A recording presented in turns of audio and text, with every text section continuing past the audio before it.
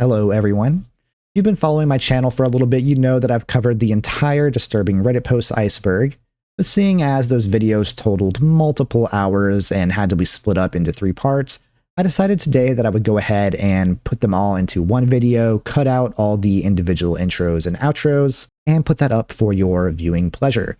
If you've already seen them all, no worries. This is just kind of an extra video that is not going to get in the way of our regularly scheduled programming. But if you'd like to see the full Disturbing Reddit Post Iceberg in its entirety, here it is. I have timestamps in the description if you want to jump around. Other than that, please enjoy this very long video. If you're not familiar with how icebergs work, we're going to start at tier 1, which is of course just the tip of the iceberg. But as we work our way down to tier 8, the Reddit posts are going to become more disturbing and increasingly obscure. This iceberg has nearly 100 entries, and I guarantee that I go deeper into the lore of each post than any YouTuber ever has in the past. But without further ado, let's jump into tier 1 of the Disturbing Reddit Post Iceberg. Content warnings are on screen now, so please pause if you would like to review them. Kicking off tier 1, we have That Evil Farming Game. That Evil Farming Game started as a post on r/tip of my joystick, a subreddit centered around helping people locate games that they'd forgotten the name of. On April 30th of 2016, a user named Sparta213 made a post titled, "This game was kind of like Harvest Moon," where he described the game as follows. Starts out with you and your wife. One night you get into a fight, and you end up stabbing her to death. Now the game revolves around you farming to stay alive while trying to keep the town from finding out about the incident that happened. Every now and then the cops come to search your house, and you have to hide her corpse. Now the dark nature of the game caught the attention of both those who were curious and wanted to play it themselves, and also those who swore they had similar memories of a game fitting OP's description. The post resulted in a multi-year search for the game. Videos totaling millions of views were made where people tried to spread awareness and solve the mystery. A subreddit titled That Evil Farming Game was made, where hundreds of people combined their efforts sharing information and leads and talking about possible solutions. Some users reportedly spent over 14 hours a day searching for That Evil Farming Game. Unemployment sounds fantastic. But it wasn't until June 13th of 2021, 5 years after the original post was made, that the mystery was solved. The user made a post to Discord and Reddit suggesting that maybe the game didn't exist, and that Sparta dreamed the existence of the video game after watching a YouTube video where Vinesauce explained the imagined concept of a game similar to the one Sparta would later go on to describe. After reading the post, Sparta confirmed that he used to watch those videos while struggling with insomnia. He agreed the game was probably just a dream. So, the mystery was solved. That being said, some people still swear they remember the game existing for real. Maybe it does exist, and maybe one of you has even played it. Yay, video games. On September 8th of 2010, a Reddit user made a post asking for people's favorite mods in Elder Scrolls, to which user Yay Video Games responded, the uninstall button. The game is great and all that, but god, it is hard to fully remove all the junk it leaves behind on your system. You really need to check out that mod when the time comes to get rid of it. Otherwise, I think Askuro's Oblivion overhaul is a nice start. To which a deleted user replied, "What?" Prompting Yay Video Games to say, the uninstall button. The game is great. Ubisoft goes Steamworks bye-bye, always on DRM. But you oft go work, always on work DR. Check out the junk it leaves behind in you. The deleted user argued back with, this makes even less sense. Oblivion has an uninstall button. It works. I have used more times than I care to mention. All mods install themselves in Oblivion's directory. The uninstall doesn't touch them as it is unaware. All you do is delete the Oblivion directory. Then they gone bye-byes Jess? In response to this, Yay Video Games made over 4,000 comments in the span of just a few hours. All some iteration of, Ubisoft Ghost Steamworks bye-bye, always on DRM. Even stranger, each message had different formatting. Italics, bolding. Some of them even included hyperlinks to strange images such as these. One of these images even showed a quote in what is presumably OP's messy handwriting. He wrote, "DreamWorks bye-bye, always on DRM." Of course, people began to wonder, was this some kind of manic episode? Was this some ARG? What did this quote mean? The images represent something? Or was this just the ramblings of a madman? As always, Reddit sleuths were captivated by this mystery, and they gathered in hundreds to try and solve the mystery of Yay video games. Subreddit was made for them to analyze his comments and posts. YouTubers made videos looking for answers and raising possible explanations. The mystery remained unsolved until Christmas Eve of 2018, over 8 years after the mystery began, when Reddit user SoLegitHS made a post to r/Yay video games titled, "I solved the mystery." In the post, SoLegitHS included a Google Doc which he claimed explained the entire mystery. Here is a quick summary. While going through Yay video games post history, SoLegitHS found him posting in a tiny subreddit called r/cleanliness, which only had around 9 subscribers. While looking through the subreddit, they noticed a few other accounts with very similar posting habits to Yay video games. The main accounts were u/no substance abuse here, u/not sure how big you are, and u/vinyl record. After looking into these accounts, SoLegitHS found that they often appeared in the same threads.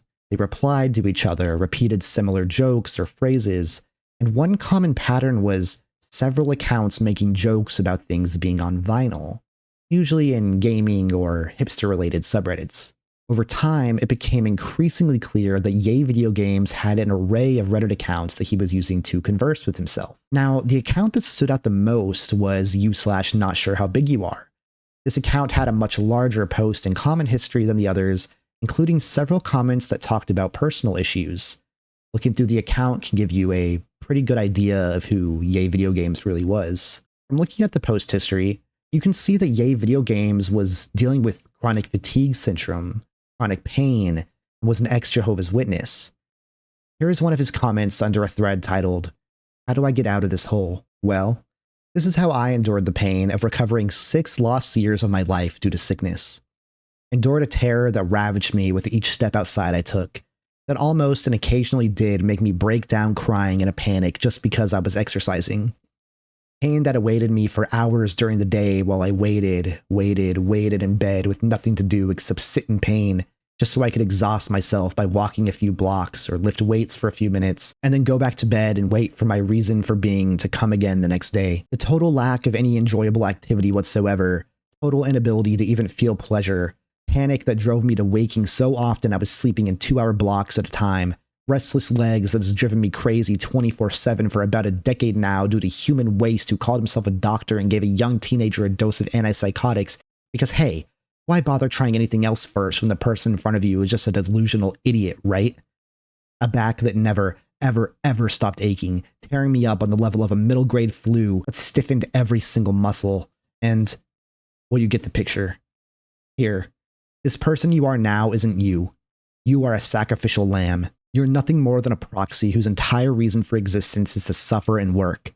This miserable wreck of suffering who has to slog through all the pain and the blood and shit and the fucking bone-freezing lonely cold is someone the progressed you is using in order to get back to where they were. You are a whipping boy. You don't deserve pleasure. Your sole reason for existence is to suffer through all of that progress they made all over again. You aren't even a person. You're a tool whose sole job is to serve the person who is sitting comfortably, sheltered from all of this, just watching and waiting for you to complete your work and die off. All I can say is that in my case, it worked. So it became clear that Yay video games was dealing with chronic fatigue and pain, among other mental illnesses. According to SoLegitHS, this was the explanation for his odd posting behavior on Reddit. For some time after this post, things went quiet. But in March of 2019, the final update to this story was made by user Luke McLeish as a post to r/Yay video games. In the post, he claimed that Yay video games' real name was Lyndon, and that he began suffering from chronic illness in 2005. When asked for the cause of death, Luke wrote, "Lyndon took his own life. I'm not too keen on sharing too many more details on that, as it brings back some really heavy memories and imagery, but we knew it was suicide as he left notes for myself, Chris, and his family. So, u/Yay video games is a mystery no longer. But I think the fact that it was a mystery for so long is actually a good thing. It has caused so many people, including myself, learn more about how terrible chronic illness can be. Hopefully we can all be that much more empathetic going forward. Colby. The story of Colby began in April of 2012 with a post from user ConcernedDad1965 titled, "I think my teenage son may have sodomized our dog. I'm not sure what to do. Help me, Reddit." In the post, a father explains that his 7-year-old lab, Colby, had been acting noticeably different for the past couple of weeks. Colby was normally a happy, playful dog, but recently he'd become withdrawn, nervous, and almost depressed. So the father took him to the vet. After examining Colby, the vet told him that the dog had injuries consistent with sexual abuse. The father immediately started trying to figure out who could have had access to the dog. He thought about neighbors, gardeners, and anyone who may have been near their backyard. But eventually, he started to worry about someone inside the house, his teenage son. After looking through his son's computer, he found that his son had recently been visiting bestiality-related websites. This is the point when the father made his first post asking for advice. He said that he had not yet told his wife and had no idea how to handle the situation. After reading the replies, he decided to confront his son privately. At first, his son denied knowing anything, but after the father brought up the websites he found, his son eventually admitted that he had stuck a hairbrush and fingers inside of Colby, but that he did not actually have sex with the dog. He said he immediately stopped when Colby reacted badly. The father decided not to tell his wife. Instead, he made his son promise to never do anything like that again, and he arranged for him to see a therapist. His plan was to tell his wife that their son wanted to speak to a professional without telling her the real reason. Many people see this decision as a huge mistake on behalf of the father. While you can argue that he should have gone a little further and told the mother, I think we can all agree that this was a super tough situation to be in. It needed to be taken seriously to protect the dog and ensure that his kid didn't continue to behave this way in the future. But at the same time, if he lost his son's trust, he might not be able to get the truth out from him ever again, which could make the situation even worse. Whatever the case, even if he could have made a different decision, I don't think the father can be blamed for what happened next. 2 months later, the father returned to Reddit with an update post titled, "I am the father and Redditor whose son sodomized our dog with a hairbrush 2 months ago. He's done it again, and I don't know what to do. Please help." Within the post, he wrote, "This morning I caught my son in the backyard holding onto Colby's genitals while playing tug-of-war with him. Granted, this isn't sodomization, and the dog seemed to be okay. My son was basically grabbing and massaging the dog's privates as he held him in place under the guise of a tug-of-war game. Father confronted his son, they got into a big argument, and later that night the father decided to finally tell his wife everything. She was furious about her husband keeping her in the dark for so long. She left the house in a rage and went to stay with her sister. After another couple of months, OP made a third update titled, "I am the father and Redditor whose teenage son sodomized our family dog Colby. It's been 2 months since the latest incident, and my family is falling apart. More inside." After the last post, the father and wife had continued to argue, and it comes out that, in conversations with his mother, the son has been denying that he ever sodomized the dog. Eventually, the wife ended up saying to the father that she thinks he was the one who sodomized the dog. This escalated to the point where they decided to separate. Despite OP's best efforts to protect Colby, the dog continued to live with the mother and son. The fourth update in the Colby saga was posted in September of 2012, 5 months after the initial post.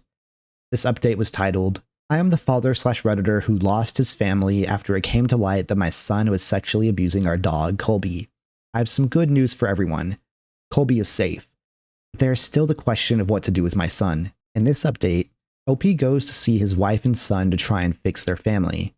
An argument ensues, which ended in OP's wife screaming, 'Dog fucker, dog fucker, dog fucker,' until OP left. A few days later, OP's wife called him crying because Colby had bitten their son badly enough that he needed stitches, essentially confirming that their son had been the one abusing the dog. After the call, the father went to the family home, confronted his son, and told him that he was taking the dog. His wife apologized and asked OP to come live with them again, but wanting to take care of Colby, OP refused to live with the family and instead took the dog with him and moved into a new apartment alone. After this, no new information came out for years. But in 2018, 6 years after the initial post, OP made one final update. He wrote, "Things are better. Colby, sadly, passed away about a year ago. But he was getting up there for a dog his size, and it was a matter of natural causes. I'm not sure I want to talk much about my son, but I'll say he and I are much better than we were in 2012 when the incident took place. It's not something we talk about with one another. I hope and pray he no longer fantasizes or concerns himself with this type of behavior. If he does, I wouldn't know about it since he lives on his own now. As for my ex-wife, well, she wound up in therapy after losing her job. Honestly, we don't communicate much, but I do not hear good things about what she's up to now. There are rumors of drugs and certain favors, etc. I don't really want to get into it for my son's sake. As for me, I've been with a new woman for a few years now, and things are much better. She has a son as well, and we get along just fine. I have to say, life is funny. Who would have ever thought my son putting something in our dog's behind would lead us all down such strange paths? Sometimes I wonder what life would be like if I had never caught him doing it. But who knows? Life is crazy, folks. Love your dogs." That story is just devastatingly disturbing, and it's not the kind of disturbing I like. I'd never like to hear about dogs being abused, but I am happy that Colby escaped that situation and was presumably able to live a happy rest of his life. The Cutchie's Key Lime Pie Rabbit Hole. The Cutchie's Key Lime Pie Rabbit Hole began on Reddit in 2016 when user Key Lime Pie WTF made a post to r/unresolved mystery titled "Captain Cutchie's Famous Pie That Never Existed." In the post, OP explains that they were reading an article from their local college newspaper when they noticed a strange comment under the article. The comment had basically nothing to do with the article itself, but kept bringing up key lime pie, the military, and a person named Captain Cutchie. After Googling some of the names and phrases from the comment, OP and their roommates realized that this was not an isolated thing. Similar comments were scattered all across the internet. The posts usually mentioned the same handful of subjects: Mrs. Anita Pillais, Captain Cutchie Pillais, key lime pie, a restaurant somewhere in North Carolina near the Biltmore estate, and Key West, Florida. But the comments were not just normal restaurant reviews. They were long, repetitive, and weirdly written. Some seemed like recipes. Some read like advertisements. Some mentioned random celebrities or political figures. Many of them included sexual jokes or strange phrases related to key lime pie. Even weirder, these comments were showing up on pages that had nothing to do with restaurants or desserts. OP found them under articles, recipe pages, random media sites, and even a TMZ story. According to the post, the oldest example they found at the time was from 2009, and the most recent had been only a few days before they made the Reddit thread. At first, OP was not even sure if Cutchie's was a real place.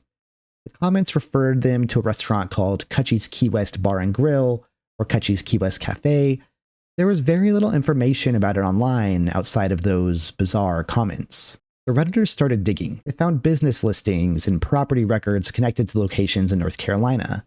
They also found that the property was connected to a man named Oswald Pillais and his wife, Anita Pillais, which matched the names that kept appearing in the comments. Reddit users found that the comments were posted under many different names. Some were fake-sounding names like Jake Carson, Roger Ramsey, Jenny McMasters, and other random aliases.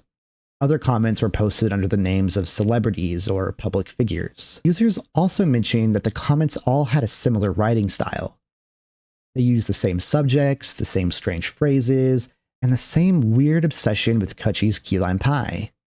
But they were not always identical copy-pastes, which made people wonder whether it was a bot, a person, or some combination of both. Now, there were a few main theories. One theory was that this was all a part of some spam marketing campaign, but that doesn't really make much sense when you think about it, because Cutchie's had already been closed by the time people were finding many of these comments, and the comments were still continuing.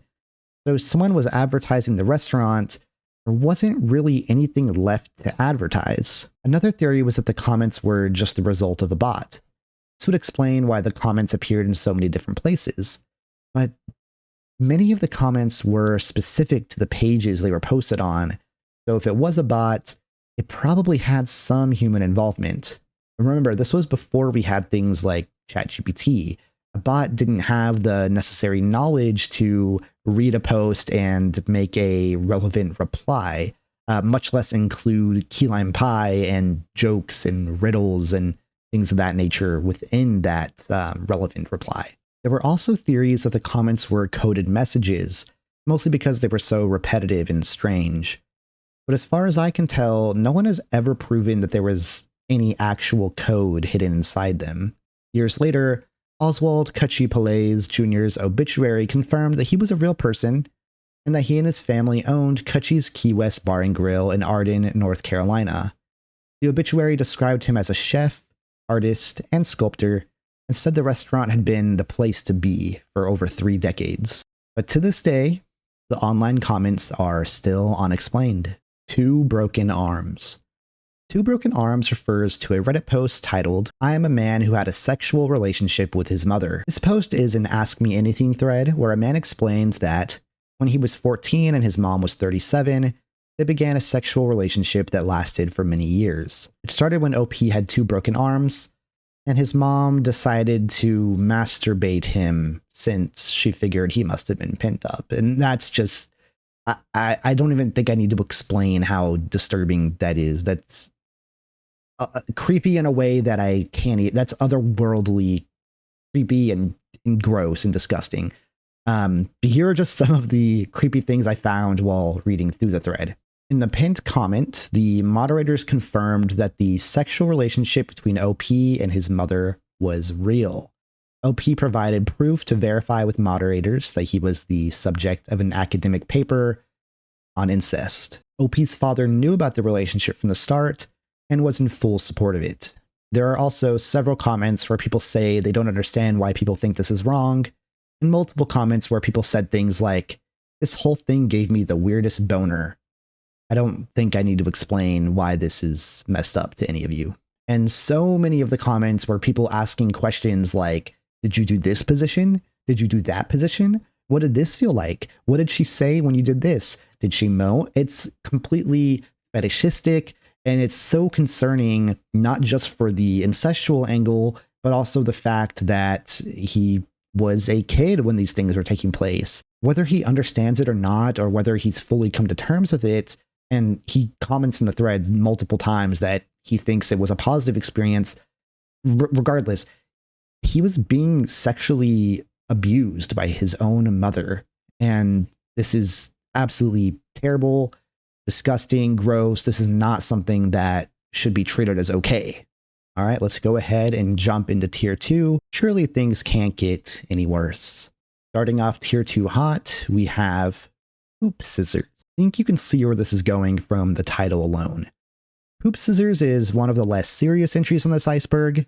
It's disturbing more so because of how gross it is to think about, but not so much that anyone does anything harmful or wrong. On February 20th of 2022, Reddit user DemonSlayer007 made a post titled, "You've all heard of the poop knife. Let me tell you my story of my family's poop scissors." Within the post, OP recalls when he was 8 years old and his aunt, Daisy, came to live with his family for a short while. One day, OP's mom was taking a little longer than usual, and Daisy walked up to the door and shouted, "Do you need the poop scissors?" When OP asked Daisy what the poop scissors were, she explained that in her childhood, they had these rusty shears they kept in the bathroom. Whenever they would go to poop, they would cut off the turd halfway through to lessen the load on the plumbing. What makes it weirder, though, is that the scissors were apparently a family heirloom. They were passed down from generation to generation.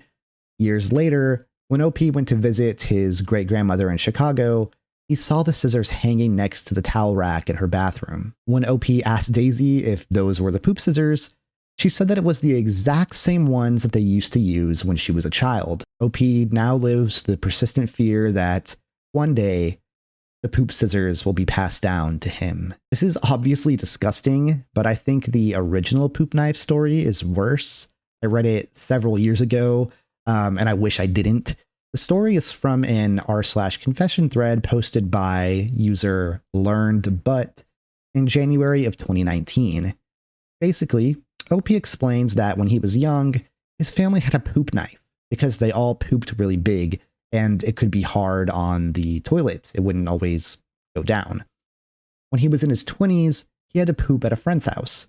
He did, of course, a big poop. Now, because it was so big, he was scared of flushing it whole. So he opened the door to call over his friend. Assuming that everyone had a poop knife, he asked his friend where the poop knife was. Now, there were several other friends in the house, and everyone started dying laughing. And that's when OP realized that not everyone had a poop knife. But of course, his wife always had a poop knife, right?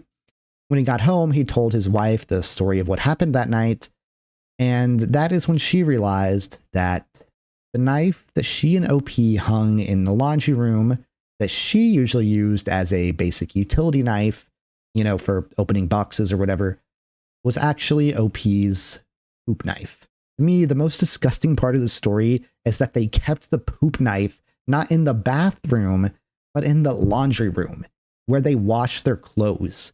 Is that not disgusting to you guys? Is that not disturbing? What else could you ask for from a disturbing Reddit post? The Jolly Rancher story. I actually first read this post when I was still in high school. I was in this phase where I was just spending all day reading no sleep stories and then searching on Google for the most messed up Reddit threads. And this is one of them that came up. I'm pretty sure I almost threw up in the back of my history class. It's become one of those stories that most people who are on Reddit too much have read at some point, usually because someone warned them not to read it. So, warning, you shouldn't read this, you shouldn't listen to this, it's pretty disgusting, but I'm guessing that most of you who have stayed this far are going to listen to every single word. It's a short post, so I'll go ahead and read the whole thing. Steve and his girlfriend Samantha went off to college in August. She went to Florida State, he went to Penn. So she decides to fly to PA to visit him. He was really happy to see her, so he decided to give her some oral action. He had done this numerous times before, and he always enjoyed doing it. But for some reason, this time, she smelled really horrible, and she tasted even worse. He didn't want to offend her though, because he hadn't seen her in months, so he put a Jolly Rancher in his mouth to cover it up, even though it didn't do much to help. In the course of eating her out, he accidentally pushed the candy inside of her, and then he stuck a finger in to grab it out. He took it out and put it back into his mouth and bit it. Only it wasn't a Jolly Rancher. It was a nodule of gonorrhea, as in, the blister-like structure that gonorrhea makes filled with diseased pus was the size of a fucking Jolly Rancher, and the poor guy bit it. Yes, it was really dark in the room. He freaked out and started vomiting all over the place when it exploded in his mouth. He demanded to know what was going on, and it turns out she had cheated on him at a club like the first week of college and fucked some random guy, and the stupid bitch had no clue what was wrong with her. She had noticed the strange smell though. So now, Steve is freaking out that he has gonorrhea of the mouth, and God knows what else. Jesus fucking Christ, I forgot how disgusting this was. Oh God, I feel like I can taste it. Let's just move on. Let's go ahead and move on, and I'm sure the next entry will be a lot better, not disgusting. It'll be great. The Cumbox/Cum Coconut. In August of 2017, a Reddit user, Coconut Throwaway 69, posted a thread titled, "Today I fucked up by coming in a coconut." This is another one that I read while still in high school. If you can't tell, I spent a lot of time on Reddit when I was supposed to be doing schoolwork. I wish I could go back to a time before I read this one. Anyway, this is another short post, so I'll go ahead and read the whole thing. This TIFU didn't happen today, but quite a few years back. For obvious reasons, I'm using a throwaway account as my family knows my main Reddit username. Anyway, around 8 years back, I lived in northern Mozambique, a coastal southern African country with quite a warm climate. My mother at the time was going through a health nut phase and only buying foods she deemed healthy enough. One of these was coconuts. She would buy several coconuts a week to use in food from the local market. Anyway, being a horny teenager, I fapped in regular intervals. Unfortunately, there was some severely stressful examinations coming up for me, and as such, my fapping reached a higher peak than usual, and I was feeling pretty sexually frustrated. One day I hear that my mother is going to be out for pretty much the entire afternoon. Of Horny me decides that it would be a fantastic idea to fuck a coconut. Honestly, to this day, I can't fathom why I thought that would be a good idea, but my train of thought back then was clearly somewhat clogged.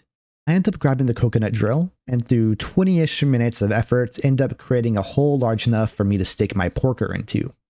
I decided it requires some lube, so I grabbed the nearest slippery thing, some butter, before shoving it into the coconut, followed shortly by my meat.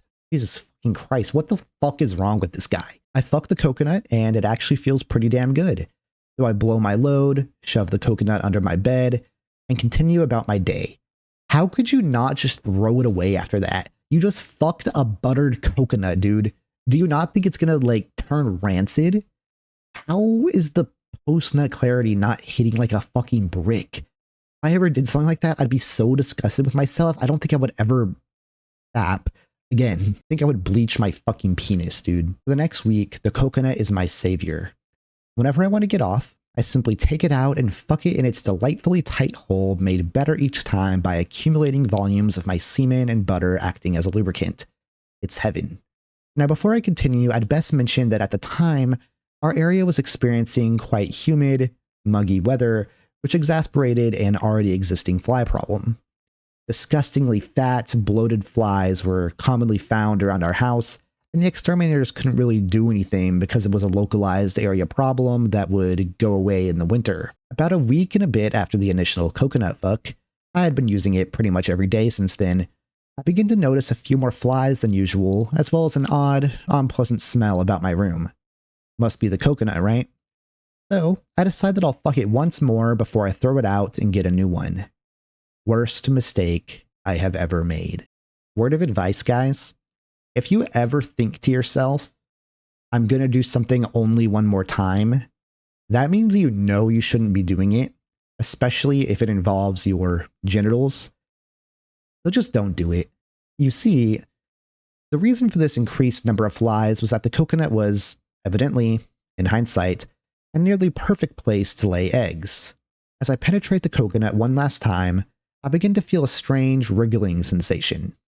Puzzled, I pull my cock out to discover that it is covered in rotted and moldy butter and semen and teeming with tiny fucking maggots. They were wriggling all over my dickhead, and some were even trying to force their way into my urethra. I screamed and threw the coconut against the wall, which made the situation worse by spilling the contents. Hours of vigorous cock scrubbing, vomiting, and cleaning the remnants were spent reflecting on what the fuck I was doing with my life. Never again. Never again. TLDR, don't fuck coconuts. I, for one, didn't need to be told that. I kind of never really would ever consider doing that. And I hope none of you would either. I really hope this is the end of the gross out posts. I really didn't sign up for this. On the bright side, this post did win Fuck Up of the Year of 2017. And honestly, winning Fuck Up of the Year on a site like Reddit, where the worst fuck ups imaginable happen hourly, is an incredible feat. u/worthless319. u/worthless319 is a Reddit account created on December 25th of 2016.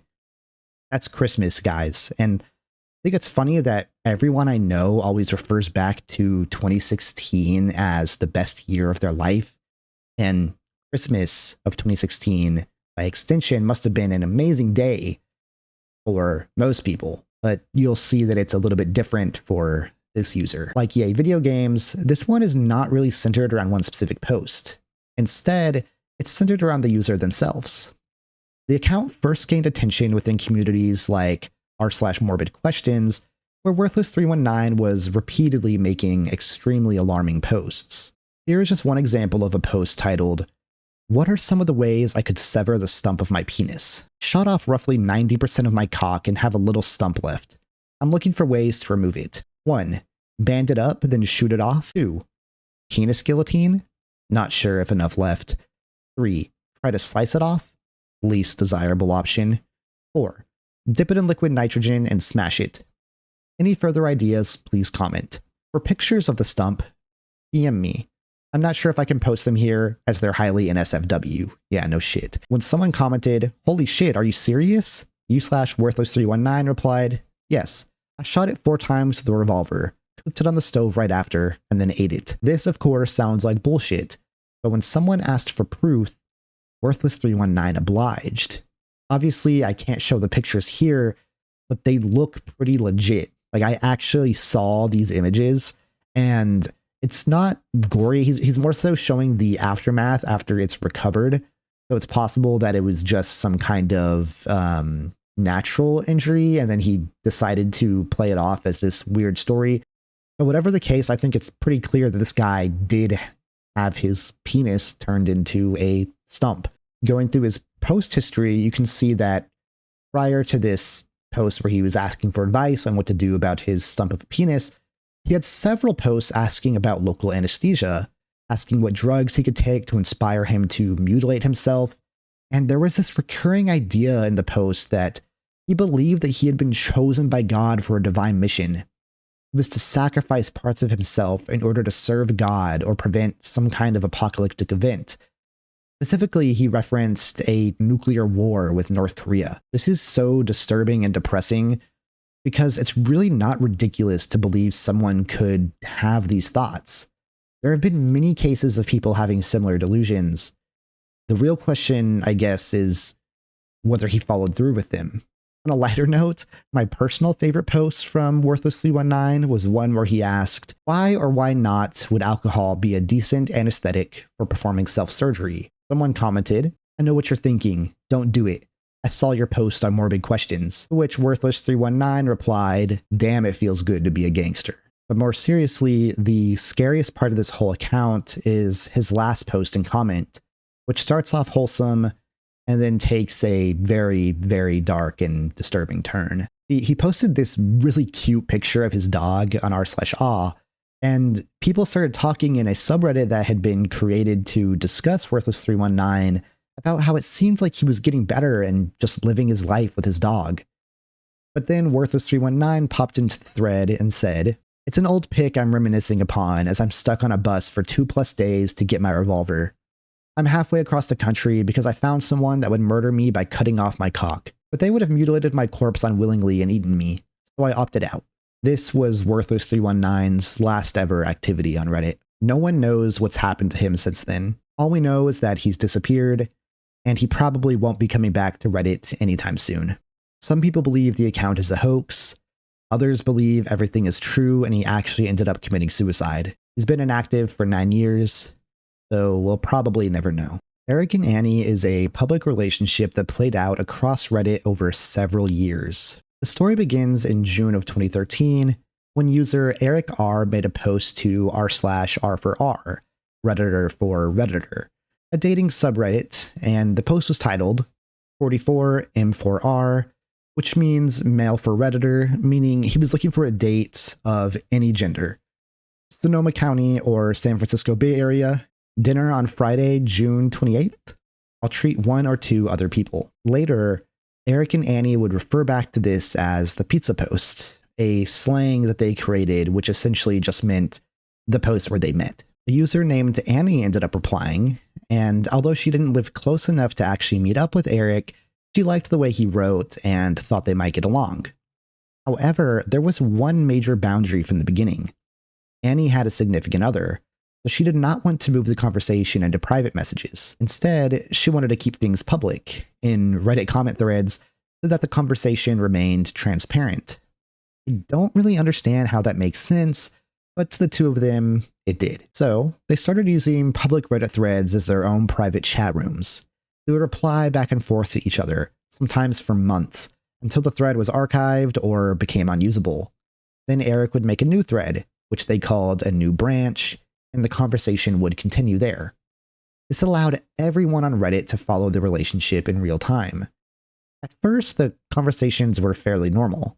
They talked about music, daily life, jokes, Eric sailing and racing, and whatever happened to be on their minds that day. But over time, messages became much more personal and affectionate. One of their threads, titled Eric and Annie's Branch Mark III, had over 27,000 comments between the two of them. And as the branches continued, it became pretty clear that this was not just a casual friendship anymore. They referred to concepts like this life and second life, with the idea that maybe in another version of life, they could have met under better circumstances and been together more easily. But the problem was that their relationship existed in a very awkward place. Annie cared deeply about Eric, but their relationship was still online, public, and complicated by real-life relationships. They loved each other, but since they lived far apart and Annie was already in a relationship with someone who she was, of course, cheating on with Eric, they couldn't be together in person. Eric talked often about the possibility of finding someone in real life, and Annie said that she wanted that for him, but she couldn't handle hearing about it. This is ultimately what ended their relationship. Toward the end of their final, real conversation, Annie explained that when Eric talked about other women or potential in-person relationships, it hurt her deeply. But at the same time, she did not want Eric to hide that part of his life from her. She wanted him to be honest, and wanted him to be able to pursue happiness in real life. The issue was that full honesty also meant she would keep getting hurt. Eric tried to find a way around it. He offered to limit what he said about other women and tried to reassure her that the connection they had still mattered, but Annie seemed to believe that the only real solution was to step away completely. Eventually, Annie told Eric that she was turning away from the branch. This was her last ever Reddit activity, but from there, Eric did not move on. Instead, he kept returning to the branches, writing messages to Annie even though she was gone. Sometimes he would post updates from his life. Sometimes he would link trips or sailing-related things that reminded him of her. Other times it seemed like he was trying to continue the conversation by himself. He made threads with titles like, "Still keeping a place for Eric and Annie," the branch continuation again, always for Annie, another shadow branch for Annie, and eventually, the last branch Eric can make for Annie. Around this time, he also made a post to r/self titled, "With any luck, this is the end," with text referencing suicide by alcohol poisoning. Because of posts like that, many people assumed the worst. When Eric made the last branch Eric can make for Annie, commenters began leaving messages like they were afraid he might hurt himself. Some people even began saying that Eric had died, but there does not seem to be any proof of that. In fact, the rumor appears to be completely false, because if you go to Eric's Reddit account, in December of 2019, long after the final branch was posted in June of 2018, Eric commented on an unrelated Ask Reddit thread about how people came up with their usernames. It was a normal comment, and several people immediately replied in shock because they had assumed he was dead. Because of how strange the whole situation seems, people have come up with several different theories. Some people believe Eric and Annie were actually the same person using two accounts.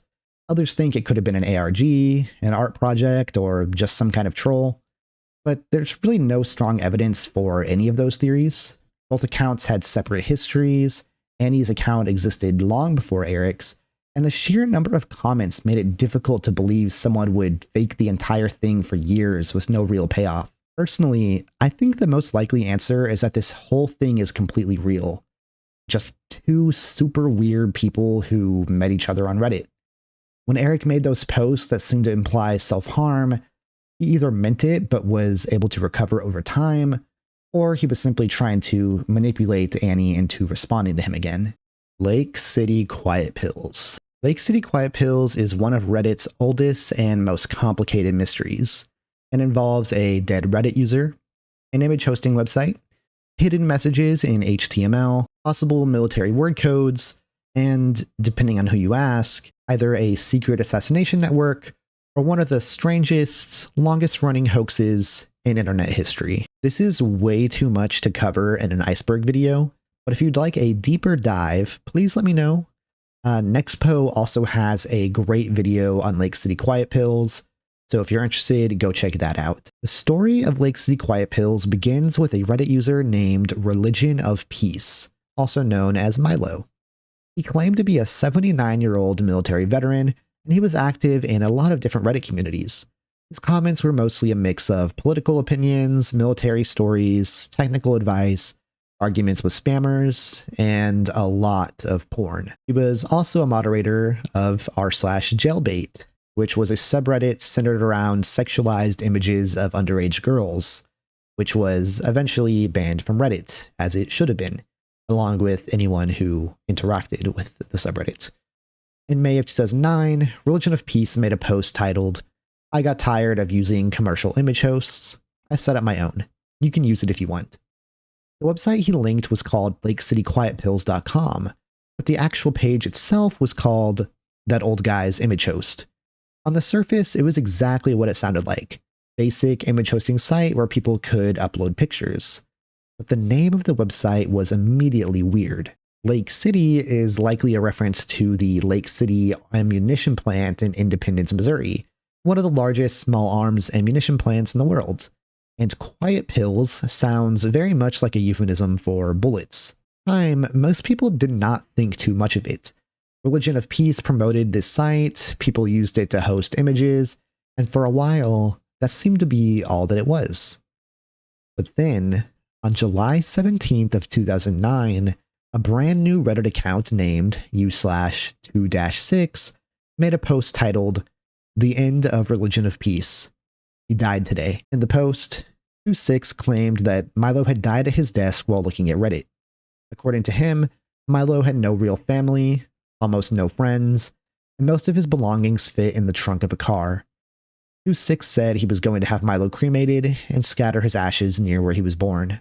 That could have been the end of the story, but this weirdly named website, followed by the owner dying and someone making a Reddit post about them while the website continued to be used, made people think that there might be something more going on.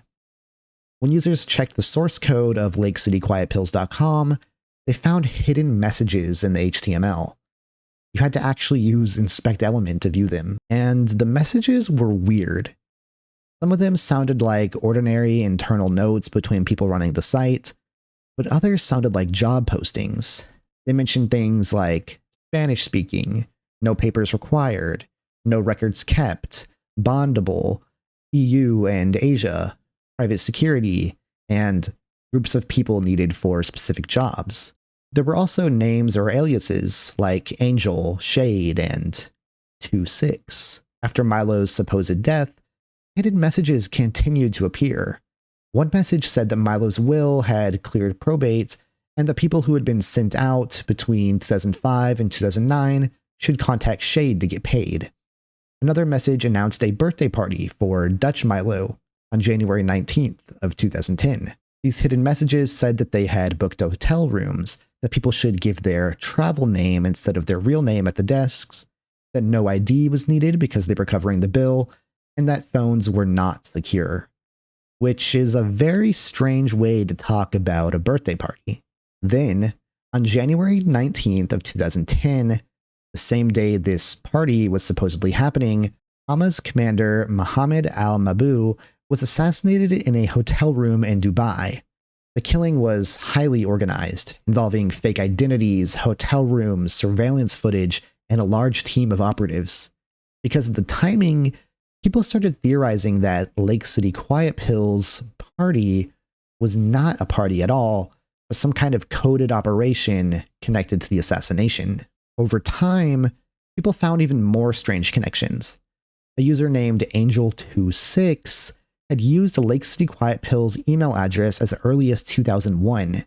The phrase, "dispensing Lake City Quiet Pills to lousy bastards in need of permanent rest," also appeared connected to that account years before Religion of Peace promoted the image host on Reddit. There were also later theories that Religion of Peace, 2-6, Angel26, and some of the other people involved may not have been separate people at all.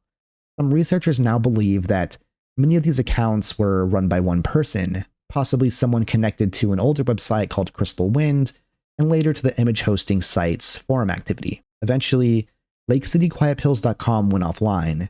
The hidden messages stopped, the people behind the aliases disappeared, and we're probably never going to know whether Lake City Quiet Pills was part of the assassination, or if it was just an ARG, or if there was some other normal explanation, whatever that would be. Personally, I believe it was probably some kind of ARG. Swamps of Dagobah. On August 4th of 2012, a Reddit user made an Ask Reddit thread titled, "Doctors, Nurses, Redditors, what has been your most gory, disgusting, or worst medical experience?" Later that same day, user Bonsai Panda replied with a Swamps of Dagobah story. It goes like this. OP was an operating nurse who got called into the hospital at around 2 in the morning for a vague general surgery case. When they arrived, they found out the patient had a pararectal abscess, which basically means there was a pocket of infected pus near the rectum that needed to be drained. This is obviously already disgusting, but at first, nobody seemed too concerned. According to OP, the surgical team was experienced. OP had worked in healthcare for years, the other nurse had been a trauma specialist for over a decade, the anesthesiologist had been trained at a major trauma center, and the surgeon was ex-army. So this was not some group of brand new doctors and nurses who were easily grossed out. They put the patient, a Native American woman who weighed about 315 pounds, under anesthesia, positioned her for surgery, and OP began cleaning the infected area. At first, it looked like a fairly standard abscess. It was red, inflamed, and leaking at little pus, but nothing that seemed completely insane. Then the surgeon made the first cut. What nobody realized was that the infection had tunneled deep into the patient's abdomen, creating a huge internal cavity full of pus, dead tissue, and fecal matter that leaked outside of the colon. So, when the surgeon made the incision, all of that pressure released at once. Basically, the patient's body erupted. The infected fluid shot out with so much force that it covered the operating room. The bed was several feet from the nearest wall, but by the end, they were still finding pieces of rotten tissue stuck to that back wall. The floor was covered, the surgeon was getting splashed, the other nurses were dry heaving, and the smell was apparently so bad that one of the nurses vomited into her mask and ran out of the room. At this point, the surgeon was standing in the middle of the room surrounded by pus, dead tissue, fecal matter, and several liters of infected fluid, still calmly trying to clean out the abscess. And that's where the story gets its name. OP says it was like the surgeon was performing surgery in the swamps of Dagobah from Star Wars, except the swamp had come out of this woman's body. Eventually, the surgeon finished cleaning out the wound, packed it with gauze, and they sent the patient to recovery. The room was basically destroyed. OP says the entire department still smelled the next morning. Housekeeping had to suction up the fluid and debris from the floor, and the operating room had to be closed off for 2 more days just to let the smell clear out. Honestly, just based on reading it, this one is not as disturbing to me as the Jolly Rancher or Coconut story, but I think that's literally because I can't fathom how gross it was. Like, it's objectively more disgusting than anything I can even think of, but this story just doesn't affect me. But based on the reaction of the veteran hospital staff, I genuinely believe this might be the most disgusting situation anyone has ever found themselves in. Just pounds and pounds of piss and shit and bodily fluid coming out of someone. It's like, I can't even understand how this much shit is able to exist in one body. But I guess that's how the lady weighed 315 pounds. I do wonder how much weight she lost by the end of the surgery. All right, let's jump into tier 3, the lamp story. Posted by Reddit user imp2tasoon to r/glitch in the matrix. Lamp story is about a person who lived an entire other life while unconscious. This is one of the most depressing and disturbing stories on this entire iceberg. I also read this one for the first time while I was still in high school, and it left me scared of getting knocked out for months. Basically, OP, a small man of about 120 pounds, was assaulted by a 300-pound football player and knocked unconscious. While he was passed out, he met a young lady, fell in love, and pursued her for several months before eventually winning her over. After 2 years, they got married, and they then had a daughter and a son. OP got a dream job and made enough money to support his family so his wife could be a stay-at-home mom. He had the perfect life. Everything was just how he wanted. But then, one day, he was sitting on the couch and noticed that something was wrong with the living room lamp. It was inverted and just wrong, in a way that he couldn't quite explain. Something about it broke him. He stared at the lamp for 3 days and his life started to fall apart. His wife left with the kids to stay at her mother's house, and finally, OP realized what was wrong with the lamp.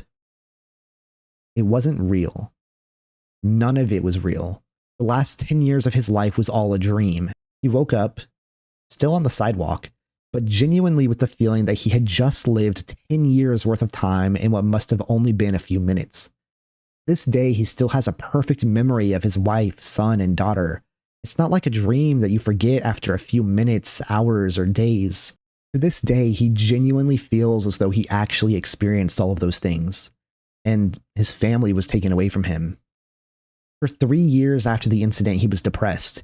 He cried himself to sleep every night, and often he saw his past family briefly in his dreams. The story is just so fucking terrifying because it could really happen to any of us for any reason. It's a perfect story to be considered a glitch in the Matrix too, because I mean, what if the other life was his real life? Who's to say one life is more real than the other? What if he genuinely slipped into an alternate reality, one where he's happier than he'll ever be here, but he'll never be able to go back?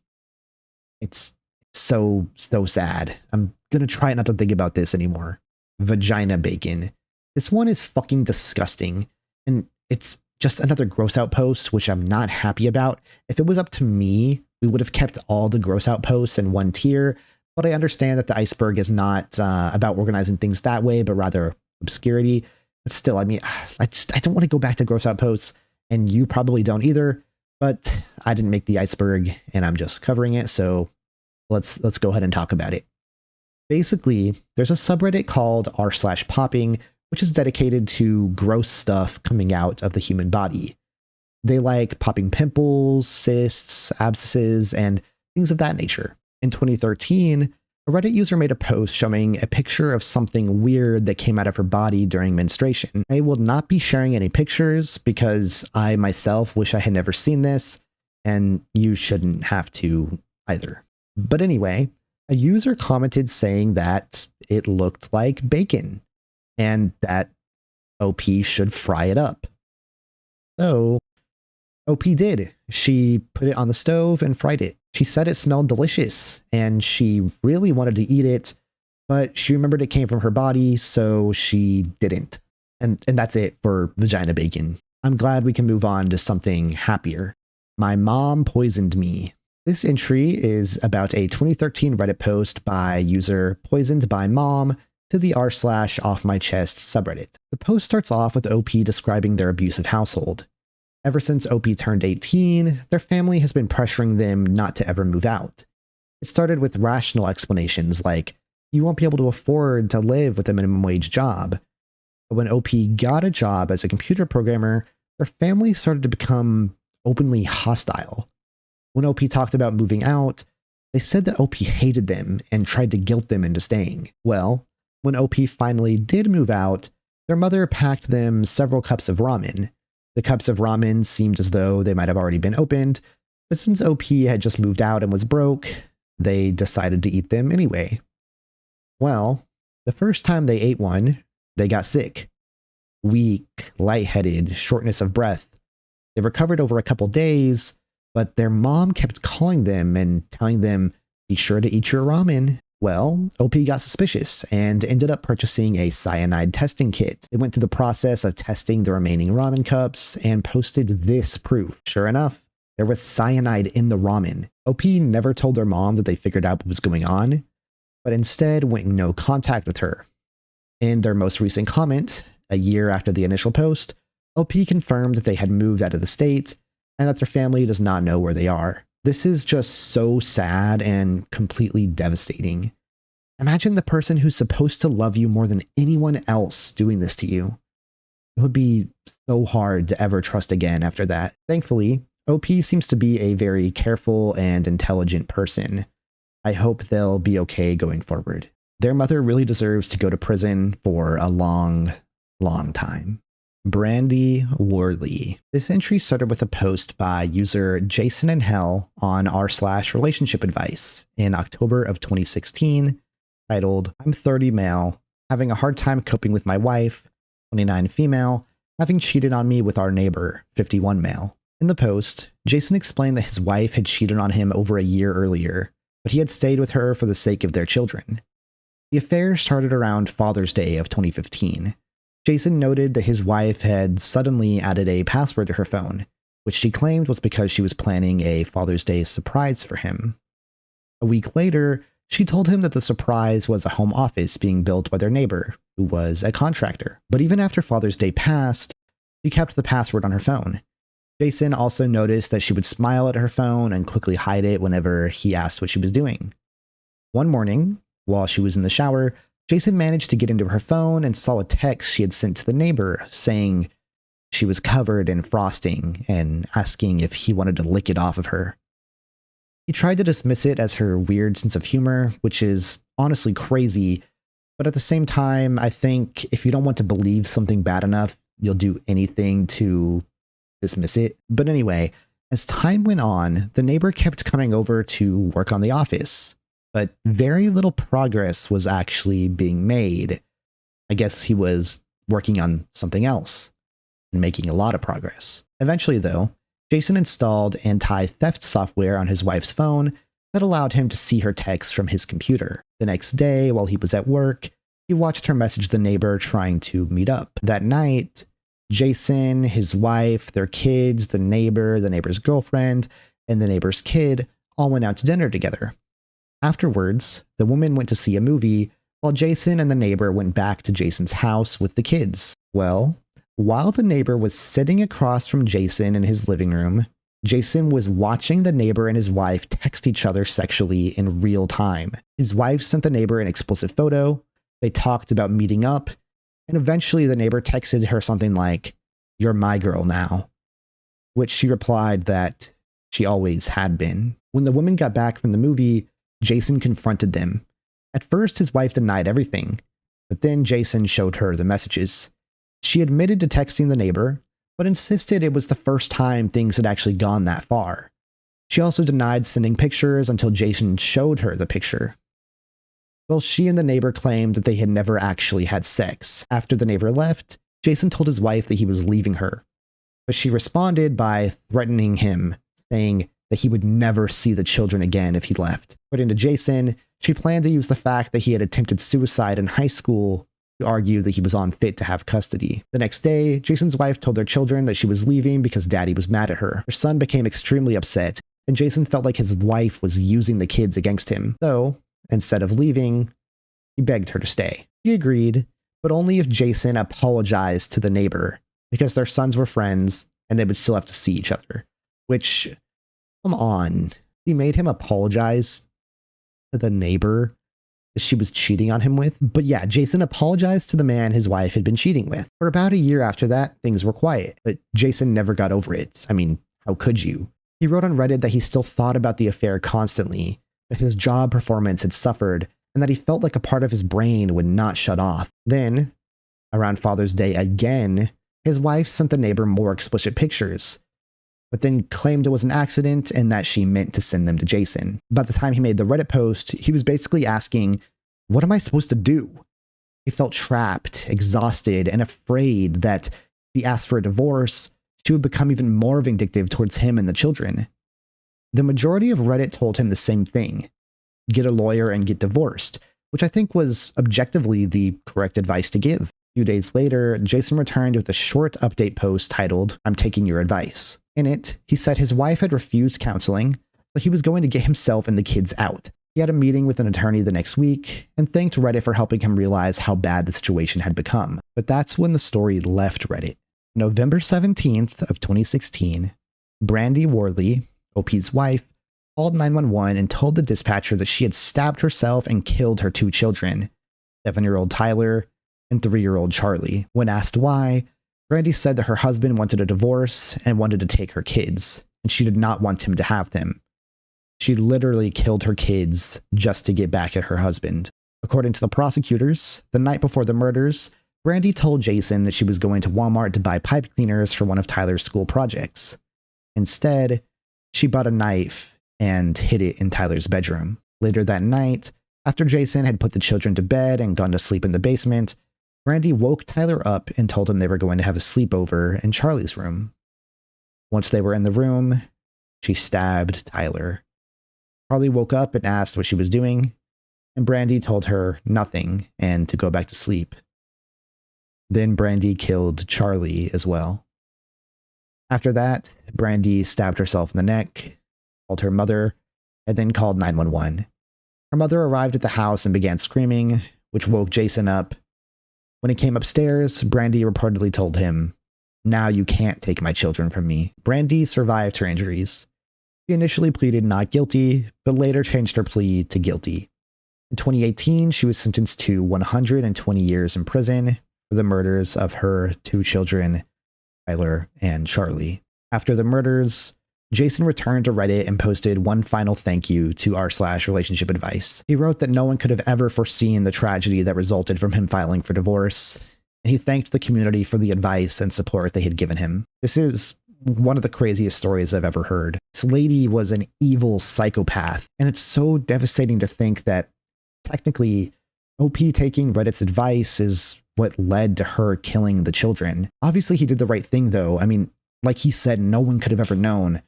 Believe that she was evil and that this was going to happen no matter what. Scott Allen Clischulte was a 9-year-old boy from St. Charles, Missouri. On June 8th, 1988, he disappeared near his neighborhood on the last day of the school year. He had been around Ken Drive in West Adams, close to his home on Laverans Drive. Later that afternoon, a heavy thunderstorm hit the area, and because Scott did not come home, his family began looking for him. At first, there was a few possible explanations. One was that Scott had been caught in the storm. The area had wooded trails, creeks, and a network of man-made caves and tunnels that local kids had dug into the hillside over the years.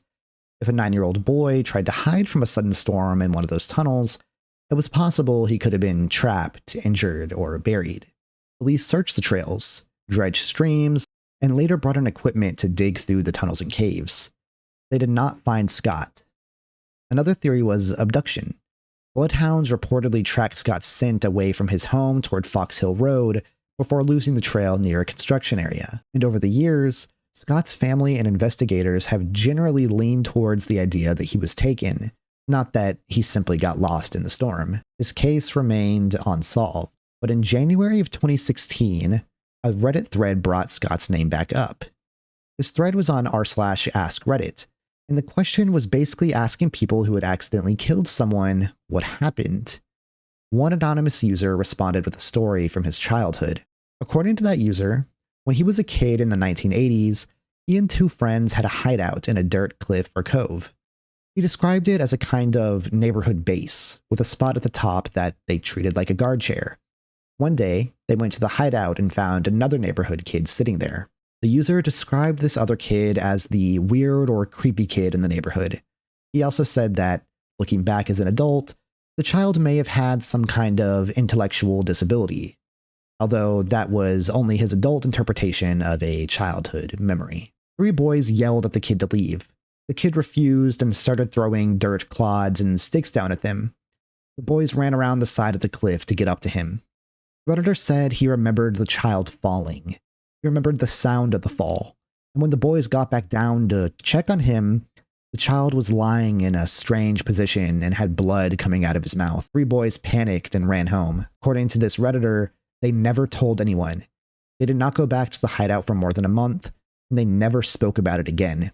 He said he didn't know for sure whether the child died, but he remembered his mother later mentioning that the boy had gone missing. After reading the post, one Redditor got curious and began going through the commenter's history and tried to figure out where he grew up, how old he was, and what missing child cases might line up with the story. The sleuth claimed that the poster had mentioned a TV show that only aired in the St. Louis area during the late 1980s and early 1990s. They also believed the poster's age would have made him around 10 or 12 years old in 1988.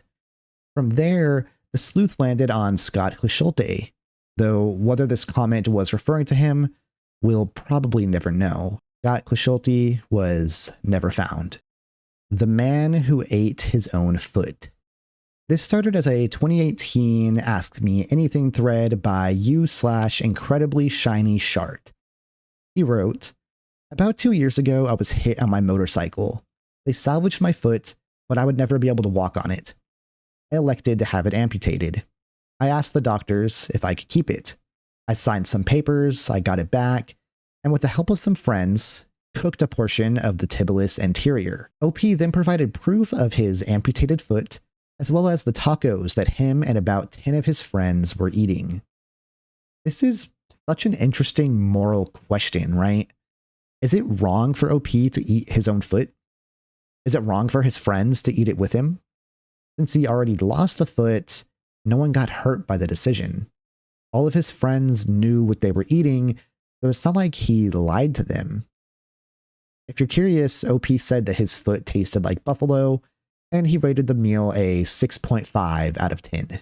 Homicidal Memer. This entry started in April of 2013 when Reddit user Narado made a post to r/advice animals titled, "Finally have the guts to say it." Context, r/advice animals was one of the biggest meme subreddits on Reddit at the time. In this case, Narado posted this confession bear meme. Which is pretty much exactly what it sounds like. A picture of a bear with some kind of confession. Usually when people use this meme, it's supposed to be embarrassing, weird, or funny. Like, I pretend I don't hear people so they'll stop talking to me. Or, I ate my roommate's food and blamed someone else. But Narado's confession was a little different. Here it is on screen now. My sister had an abusive meth addict boyfriend. I killed him with his own drugs while he was unconscious, and they ruled it as an overdose. The post immediately blew up, because no one could tell if it was a joke or an actual murder confession. Some people treated it like classic Reddit nonsense and started making jokes about Breaking Bad and Dexter, but others took it seriously. They started digging through Narado's Reddit history to figure out who he was, where he lived, and whether there were any overdose deaths near him that matched the story. And because Narado posted it from his main account instead of a throwaway, people were apparently able to find personal information connected to him. According to reports at the time, Redditors found things like his name, social media accounts, location, and job history. Eventually, the story left Reddit. Multiple articles were written about it, and ABC News reported that the San Diego Police Department's cold case unit had received a tip and was looking into whether or not the confession was real. Narado then tried to walk it back. In a later deleted comment, he said that there was some truth behind the post, but refused to say which parts were true and which parts were not. He also said he posted it just to see what would happen, then complained about people taking him too seriously. After that, Narado deleted his account, and the story basically went cold. There does not seem to be any solid evidence that he was arrested, charged, or that the murder was even proven to be real, so it's not clear whether the confession was real or fake, and we'll probably never know.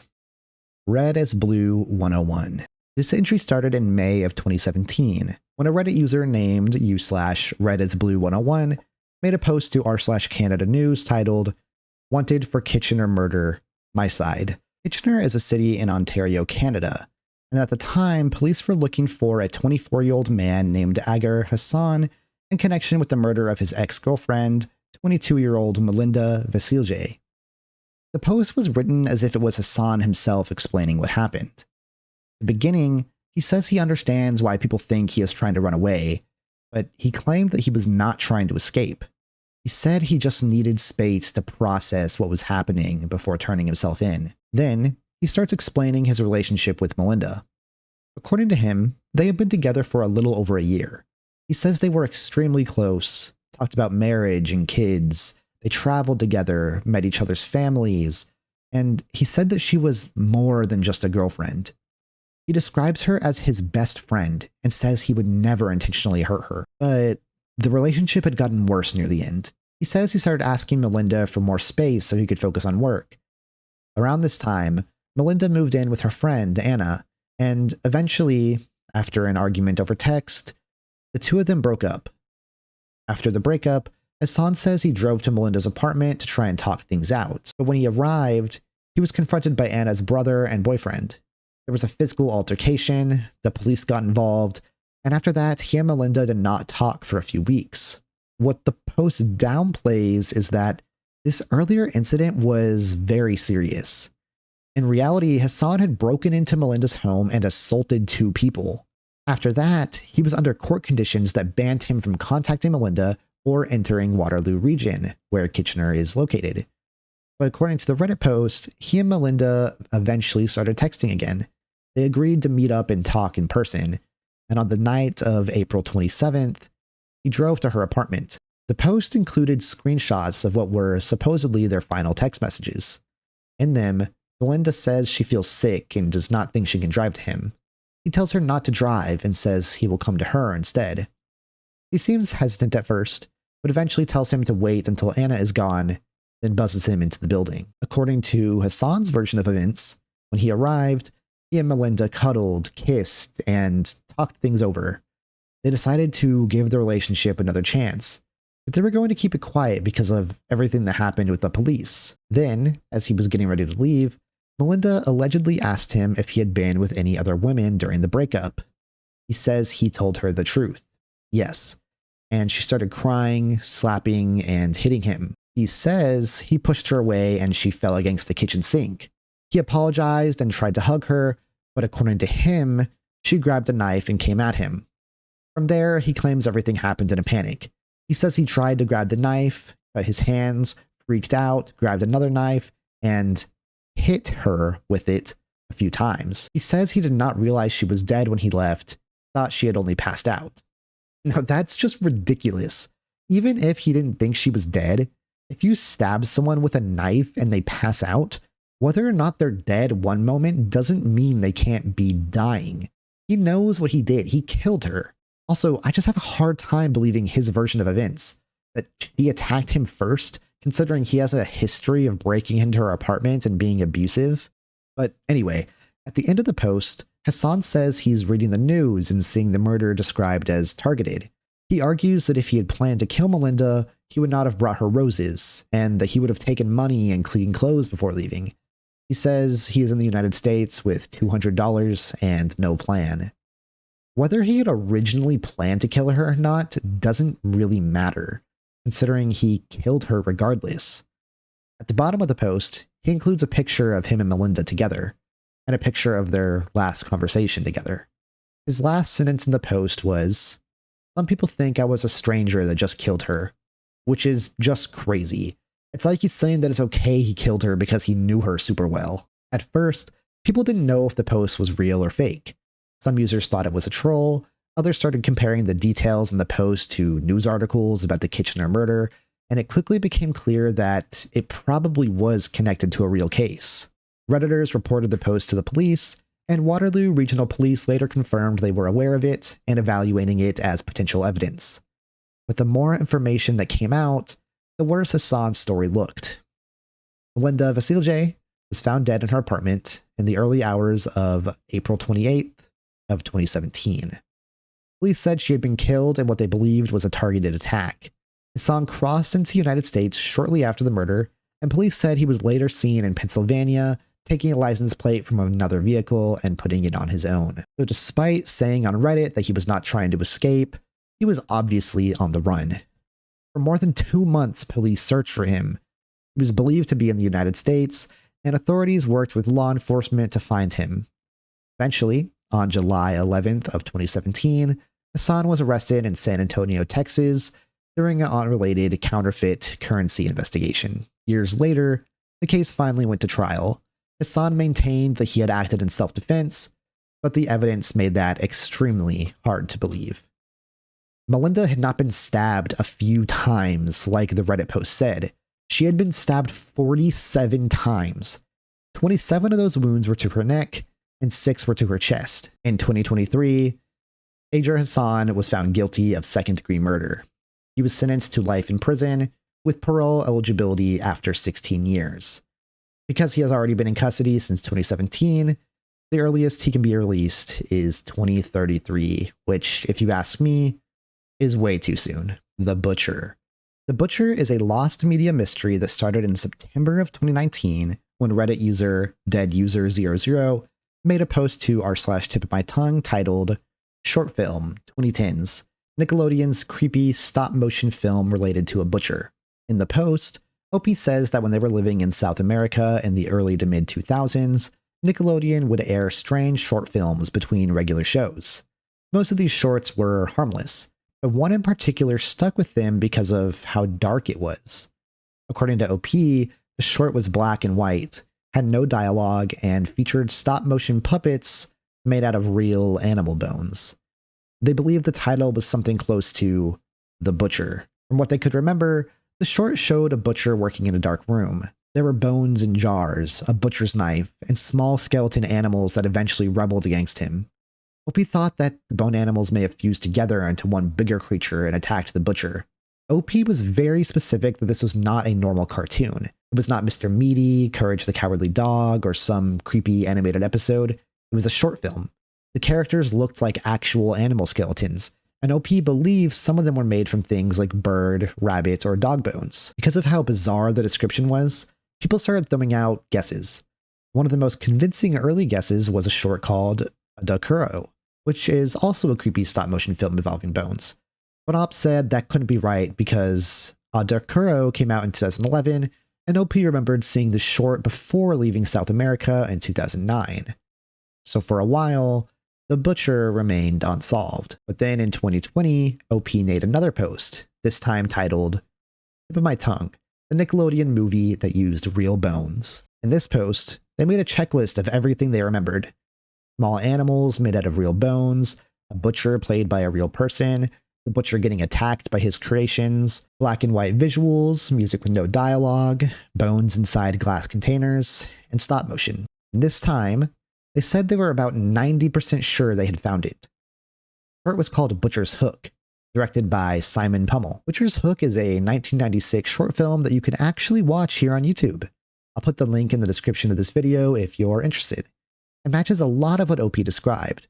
It has a butcher or taxidermist-like figure, unsettling stop motion, dead animals, and bones. The only major problem is that OP could not confirm whether Butcher's Hook ever actually aired on Nickelodeon in South America. I think this is probably a case where OP thinks they remember seeing the film on Nickelodeon, but they probably saw it elsewhere and the memory just kind of blended together with other memories of watching Nickelodeon at night. Because I just don't think this would be something that Nickelodeon would play. The Whistler. The Whistler is a 2015 Ask Reddit thread titled, What is the creepiest thing that has ever actually happened to you? Reddit user BingBong1234 replied with the story of The Whistler. It goes like this. When OP was around 8, he was walking his dog with his mom around 11 p.m. near a swamp area in Michigan. They heard a strange 2-note whistle from the swamp, high then low. It sounded almost like a bird, but inconsistent enough to feel like it was probably human. His mom got visibly terrified, grabbed his hand, and rushed him inside.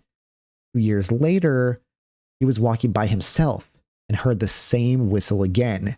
He immediately got scared and ran back home and inside. For a long time after that, OP didn't hear the whistle. But one day, years and years later, when OP was 24 and living in South Dakota, he was watching fireworks by the Missouri River with his girlfriend Sarah. A canoe came by in the dark, about 20 meters offshore. The person in the canoe allegedly turned toward him and whistled the exact same whistle from his childhood. OP shouted, "Who are you?" But the figure just whistled again, turned the canoe around, and paddled away. What makes the story so interesting to some people is that there's video evidence of the whistling while he was at the Missouri River. A lot of people found the evidence super creepy and very compelling. I'll put the link to the video in the description, but honestly, this isn't really scary or disturbing to me, like, at all. The video just looks like some dude in a canoe whistling to himself, and then OP losing his shit over it. That concludes Tier 3. Moving on to Tier 4, we're going to start with an entry called Mysterious Stores. 12 Mysterious Stores refers to a Reddit thread from r/TooAfraidToAsk, posted by user IcemanThrowaway123 in July of 2019. The post is pretty short, so I'll go ahead and read it to you in its entirety. I live just outside a big city in what resembles a suburban main street. Like many suburban main streets, retail business has been rough, and they've all closed down. After a month of nothingness, suddenly 12, yes, a dozen, identical convenience stores pop up. They look the same, they aim for the same floor plan, they sell the same products at the same prices. Their names are all tiny variations of each other, like Town Name Mart or Market of Town Name, and all clearly bought their signs from the same place as the fonts, colors, size, and shapes are identical. These stores see no business that I've ever witnessed, you have large staff numbers and are surviving way longer than the former stores that closed on the street. When I enter one, they all stare at me while I shop. I don't usually get nervous, but it feels like they're staring threateningly rather than intently. They only accept cash unless you pay some $50. Most of their products are Walmart brand great value products being resold for higher prices. Most of the products are expired food products. I bought bread from one without checking because I was in a rush, and it turned out it was 2 months expired. Upon returning to show them, I found that the entire shelf was expired foods. What was even grosser was the dairy cooler, which had ancient milk products. In the comments of the thread, people hypothesized the stores were a front for something illegal. Money laundering, drugs, human trafficking. If this is a real story, this is almost definitely the answer. It makes sense, because if you're trying to fill a store with product but don't actually care about profiting from the store, housing expired items is probably the cheapest way to do so. The story never really went anywhere from there, though. P said they were going to provide proof, they never did, and they said they were going to do some experiments and research, but never provided any more information. I was in a cult. I was in a cult started in January of 2017 when a Reddit user, u/throwaway181718, made a post to r/confession titled, I was in a cult. In the post, OP explains that a few years earlier, when he was in college, he was dealing with severe depression. He was taking medication, going to therapy, and attending group therapy.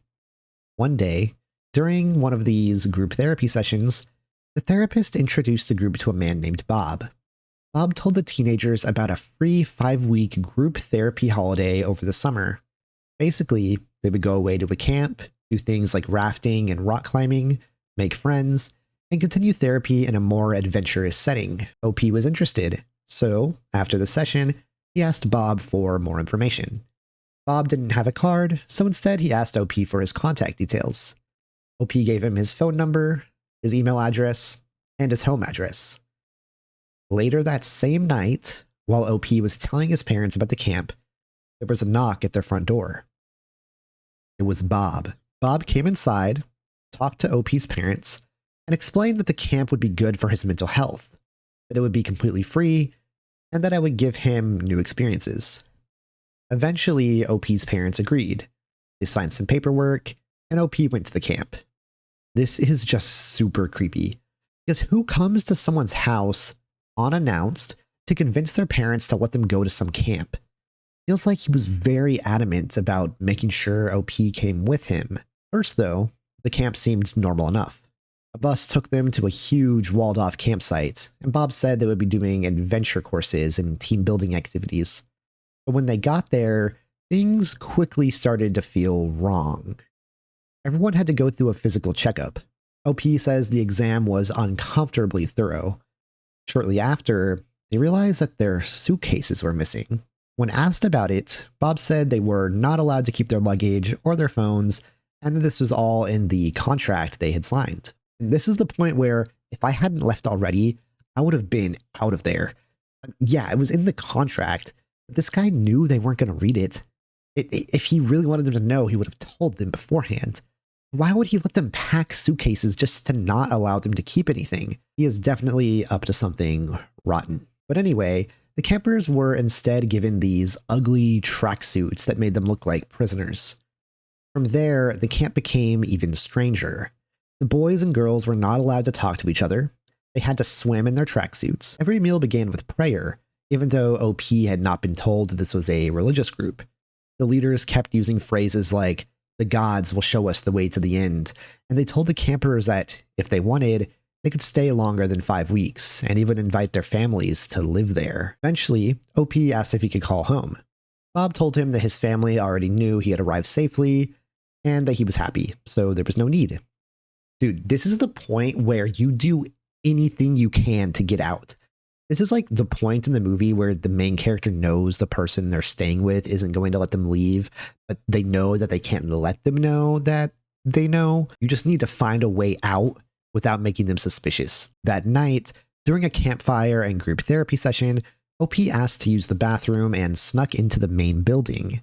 He found an empty office, called his mom, and told her what was happening. She said they were coming to get him immediately. That was such a smart choice. It's the type of thing I always want people to do in those horror movies. Like, you can't get mad and tell them you're trying to leave if you're suspicious that they won't let you. And I think OP made the right call. In the back room, OP found the camper's suitcases and a plastic box full of phones. He found his phone, put it in his pocket, and started looking for his suitcase. That was when another group leader, who OP called Todd, caught him. Todd dragged him out, yelled at him for disobeying the rules, and accused him of being proud for trying to get his clothes back. OP was taken back to the group, everyone was punished, and they were all sent to bed without dinner. But OP still had his phone. So from bed, he secretly texted his dad. Eventually, his dad texted that they were outside. OP ran out of the building, past the group leaders, down the dirt road, and into his parents' car. The leaders chased after him, told his parents that he was not allowed to leave because of the contract, and allegedly tried to open the car doors to get him out. But his parents managed to drive away. The next morning, Todd and other group leaders allegedly showed up at OP's house and tried to make him come back. His dad called the police, and they were escorted away.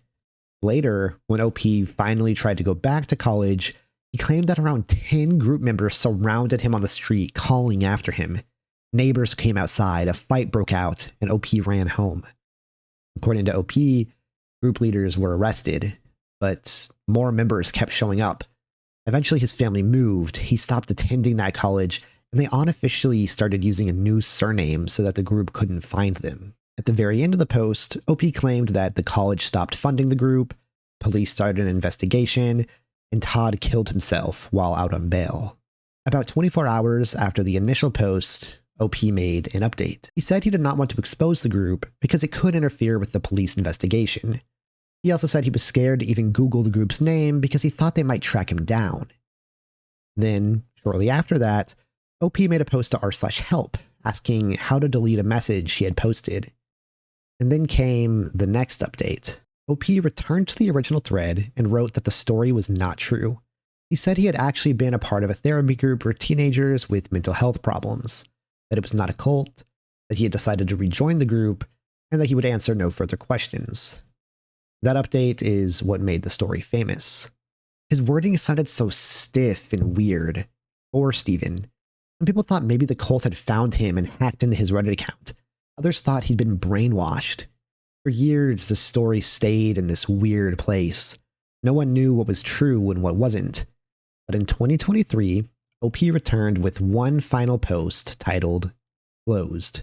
In the post, he confirmed that this story was entirely fiction, completely fake. According to him, the story was fake, but it did have a real-life inspiration. Back in 2011, while studying in the UK and dealing with mental health problems, he was invited to a camp for students. The group did offer activities like rock climbing and archery, and the man running it really did show up to his house unexpectedly with a contract.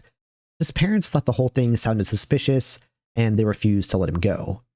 He never went to the camp, he was never trapped there, no one chased him, his family never changed identities. All of it was just a little fiction project. Now, I read this in chronological order, just like the way I explained it to you guys, and I was very surprised when OP confirmed that the story was fake, but I'm not surprised that the story was fake. I mean, a huge cult funded by a college, his parents letting him go after weird guys show up at their house with a contract. Also, some of the details were just super vague. It did kind of feel like someone making up a story as they went along. To me, this story is just a reminder that a lot of the stories you read on Reddit are fake. It's just rare for the OP to come out and actually admit it, which I applaud him for. Unlikely Heroin Addict refers to the Reddit saga of u/SpontaneousH, a user who basically documented his addiction in real time. This started on September 14th of 2009, when SpontaneousH made a post to r/IMA titled, "I did heroin yesterday. I am not a drug user and have never done anything besides pot back when I was a teen. Ask me anything." In the post, he described himself as a fairly normal guy. He was 24, had a master's degree, and had a well-paying full-time job. He was not a drug user, outside of drinking occasionally and smoking weed a few times when he was younger.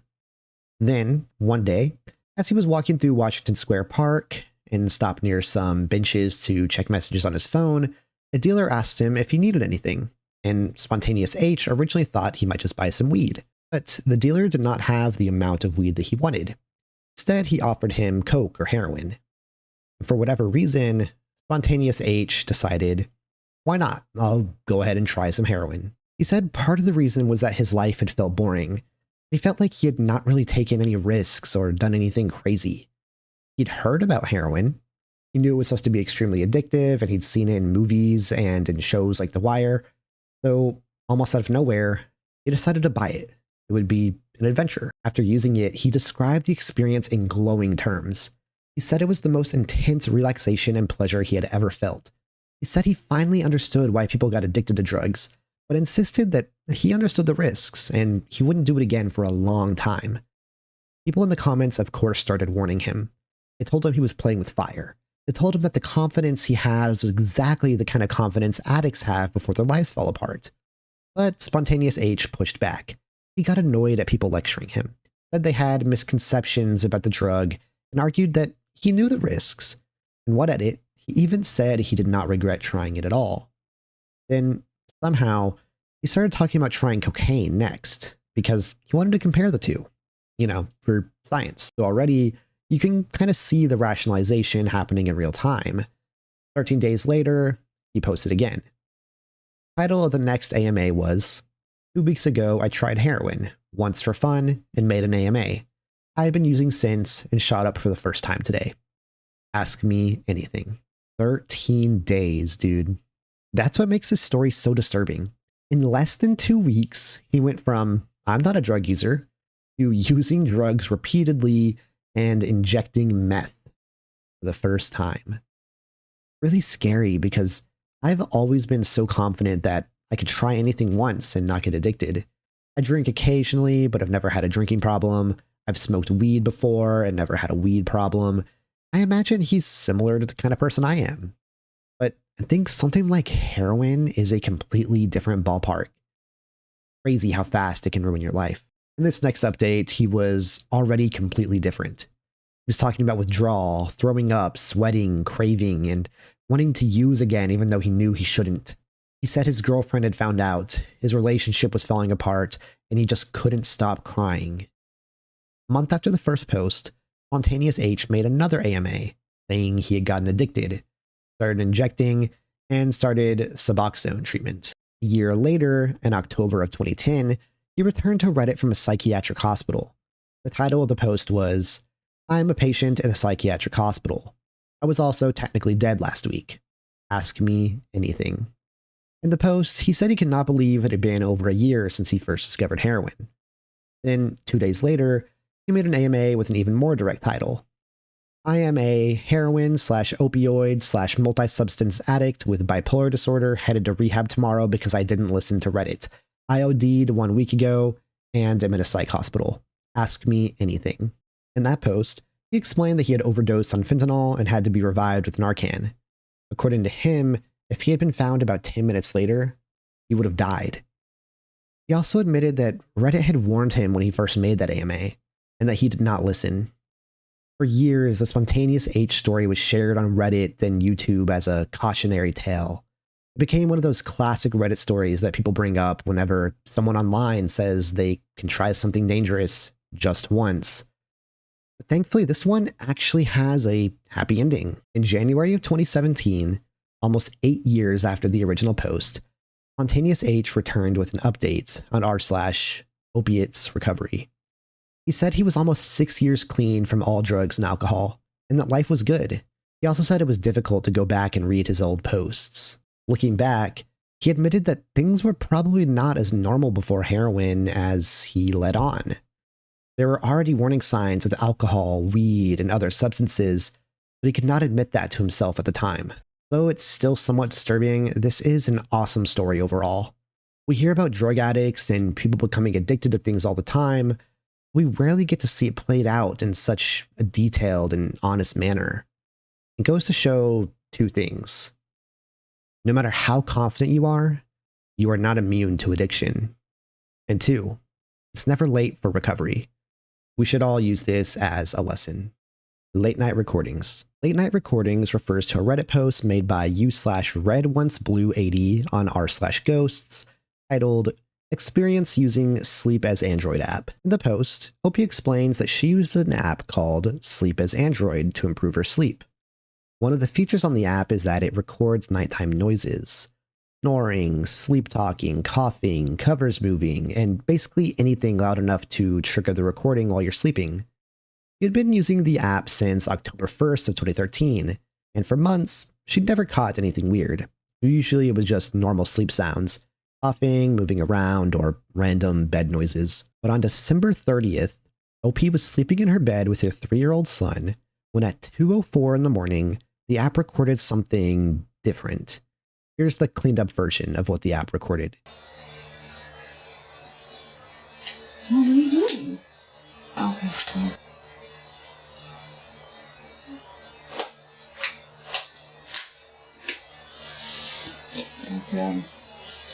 According to OP, it was only her and her son in the house. But you can clearly hear in the video a female voice saying, "What are you doing?"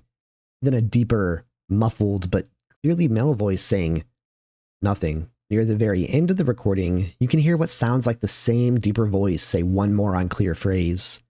OP thinks that it sounded like her name, Jenny. Other people thought it sounded like, "I'm Danny," or "I'm dead," or "That's them." At first, OP tried to come up with the most normal explanation. Maybe she was sleep talking. Maybe she had answered herself in a weird voice while half asleep. Maybe her son had said something. Maybe the app just made the recording sound worse than it really was. But even she said the voice did not sound like something she could make, and it definitely did not sound like a preschool-aged child. There were also these clicking sounds, and she had no idea what they were. She kept a fan running at night for white noise. She said the clicks sounded like they were coming from right beside her phone, which was on the bedside table next to her. Reddit, of course, immediately started trying to figure it out. Some people thought it was just sleep talking. Some thought it was her son. Some thought it was the fan or a bottle or her dog or something else in the room making a weird sound. Some jumped to the paranormal, since this was posted on r/ghosts after all. Others thought it might have been a home invader. One user made a super long comment arguing that the clicking sound sounded like someone rummaging through a bag or closing clasps. Their theory was that OP half woke up, asked, "What are you doing?" and whoever was in the room calmly answered, "Nothing," because they realized she was not fully awake. What makes the home invasion theory even creepier is that the clicking seems to pause right after OP asks the question. Then, after the voice says nothing, the clicking eventually continues. So it almost sounds like someone or something stopped moving when they realized she had spoken, waited to see if she was actually awake, and then kept going. But there are a few problems with that theory too. OP said nothing was missing from the house. She also said her valuables, like her laptop and iPad, were downstairs in plain sight. If someone had broken in to steal something, why would they go into the bedroom where she was sleeping? Why not take the easy stuff downstairs and then just leave? She also had a dog, which makes the intruder theory harder to explain. You would think a dog would react a little bit or make some kind of noise if a stranger was moving around inside the house. I know my dogs would. And then there's the clicking itself. One possible explanation is actually built into the Sleep as Android app. The app has an anti-snoring feature where, if it detects snoring, it can play a sound or vibrate to interrupt the snoring. According to Sleep as Android's own documentation, one of the anti-snoring sounds is tongue clicking. So it's possible that the clicking sounds were not paranormal and not an intruder, but the app itself trying to stop OP from snoring. That would explain the clicking, but it doesn't explain the voice. Months later, a Reddit user and sound expert named Findabaron made a separate post analyzing the audio. OP had sent him several recordings of her voice and her son's voice, speaking as high and low as they could. He compared them to the voice in the sleep recording. His argument was that the second voice was significantly lower than OP's voice. He said OP's normal voice was around 200 hertz, and the lowest she could make her voice go was around 160 to 170 hertz. But the second voice, according to his analysis, had a much lower bass frequency, possibly around 90 hertz. Basically, his conclusion was that the second voice was not OP talking to herself, and it was not her son. After the original post blew up, OP continued to update people. She said she beefed up her home security, changed the locks, and never caught another voice recording. But she did hear the clicking again one or two more times. One time it woke her up, and and she tried to track back where it was coming from. She said it seemed like it was coming from the area of her fan, about 12 feet away from her bed, but as she got closer, the sound faded and stopped. She also said the whole thing messed with her for a while. At one point, she even walked through the house and asked whatever it was to leave because she and her son were scared. Eventually, OP said that she still used the app, but only for sleep monitoring. She stopped listening to the recordings.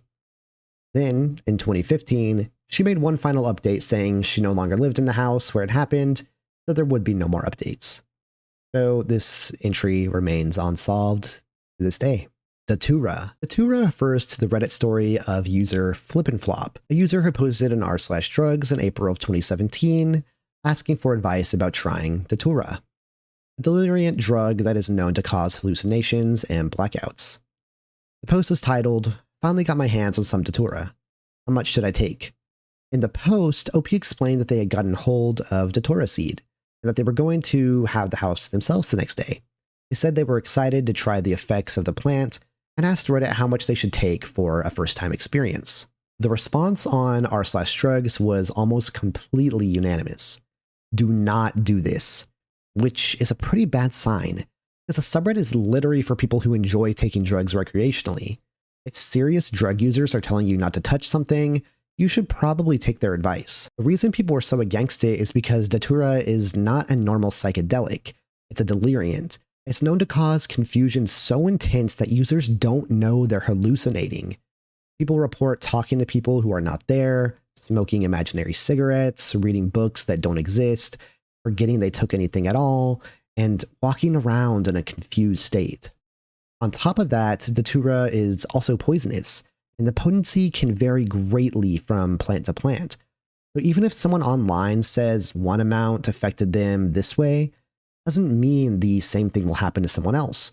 You basically have no idea what's going to happen once you take this drug. Commenters warned OP over and over. Some people shared their own bad experiences. One user said they used Datura in high school and were still mentally affected by it afterward. Others said the best possible dose was 0. People were basically begging OP not to go through with it. But OP had already made up their mind. They replied to some of the warnings and said they had been reading about the effects for a few days. They knew it was not supposed to be trippy like other hallucinogens, but they were still fascinated by the stories of people talking to imaginary people or reading books that don't exist. Then, OP updated the thread saying they had started taking it. After that, there was silence for hours.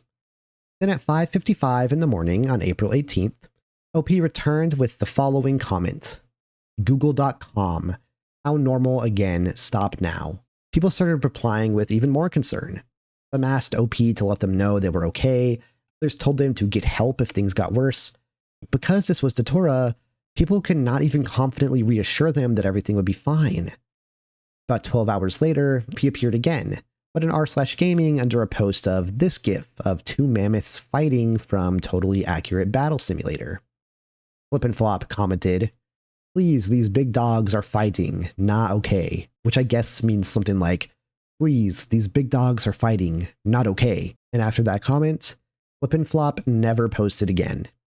To this day, no one has any idea what happened to them. Now, this story is pretty realistic, but it was also made under a throwaway account, which makes it difficult to determine whether the events actually happened. But since there was no proof in either direction, for a long time the story was just kind of stuck there. Years later, there was a possible update. In a YouTube comment, someone explained that Flip&Flop was actually their old friend, a man named Scott Hederick. According to this commenter, Scott had survived the Datura experience, but was too embarrassed to go back and reply to Reddit. They said he was fascinated by plants, especially psychoactive ones, and that he was going for a master's degree in clinical psychology. The same commenter also claimed that Scott later died in September of 2018. There really was a man named Scott Hederick who died in 2018, and there are public obituary records for him. But the connection between Scott and Flip&Flop has not been publicly verified. It's still just a claim from a random YouTube comment that anyone could have made. So I wouldn't necessarily call this mystery solved.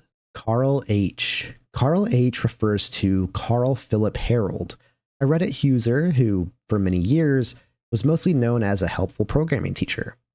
His subreddit was called r/Carl H Programming, and it was an archive of free programming classes taught by Carl. The idea was simple.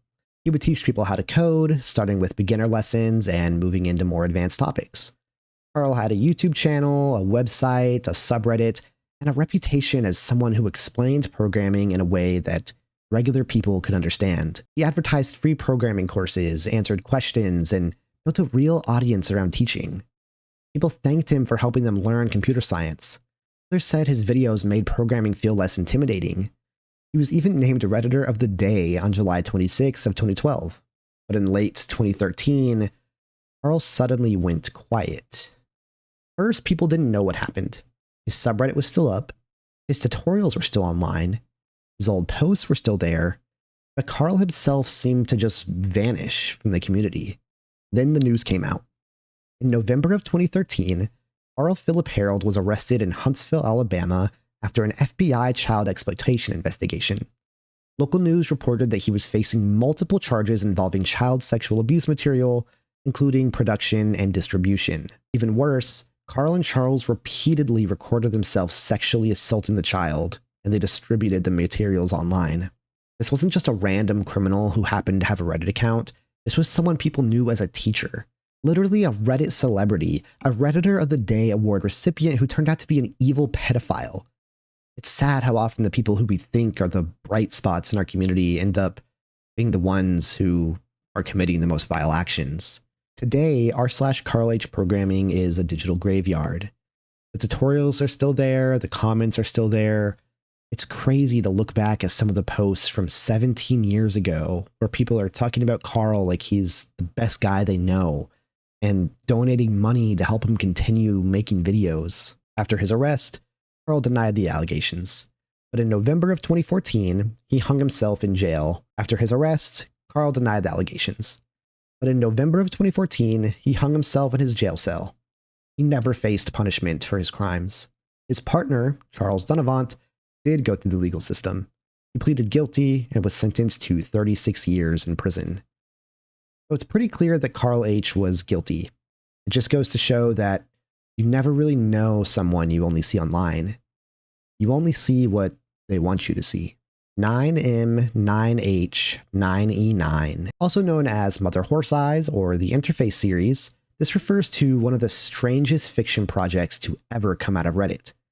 In April of 2016, a Reddit account named 9 Mother 9 Horse 9 Eyes 9 started leaving long, bizarre comments in random threads across the site.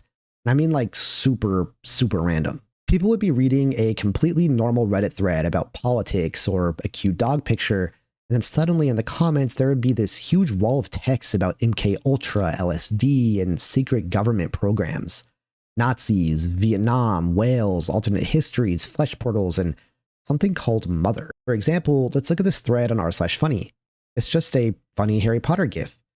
But if you go into the comments, there's this long comment from Mother Horse Eyes, starting with, "Mother has put a nail in my brain. The nail stays still.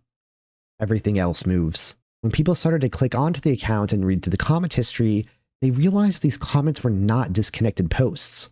Each one was a piece of a larger story. A story became known as the Interface series. The basic idea is that throughout human history, people have been encountering or creating things called flesh interfaces.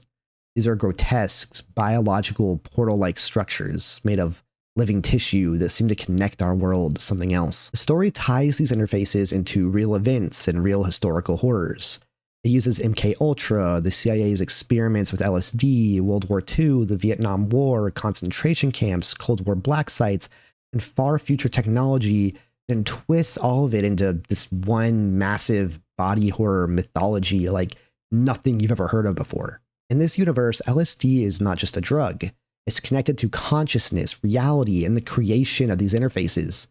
Under certain conditions, human minds, human bodies, and human suffering become a part of a larger system. And in control of that system, or somewhere behind it, it's not entirely clear exactly how it works, there is this thing called Mother. Now, over time, a subreddit formed around the story called r/9m9h9e9.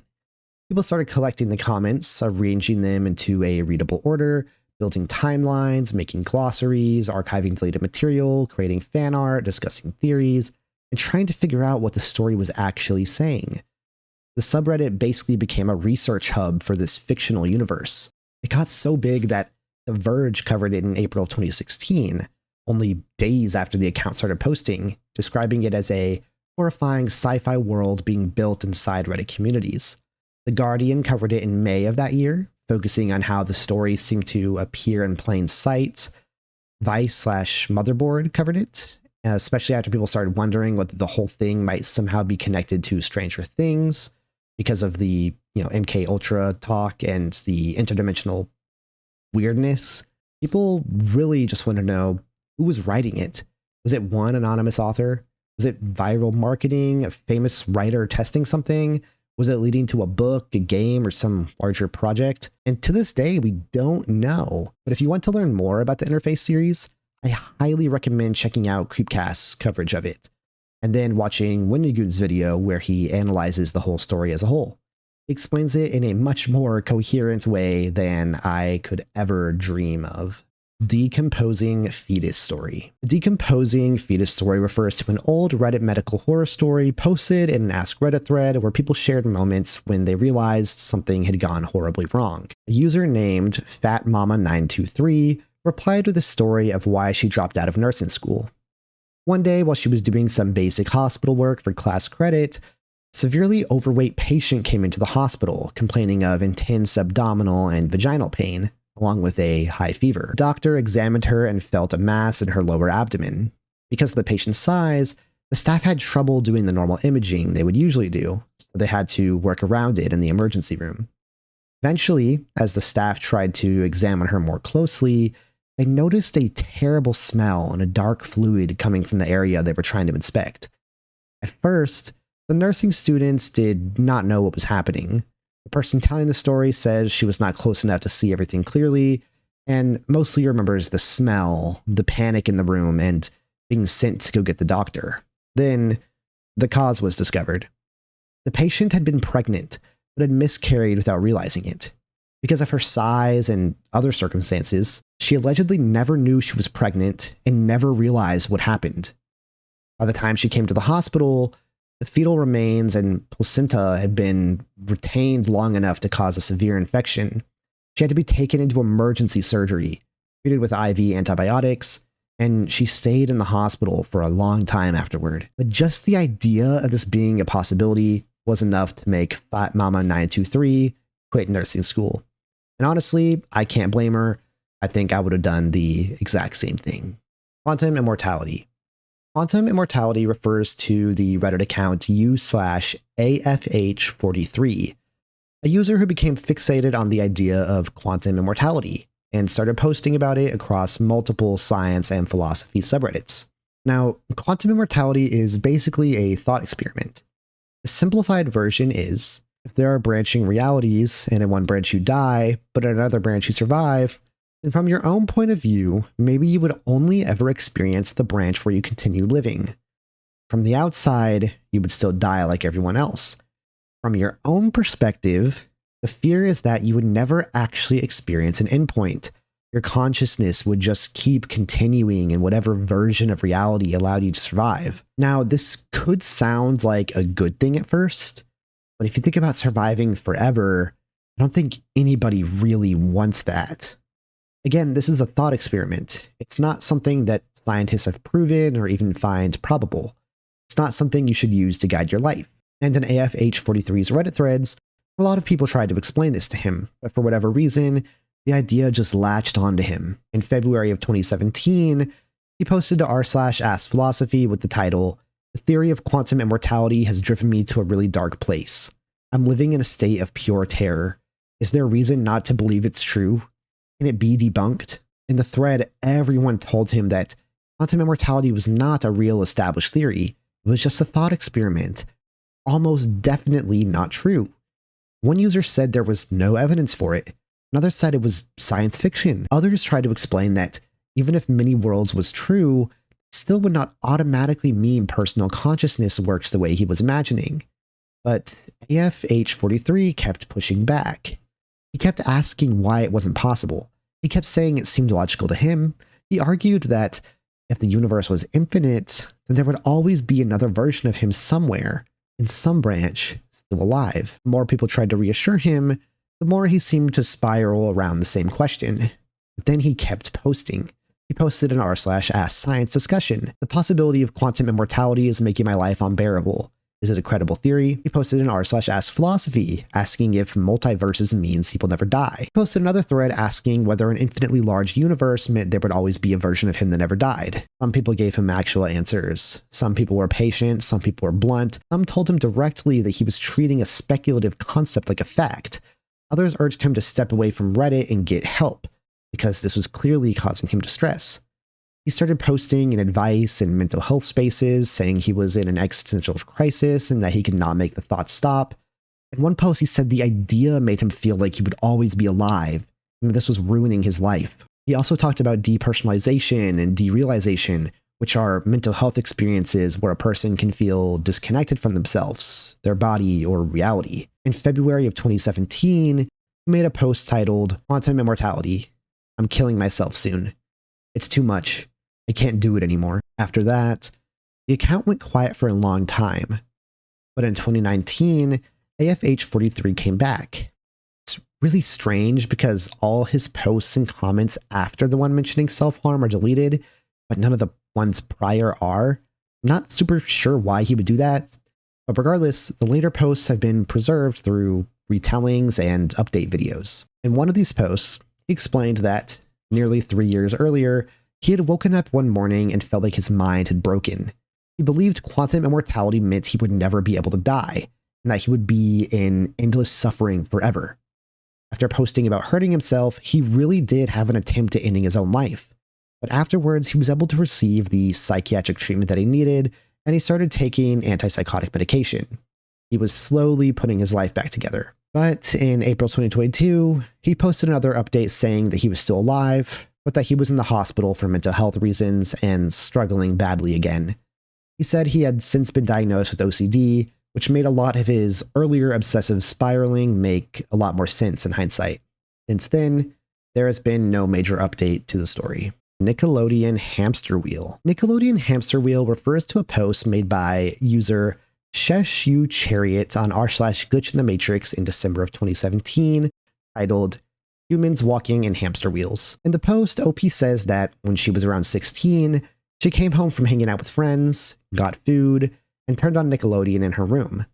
But when the TV came on, it was not a normal Nickelodeon show. Instead, she says she saw a black, white, and gray live-action scene of hundreds of unclothed people walking in a line over hills in the background. In the front of the scene were giant hamster wheels. Some of the people were directly inside the wheels, walking endlessly. The rest were slowly walking toward them. OP described the people as robotic and lifeless, like they had no expression or awareness. There was also a cold, wind-like whistling sound in the background. At first, she thought maybe it was some weird short film or bumper that Nickelodeon had decided to air. But the longer she watched it, the less it made sense. The scene didn't really progress. It just kept repeating in a loop. People walking toward the wheels, people already inside the wheels, and nothing else happening. After a few minutes, she changed the channel. Almost immediately, she realized how strange it was and flipped back. But when she returned to Nickelodeon, SpongeBob was playing, and not just starting either. It was in the middle of an episode, as if it had been playing for a while.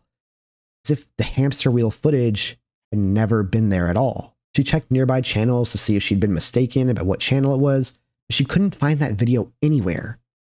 According to OP, this happened around 2005, and she tried searching for it ever since.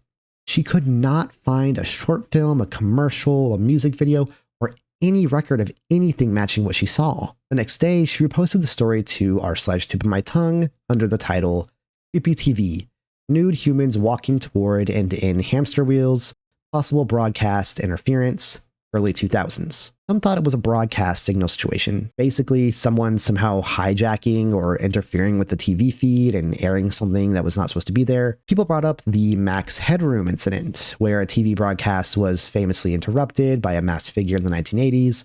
Others pointed out that Nickelodeon was a cable channel, which means that interference would be harder and rarer, so it wasn't likely. Another possibility was that OP had seen an experimental short film, maybe something from a collection of weird computer animations, surreal art films, or one of those strange clips that sometimes aired between shows in the 90s and 2000s. And another suggestion that came up was The Mind's Eye, a series of early computer animation videos that sometimes aired on TV.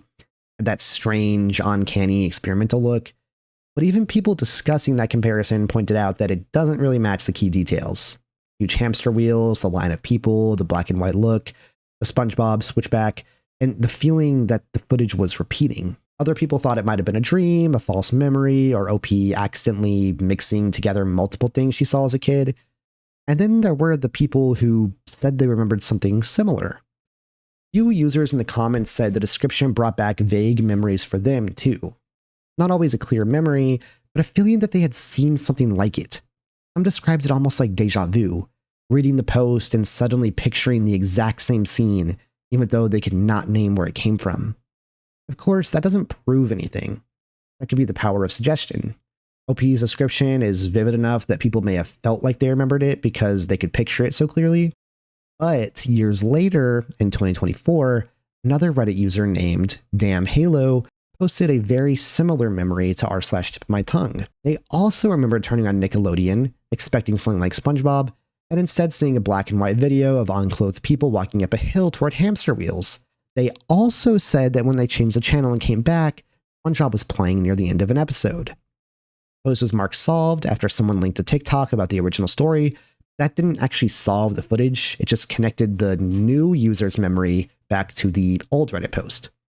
When someone asked if they had seen the old post, Damn Halo said they did not remember seeing it, and guessed it could have been interference or something like that. So as of now, there's no confirmed video, and no confirmed answer. Personally, I think the most logical answer is that the original post was just an inaccurate memory or something along those lines, and the second one was either someone copying the post to keep the memory alive, or they had read the post, forgot about it, and then imagined some weird similar memory. Whatever the case, I find it extremely unlikely that this weird film actually played on Nickelodeon, even if it was just for a few minutes.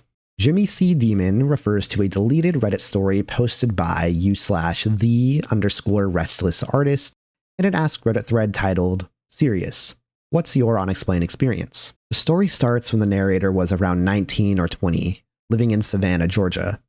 At the time, he says he was not doing great. He was working day labor jobs through temp agencies, waking up early, working long hours, making very little money, and drinking heavily after work. One morning, he was supposed to go into work, but decided not to. Instead, he called his girlfriend and told her he wanted to go to Tybee Island and spend the day at the beach. They packed fishing rods, got in his van, and drove out there. But before actually going to the water, he decided he wanted to stop at a bar across from the beach and have a drink. It was still early in the morning, so the bar was basically empty. He and his girlfriend sat at the bar with one empty stool between them, which is just kind of weird. Then, a man walked in. Instead of sitting literally anywhere else in the bar, the man sat directly between them. Narrator describes him as someone who looked normal at first, but started to appear wrong the longer he looked at him. He had short, spiky hair with bleached tips, expensive designer clothes, a Prada leather jacket, nice boots, gray eyes, pinpoint pupils, slightly sharp teeth, and fingernails that seemed just a little too long and pointed. First thing the man did was start moving his fingers across the bar like little legs, almost like they were skating. This stood out to the narrator because he used to do the exact same thing when he was bored in school. Then the man looked at him and said something like, "I noticed you're a man who pays attention to detail. I'm also a man who pays attention to detail." After that, he started talking to OP's girlfriend. He told her she was beautiful. He told OP he needed to pay more attention to her. He talked like he knew things about their relationship that he should not have known. OP says that normally this would have made him angry. Some random man sitting between him and his girlfriend, complimenting her, criticizing him, and acting overly familiar. But for some reason, he stayed calm. Eventually, he looked at his girlfriend and told her she needed to leave. And according to him, she did not argue. It looked like she understood, got up, and went to the coffee shop next door. Once she was gone, the man turned to him and said, "You were supposed to go fishing today." Then he pointed toward the beach and said that if the narrator had gone fishing, he would have drowned him in the ocean. The narrator asked him who he was. At first, the man answered in a language that OP did not understand. He said it sounded vaguely Arabic or Hebrew, but he couldn't place it. So OP asked him to say it in a way he could understand. The man replied, "You can call me Jimmy C. I jumped off the San Francisco Bridge years ago, and we've been watching you." From that point on, according to the story, Jimmy C never referred to himself as I again. Only we. He said things like, "We see you taking a bath," and that they wished they could feel the warmth of the water and the steam. He talked about watching the narrator at night. He described the feeling of something crawling up his back. At the same time, he kept buying him drinks, mostly whiskey sours, like he had endless money. Eventually, the narrator decided to leave. But before he did, Jimmy C told him to look outside at his car. Outside was a Volkswagen Beetle. Jimmy C asked him what the license plate said. It said, "Fierce." Then, Jimmy C told OP that the next time he saw him, he would be driving a black Mercedes, and the license plate would say, "Utopia." OP left, picked up his girlfriend from the coffee shop, and they drove away in silence. Eventually, he asked her if she knew what that had been. According to him, she immediately said that was a demon. The strange part to him was that his girlfriend was not religious. She came from a very analytical, science-minded family. They were not the type of people who talked about demons or ghosts. Somehow, that was the word that they both landed on. After that, the encounter stayed with OP. He said his girlfriend started having nightmares about Jimmy C staring at her, and he became obsessed with black Mercedes. Every time one passed him, he would look at the license plate. Even if he saw a black car in a movie or TV show, he would check whether it was a Mercedes. Years passed. His relationship ended, his life changed, he moved away, and eventually, he started wondering if he had remembered the whole thing wrong. Maybe he'd been drunk. Maybe it was stress. Maybe the man was just a weird stranger and his memory had turned into something bigger. Then he remembered that his girlfriend had kept a journal. So years later, even though they'd ended on pretty bad terms, he reached out to her and asked if she still had the entry from that day. She did. And according to OP, her journal matched his memory to the T. He'd even written some of it shortly after leaving the bar, while she was sitting in the coffee shop next door. After the story was posted to Reddit, it got attention pretty quickly. People were debating whether it was paranormal, fake, exaggerated, an ARG, or just a strange encounter with a very observant person. Because Jimmy C said the next time the narrator saw him, he would be in a black Mercedes with the plate Utopia, some Reddit users started checking whether that car actually existed. One user claimed they searched vehicle databases and found a black Mercedes in California with the exact personalized plate. Now, this doesn't prove the story happens. It could be a coincidence. It could also be someone misreading a database or whatever. There's so many explanations, and utopia isn't exactly a rare word. But according to later Reddit post, the car was not just a black Mercedes with the Utopia plate. It was also connected to California and later appeared to have been serviced near San Francisco, closer to the same place Jimmy C had claimed he died. Again, none of that is independently verified in a way that proves anything. That is where the story settled. So, if you're in California and you see someone driving a black Mercedes with the license plate that says Utopia, maybe you can solve the mystery. The Edgy Cat Lady. The Edgy Cat Lady, more commonly known as the Crazy Omegle Cat Lady or Omegle Cat Killer, is a story that is absolutely insanely disturbing. In April of 2020, a Reddit user named GamerGirl362 made a post on r/MadeMeCry titled Crazy Omegle Cat Lady. In the post, they said their friend had been on Omegle using the internet tag furry when they came across a woman showing extremely graphic animal abuse content involving cats. This included strangling them, setting them on fire, and poking their eyes out. This is just disgustingly disturbing. I don't care what anyone says, doing something like this should carry the same charge as if you did it to a human. It's just pure evil that shouldn't be around normal civilization. And people like this don't just change. But anyway, the post claimed that this was not just one Omegle shock video. According to the early Reddit posts, the same person was allegedly appearing on Omegle repeatedly, using animal-related tags and showing graphic content to unsuspecting people. So the story obviously spread fast. People started calling her the crazy Omegle cat lady. TikTok accounts allegedly connected to the person started being shared around. People claimed she was posting schedules for when she would be on Omegle, taunting people to find her and using the attention as part of the game. Because the internet had already seen a major animal abuse manhunt with Don't Fuck with Cats, people immediately made the comparison. A new hunt started. Reddit threads popped up, Discord servers formed, TikTok and YouTube channels started covering it. People were trying to identify the person from usernames, screenshots, background details, social media accounts, locations, and anything else they could find. Some people were genuinely trying to gather information for the police.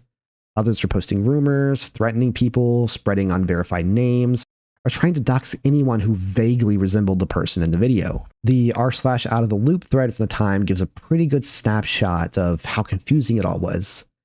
People were asking what crazy Omegle cat lady even was, why certain subreddits had gone private, and why the story was suddenly everywhere. The answer was basically, people had seen or heard about the Omegle videos, a TikTok account was allegedly connected to them, and a bunch of online groups were now trying to identify the person. One of the more well-known videos about the case is The Omegle Cat Killer and How the Internet Found Her, which focuses on a group called Broken One Way and their investigation. According to the video, a person called Senpai joined one of the public discords, realized the whole thing was a disaster, and helped organize a smaller group to collect information more carefully. The video claims the group used public posts, background details, social media connections, possible locations, and other clues to narrow down who the person was. Eventually, private citizens did gather public information, and that information eventually helped law enforcement. The real person authorities identified was Crystal Cherica Scott from Kokomo, Indiana.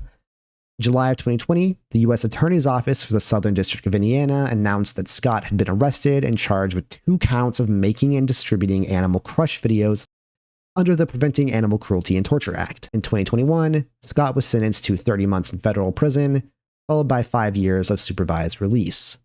The DOJ said she had posted Animal Crush videos across social media platforms, and that she had obtained animals from unsuspecting people who believed she was going to care for them. In 2025, the DOJ announced that Scott had been ordered back to federal prison after violating the conditions of her supervised release, including a rule that prohibited non-incidental contact with animals. I personally hope that she ends up in prison for a long, long time. I don't think someone like this is magically going to become a better person. I think they should lock her up and throw away the key. Just my opinion. Kicking off Tier 5, we have Missing Coworker. This refers to a 2020 Reddit Bureau of Investigation post that was originally made by user SoothBB on July 31st of 2020. Here's the title. On Wednesday, July 22nd, a coworker of mine abruptly up and left work before the end of his shift and hasn't been seen since. 1 week later, a text message is received from him containing only these 3 photos. Does anybody recognize the locations shown in these photos? Now here are these photos in question. According to OP, him and his ex-coworker worked at a prescription eyelash lab in northern Ohio. One day, about 6 hours into a 10-hour shift, his coworker abruptly left work early without telling anyone anything. They left all of their personal items behind, including an iPad, headphones, charger, and a book. Then, no one ever heard from him again. For a few days, a police report was filed. Then, about a week later, a group text came from the missing coworker's number. Those 3 photos I showed you just a moment ago. As you can see, those images were strange and blurry. People started looking for all kinds of clues. But pretty quickly, Reddit users started pushing back. People asked for a name, a missing persons report, or some kind of official information confirming that this was a real missing persons case. And OP didn't give much. As people started to do more research, it seemed like maybe there was no missing person at all. Then people started questioning the photos themselves. Some commenters claimed the image metadata suggested the photos were older than the story, maybe from 2017, even though the post was made in 2020, which wouldn't necessarily confirm that the post was fake, but could potentially mean that the photos were not related to the missing coworker's location. However, that does make the story as a whole seem a little fishy and a little more likely to be fake. The The post got a lot more attention when it was covered by Nexpo and the dark side of Reddit too. Not long after that video was made, OP came back with an update. They said they wish they could say the coworker had been found, but that was not the case. They said a police report had been filed, but they'd been laid off from the lab in September and no longer knew what was going on, and that was it. This was probably a hoax, but honestly, who knows? Stranger things have, in fact, happened. OP definitely didn't kill his wife. This refers to an old legal advice post by a user named Concerned Hubs. The original post was titled, Kansas, need advice on talking to police regarding my missing wife. According to OP, his wife had gone shopping late on Saturday and had not come home. By the time he posted, he had apparently been gone for 2 days. But instead of immediately calling the police, contacting everyone that his wife knew, or doing literally anything that a normal worried spouse would do, OP went to legal advice and asked how he could talk to police without making them suspicious of him. And that's just insane. Like, imagine your wife goes missing, or your significant other, someone you care about deeply, and your first thought is, how do I make sure that I don't get in trouble for this? That wouldn't be your first thought, unless you had something to hide. Kind of screams, I killed my wife to me, but who knows? We'll give Concerned Hubs the benefit of the doubt for now.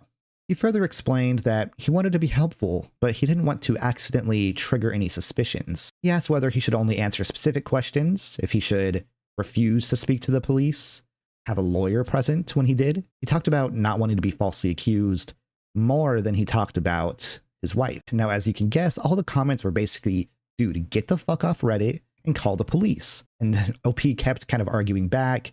The more he exposed, the worse things looked. He said he'd not talked to his wife's friends or family yet. He said he heard police may not do anything until someone has been missing for 48 hours, and it hadn't quite been 48 hours yet. He said the next morning he was going to contact the police. Again, this is just so weird. I understand it is a common misconception, but he's acting like the 48-hour rule is set in stone, almost like he knows that she's dead. The 48-hour rule is not some magic timer where police can't do anything until it goes off. You can report a missing adult as soon as you have a reason to, especially if something feels wrong, like your wife suddenly disappearing, no one knowing where she is. But OP's main anxiety still seemed to be about how he would look. After a little while longer, he came back and said that he found a note from his wife saying she was leaving town for a while.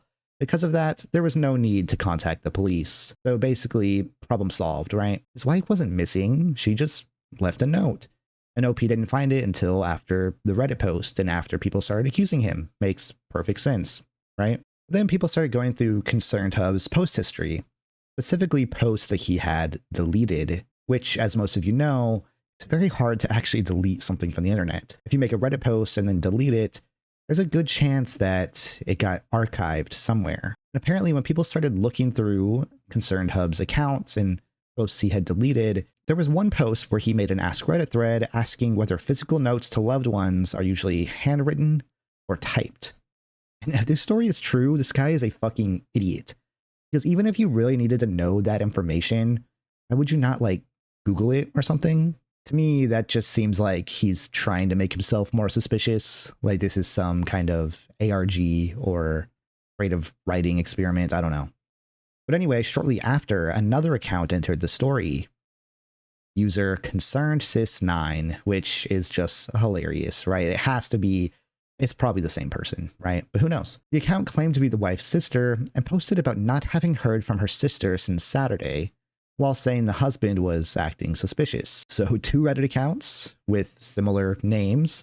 One, the husband is asking how not to look suspicious. The other, a sister saying that the husband looks suspicious. Both accounts brand new, both created on the same day, both made comments that were very dramatic, and had people thinking that this was some kind of troll. In response to these accusations, Concerned Sis9 commented, I am not a troll, but I am creative. So is my sister. Which is such a weird thing to say. Why would this situation have anything to do with creativity? It's almost like a soft admission. But if we're just going off the facts, there's no confirmed missing person case connected, no verified police investigation, no real identity attached to the wife, no news story, Nothing that proves this was a real husband searching for his missing wife. I'm honestly surprised this post is on icebergs like this because it's so unbelievably fake, but whatever. Moving on. User Cyprol, or the cheek fat incident. This refers to a Reddit user connected to a post usually called the cheek fat incident. This post was made to corned beef approved under the title, put out fat in cheek and then ate it. Apparently, CypROL had recently gotten a motorcycle, and as she was wearing the helmet, it pushed against her cheeks and just made her uncomfortable. So, instead of going out to buy a better fitting helmet, she apparently decided the problem was her face, specifically the fat in her cheeks. Now, obviously, cheek fat removal is a real surgery, but it's typically done by a medical professional. But according to this user, she watched videos of the procedure and decided it looked pretty easy. So she did the operation herself. Allegedly, she cut into her own cheek, removed fat from it, and then ate it. I don't believe this for a second. I don't know if this is really possible for someone to do. I imagine the pain would be so high you would need some kind of anesthetic.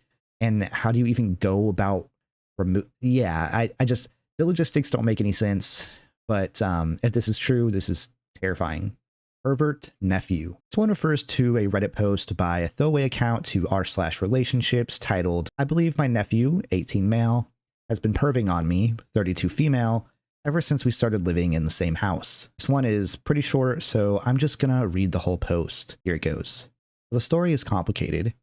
My nephew started living together with us. I am married and have 2 kids since last year for college. Our house is very close to his college campus, and in addition was kindly half paid for by my brother, nephew's father. Our family felt obligated to have him stay over, so it's easier for him to commute. Things were normal for the first few months, and he was a good kid then. Helped around the house and was respectful. Occasionally I would find my nephew walking around the house at 3 or 4 a.m. a couple of times. He'd just say he was getting drinks of water and whatnot, so I didn't think much of it back then. Red flags started raising when one night I found him sniffing my flip-flops that I wore the day before. He was super flustered when I caught him and didn't even give an excuse. It didn't feel like a big deal at the time, so I gave him a small talk and he apologized profusely. It made me more conscious of him. This is when I started noticing his behavior now that I was more alert to his presence. I started noticing that the arrangement of my bras and thongs changes sometimes when I leave the house and come back. Also, he may be using our shower. He has his own bathroom and shower. Whenever we're not home, I'd get back and the shower wouldn't be dry. I also believe he has a foot or shoe fetish, as I suspect he likes to pleasure himself with my shoes. Heels, sandals, etc. I always find them placed differently. I was so alert that I took pics of them before going to sleep and checking the next morning. The most incriminating thing, and what made me feel like he was crossing the line, was a few days ago. I wore a pair of sandals that had dried cum spread along the soles, and I realized it afterwards from the smell and further inspection. That's disgusting. And I think he hurtled over that line. Jesus. This is quite creepy, as I feel like this might not have been the first time he's done something like this. I understand that his hormone levels are above normal since he is at that stage, but what should I do? I haven't told my husband or anyone else about it yet because it's too embarrassing. I really do not want to share something like this, and I don't want to cause chaos in the family. Can't ask him to move out of the house for obvious reasons. His family and his dad paid for it. What should I do at this point? Should I have a direct talk with him about it? Or should I just leave it be? This is just insane. I feel terrible for OP. Obviously, something needs to happen and the kid needs to get out of the house. But I just can't imagine how awkward this is. Like, how do you tell the kid's parents? How do you have a conversation with the kid? Man, they never made another post, comment, or update. So hopefully they kicked the kid out and everything was okay. But I can't imagine it went super smoothly for any of the parties involved. Houston Horror Hotel. This refers to room 322 at Hotel Zaza in Houston, Texas. The room is also known as the Hard Times Room. It started in 2013 when a Reddit user named Joe Likes Music posted to r/Houston with the title, Zaza Insider's Question, what's up with room 322? According to OP, he had stayed at Hotel Zaza often for business. On this particular trip, the hotel was booked solid, and one of his colleagues managed to get a room last minute. Everyone else in the group had normal Hotel Zaza rooms. His colleague was in room 322. Room 322 did not look like the rest of the hotel. OP described it as a goth dungeon closet. The room was much smaller than a normal room, apparently about a third of the size, had a concrete floor, a bed chained to the wall, skull pictures, strange paintings, and a large portrait of an older man looking over the room. There was also a mirror above or near the bed, which didn't really help with the theories. OP said they asked the front desk what was going on with the room, and according to him, the clerk looked it up and said the room was not supposed to be rented. OP also posted photos of the room. Take a look, I'll keep the pictures on screen while I talk. Now, if you're not aware, Hotel Zaza is a pretty upscale hotel. It's known for its themed rooms and concept suites, but most of them are supposed to be stylish, romantic, expensive, and dramatic. Room 322 just looked like a goth, edgy prison cell. So Reddit started doing research, starting with that number 322. The number is famously associated with Skull and Bones, the Yale secret society. Because the room had skull art in it, people started connecting those dots immediately. Then people noticed a portrait on the wall. The portrait appeared to be Jay Cummo, Houston businessman connected to Stanford Financial Group, which had been involved in a massive Ponzi scheme scandal. That made people even more confused. Why would a luxury hotel have a chained bed, skull artwork, and a portrait of a Houston finance figure connected to a fraud case? And why was the room number 322? Some people thought it was a secret society room. Some thought it was a private room reserved for specific guests. Some thought it was a sex dungeon. Some thought it was just a viral marketing stunt. Some thought the mirror was two-way and people were watching as guests slept. And eventually, this story got so big that local media picked up the story. Houston Press contacted Hotel Zaza, and the hotel gave this official explanation. They said that room 322 was not a secret room. It was a themed room called Hard Times. The theme was supposed to be a playful jailhouse experience. The hotel said the room was small because of the old building's layout, and instead of wasting the space, they turned it into a compact theme room. They also said it had one of the hotel's larger balconies overlooking the pool area, which is funny because the inside of the room looks like where you would go after failing to pay a debt. Hotel Zaza also said that the room was not being hidden and people could rent it anytime they wanted. But that explanation did not satisfy the public. First, the room did not seem to be advertised like the hotel's other themed rooms. Hotel Zaza had plenty of suites listed publicly. Hard Times was not among them. Second, OP said that the front desk told him the room was not supposed to be available for rent. And third, someone else had apparently been placed in the room before the Reddit post and also got moved. In 2012, crime writer Hillary Davidson wrote on her blog that she checked into Hotel Zaza late at night and was first given the Hard Times room. A few minutes later, the front desk called and said they had to move her. Said the people at the front desk were deeply upset at the thought of her staying in that room. That happened before the Reddit post went viral. So now there were at least 2 stories of people being placed in room 322 and then moved out shortly afterward. Again, that still doesn't prove anything sinister. It's pretty suspicious, right? Well, Barely Sociable thought the same thing. Years later, he made a video about the mystery and tried to figure out exactly what was actually going on. He covered the original Reddit post, the photos, the 322 series, the Jay Cummo portrait, and the hotel's explanation. He also called Hotel Zaza and asked about their themed suites. The employee listed the known suites, but did not include 322. The room was clearly not being advertised. A Reddit user named Jay Pagel saw the Barely Sociable video, happened to live in Houston, and decided to call Hotel Zaza himself. He asked them specifically if he could book room 322. And the hotel said, sure. According to him, the staff seemed surprised, but they weren't against him booking the room. They told him that the room was available, just unpopular, and usually one of the last rooms to fill up. Then he actually stayed there. He posted updates to r/unresolved mysteries about his stay. The room still had the concrete floor, it still had skull art, still had the bed chain, still had the jailhouse theme. There was even a fake prison jumpsuit that read, "Property of Zaza." But according to Jay Pagel, the room wasn't that creepy once you were inside it. It was just kind of small and uncomfortable. He checked the mirror because that was one of Reddit's biggest theories. People wanted to know if it was two-way or not.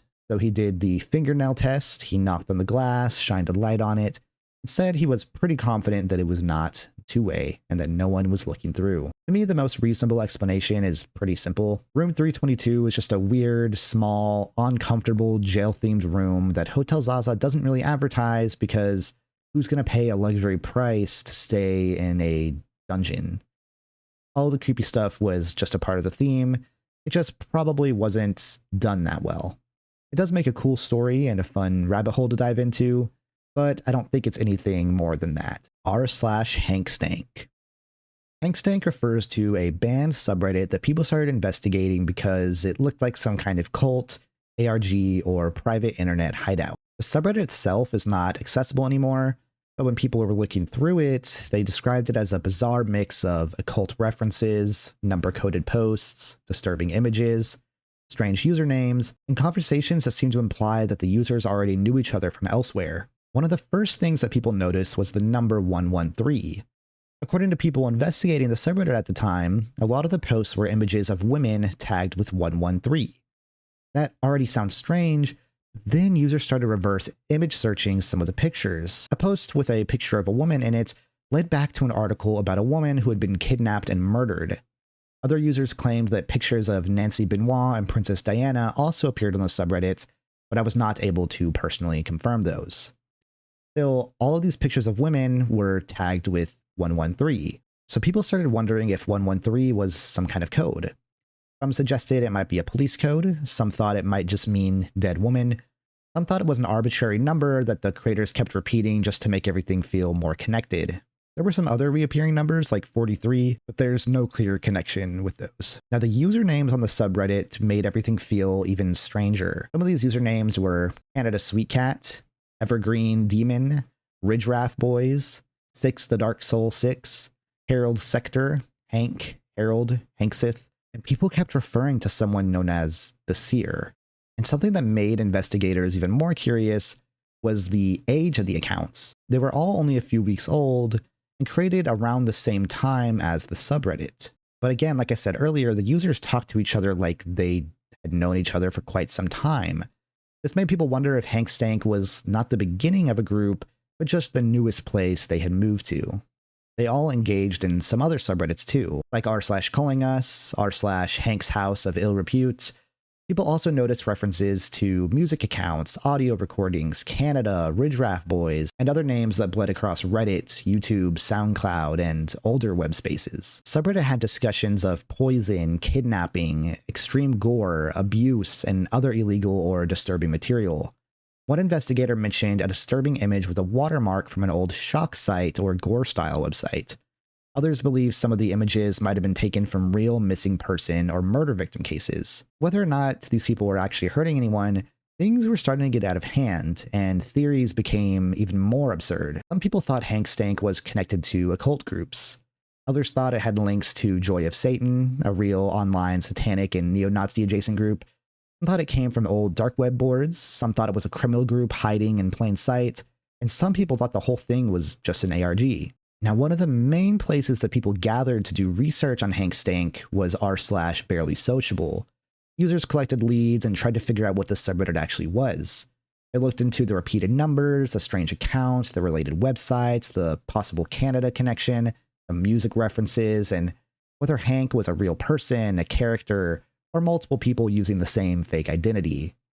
Most of the investigations went nowhere. Eventually, the mystery moved from Reddit to YouTube. Eudoxia Mysteries made an awesome series investigating HankStank. He went through the subreddit, the related accounts, the number codes, the Joy of Satan theory, the old platforms, and the different explanations people had built up around it. But in the final video of the series, he claimed that the mystery had been solved. According to that video, someone claiming to be one of the people behind HankStank contacted him privately. This person said the subreddit had originally started as a place for him and a couple of friends to mess around and shitpost, but after that got boring, they allegedly turned it into an ARG. The alleged creator claimed that most of the posts were made by only a couple of people using a bunch of alt accounts. And that would explain why the subreddit looked like it had an entire cast of strange characters. Canada Sweet Cats, Evergreen Demon, Ridgeraft Boys, Hank, Harold, and the other names were not necessarily several different people. They were just characters. This alleged creator also claimed that a lot of the disturbing material had been copied from other places online, including older shock sites and anonymous boards, which matches with much of the investigation that was done prior. Now, Eudoxia didn't just immediately believe the guy. According to the video, he asked for proof, And the creator provided evidence that connected him to the subreddit's moderator tools, related accounts, and the YouTube account connected to r/calling us. That was enough for Eudoxia to believe that the mystery had been solved. And this creator explained some of the details around the subreddit. The number 43 meant nothing. They just decided to mark posts of women with 113 just to make everything look creepier. And the Joy of Satan references were added because they wanted the subreddit to look like a cult. So this is just a couple people messing around on Reddit, probably hoping for some YouTubers to pick up the mystery, and they got what they wanted. Redditor Gets Revenge on His Son refers to a post made by user Crazy Son Throw Off on r/confessions. The title was, "I stood by and allowed my wife to almost kill our son. I was happy she did it." I read this entry for the first time several years ago, and I have to say it's so disturbing. Definitely one of the most interesting Reddit posts I've ever read. Anyway, according to OP, he and his wife had their son in 1971. And from the beginning, OP describes the son as basically impossible to raise. The baby screamed constantly, wouldn't sleep, and made their lives miserable from the moment he was born. As his son got older, things became worse. Cruelty, animal abuse, violent outbursts. They tried doctors, specialists, therapists, psychiatrists, medication, and basically every route they could think of. But nothing worked. OP says that if you've ever read We Need to Talk About Kevin, you have a pretty good idea of what the experience was like. It was so similar, to the point that it was almost uncanny. When this son turned 16, OP and his wife had their second child, a daughter. Raising her was the first time he and his wife understood what normal parenting could feel like. She slept, she smiled, she bonded with her parents. He wasn't constantly screaming, fighting, or frightening them. And that made their feelings towards their son even worse. OP admits that after his daughter was born, he and his wife emotionally pulled away from their son even more. The daughter felt like proof that everything going on with their son was not their fault. One day, he and his wife heard their daughter screaming from her room. Not a normal scream like she was hungry, but like pure terror. When OP and his wife walked into the room, they saw their son standing over the baby with a kitchen knife, torturing her. She was bleeding from her arms and her stomach. OP's wife snapped. She ran toward their son, slapped the knife away from him, and tackled him to the floor. And then she started beating him over and over, punching and punching. OP took the baby and made sure she was okay, but he did not stop his wife. He listened to her beat him for hours. When he finally returned to the room, his first thought was that his son was dead. He was covered in blood and passed out in a pile of his own vomit. OP took his wife and their daughter and moved into a basement area of their house while their son remained upstairs. They left him up there alone for several days. First, they could hear him moving around, but after a few days, everything was quiet. When they finally went upstairs, he was gone. He'd completely destroyed the house, thrown things around, holes in the walls, that kind of thing. And OP never saw his son again. He never tried to find his son, and as far as OP knows, his son never tried to find him. This is just so sad. And I think it's proof of the fact that some people are just born as bad people. I can't say OP made the perfect choice, like maybe he should have called the police or something. I also can't say I blame him. Whoever expects to be in a position like that?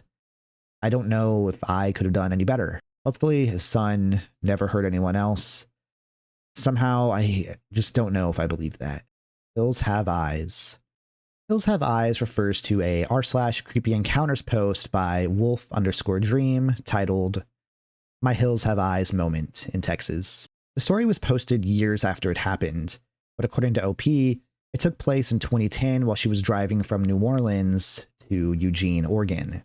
It was just her pit bull, and a U-Haul full of everything she owned, an old flip phone, and printed MapQuest directions. So no smartphone or GPS, just a long stretch of road with shitty connection if she needed to make a call. OP says she was driving through a lonely stretch of Texas when she realized she had not seen a town or an exit in a long time. Her truck was getting low on gas, and she was starting to panic. Eventually, she found a tiny town. It was so small that it only had a handful of streets, but she pulled into a gas station, filled up, and got ready to leave. Then she couldn't find her way back to the highway. She says she could literally see the highway from town. No matter how many times she circled around, she just could not find it. So she went inside a gas station to ask for directions. The attendant was a skinny guy with black hair hanging in front of his eyes. Opie says he wasn't super creepy at first, just kind of rude and distant. He barely looked at her while he gave her directions, but the directions just seemed wrong. He told her to take a road that would get her back to the highway in about 17 miles. But that made no sense. She had not driven 17 miles from the highway to the town. She could not see the highway. She questioned him, and he gave her a vague explanation about the road curving around. Then he basically waved her off. When OP got back to the U-Haul, her body started reacting before her brain fully caught up. She said she started trembling, her heart started racing, and as soon as she put the key in the ignition, she burst into tears. She had this overwhelming feeling that the man had bad intentions. The problem was, he was the only person around to ask. She didn't want to knock on doors in the tiny town. She still didn't know how to get back to the highway. But then, a red, beat-up pickup truck pulled up. A huge Texas man got out, wearing flannel and work boots, and OP decided to take her chance. She asked him how to get back to the highway. The man gave her great directions that made more sense. He explained that there was a hard-to-see turnoff near a small concrete tunnel, and that travelers got confused by it all the time. Then OP asked how far away the highway was. And he told her it was not miles away at all, just about a quarter mile. So then OP told him the directions the gas station attendant had given her. The man seemed very, very confused. He asked her how she knew about the route, because, according to him, the road was mostly known by locals. Then he got a map out of his truck and traced it for her. The route the attendant had given her did not lead back to the interstate. It led away from town, away from the highway, and eventually dead-ended out in the desert after about 17 miles. OP asked him what was out there. The man told her that it was mostly junked cars, trailers, and mobile homes, all connected to the same family. And according to him, the gas station attendant was a part of that family. And that is all there is to the story. Since it was posted years after it happened, we know that OP was okay, and I'm glad that she didn't end up following that weird dude's directions. All I can say is be careful about trusting strangers. I truly believe that most people are good people, but you never know who you're going to run into. Roommate Wanted. This one started with a post by user Scars and Stripes on r/letsnotmeet in August of 2013. It was titled, Roommate Wanted, Female Only. This is a story about something that happened to a woman named Amanda, the poster's brother's girlfriend. At the time, Amanda was looking for her first apartment. She found a Craigslist listing for a cheap room in a house, only around $225 a month, which was already suspiciously low. The title said something like, Roommate Wanted, Females Only. And the listing claimed the person already living there was a 23-year-old female college student. There was only one picture of the house, but Amanda messaged the listing anyway, and eventually she set up a time to go see the place. Showing was scheduled for 8 p.m., which already made the whole thing feel a little off. When Amanda arrived, she found a note on the front door saying it was broken and telling her to go around the back. When she went around back and knocked on the door, the person who answered was not a young woman at all. It was an older man. He told Amanda that he was a landlord and that the woman living there was at work. He said he would be the one showing her around. Inside, the house barely looked lived in at all. There was almost no furniture, the lights were mostly off. One of the rooms was closed. Amanda also noticed that the front door was not just broken, it had been blocked from the inside. Still, the man kept leading her through the house. Then he told her that he'd forgotten to show her the basement. But when the man led Amanda toward the basement and opened the basement door, partially blocked Amanda's way back to the exit. The basement itself was dark, and instead of going down first, the man gestured for Amanda to go ahead of him. At that exact moment, Amanda got a text. At the same time, a car pulled up outside. So she pretended her text was a phone call. She acted like someone had just arrived to meet her and told the man she needed to step outside, and then she left. She got in her car and drove away. Later, she contacted the police, but apparently when they looked into the house, they found out that it had been foreclosed and abandoned. The man was allegedly gone by the time police arrived. Inside, they found signs that he'd been living in only one room. But the terrifying thing is what the police found in the basement. There was a line of rope tied across the stairs.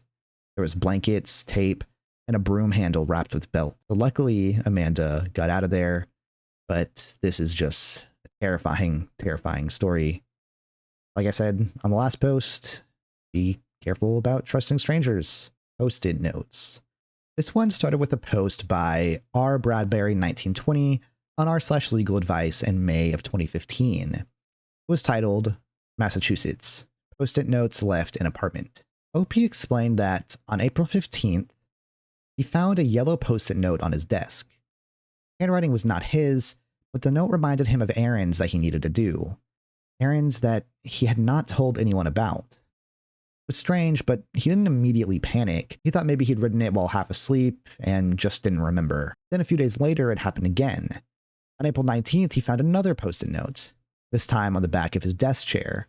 It was written in the same unfamiliar handwriting, and it told him to make sure they saved their documents. So at that point, naturally, OP started getting scared. There were no signs of forced entry, but the notes were clearly appearing inside of his apartment. We tried setting up a webcam near their desk to record motion while they were gone or asleep. But on April 28th, he woke up and found another note. One was super weird. It said something along the lines of, "Our landlord isn't letting me talk to you, but it's important that we do." When OP checked the folder where the webcam footage should have been saved, he found nothing. He also noticed the computer's recycling bin had been emptied, which made him think that someone had entered the apartment, found the footage, deleted it, and then tried to cover their tracks. On May 1st, OP found a blank post-it note on the outside of his door.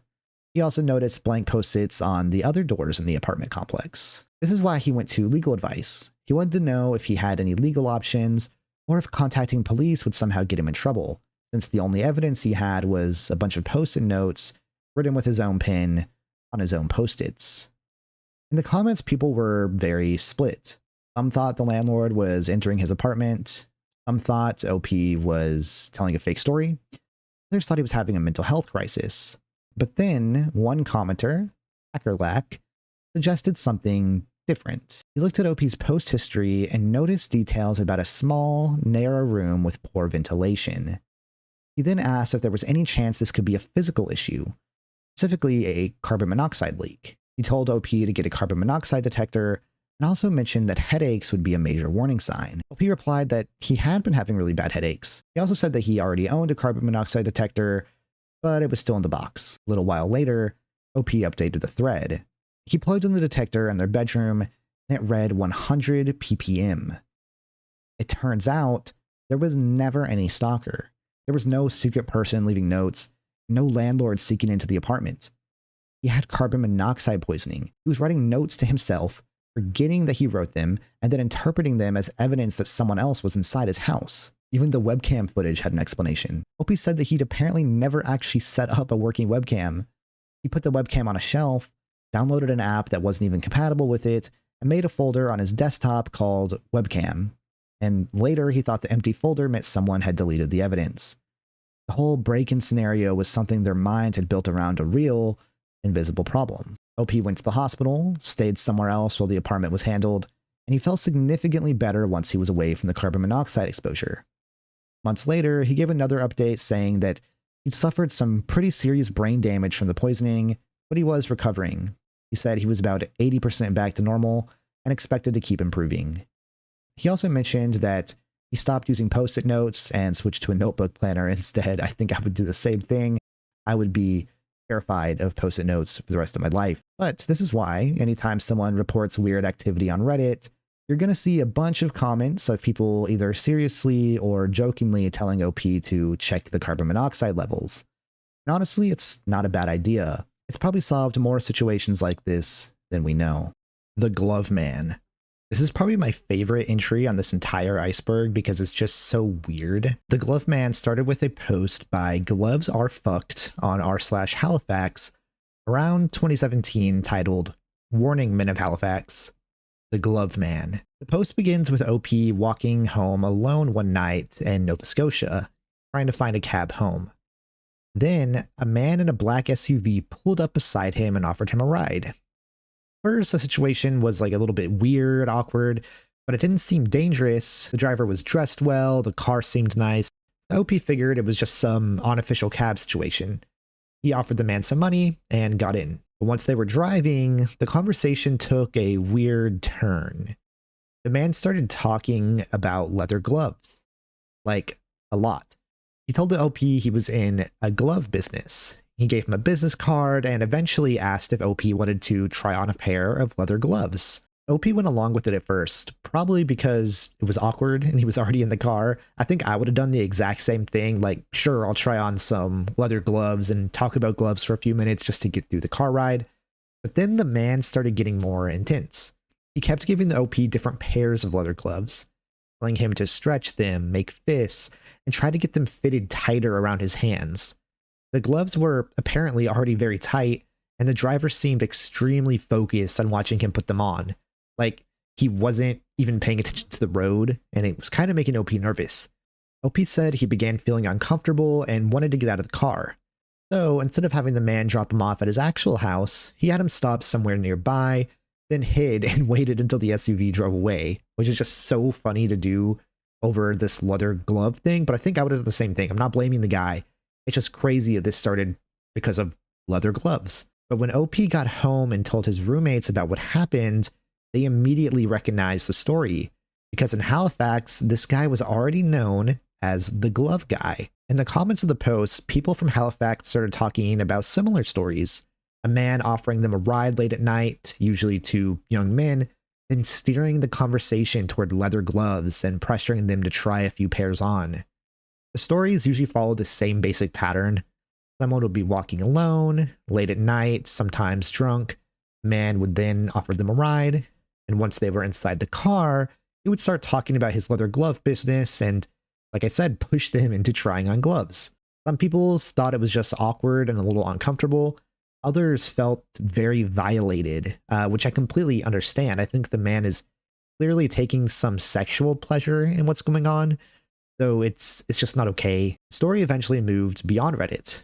Vice covered the Halifax glove guy legend and reported that police had received multiple complaints about a man offering rides to male pedestrians and asking them to try on gloves. Vice ended up connecting the story to a man named Murray Russell James, who'd run a glove business called Love the Gloves.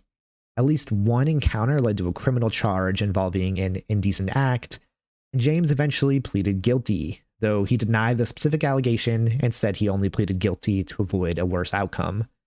So I guess this is some weird fetish thing, super weird. Yeah, this is just some weird fetish thing, completely inappropriate, completely messed up to be pushing this on to random strangers, especially when they're kind of trapped in a car with you, right?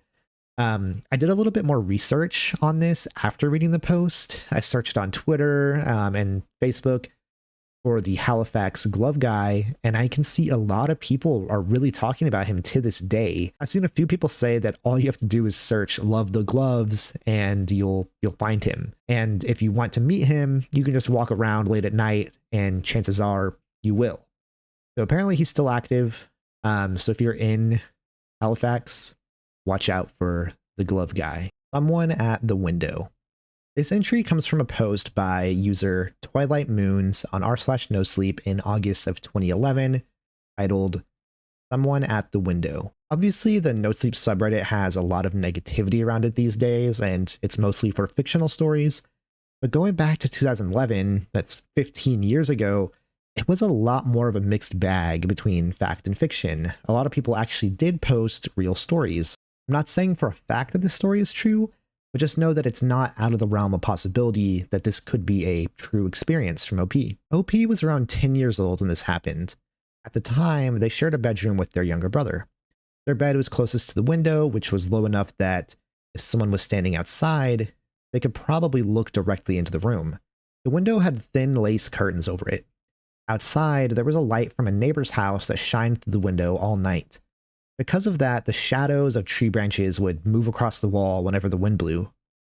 So on most nights, the narrator would fall asleep with these shadows moving around the room. Nothing about it was usually scary. It was just one of those little details you get used to as a kid. A neighbor's light, some tree branches, shadows on the wall. I think we've all experienced similar things, right? But then one night, sometime around 1 or 2 in the morning, OP woke up.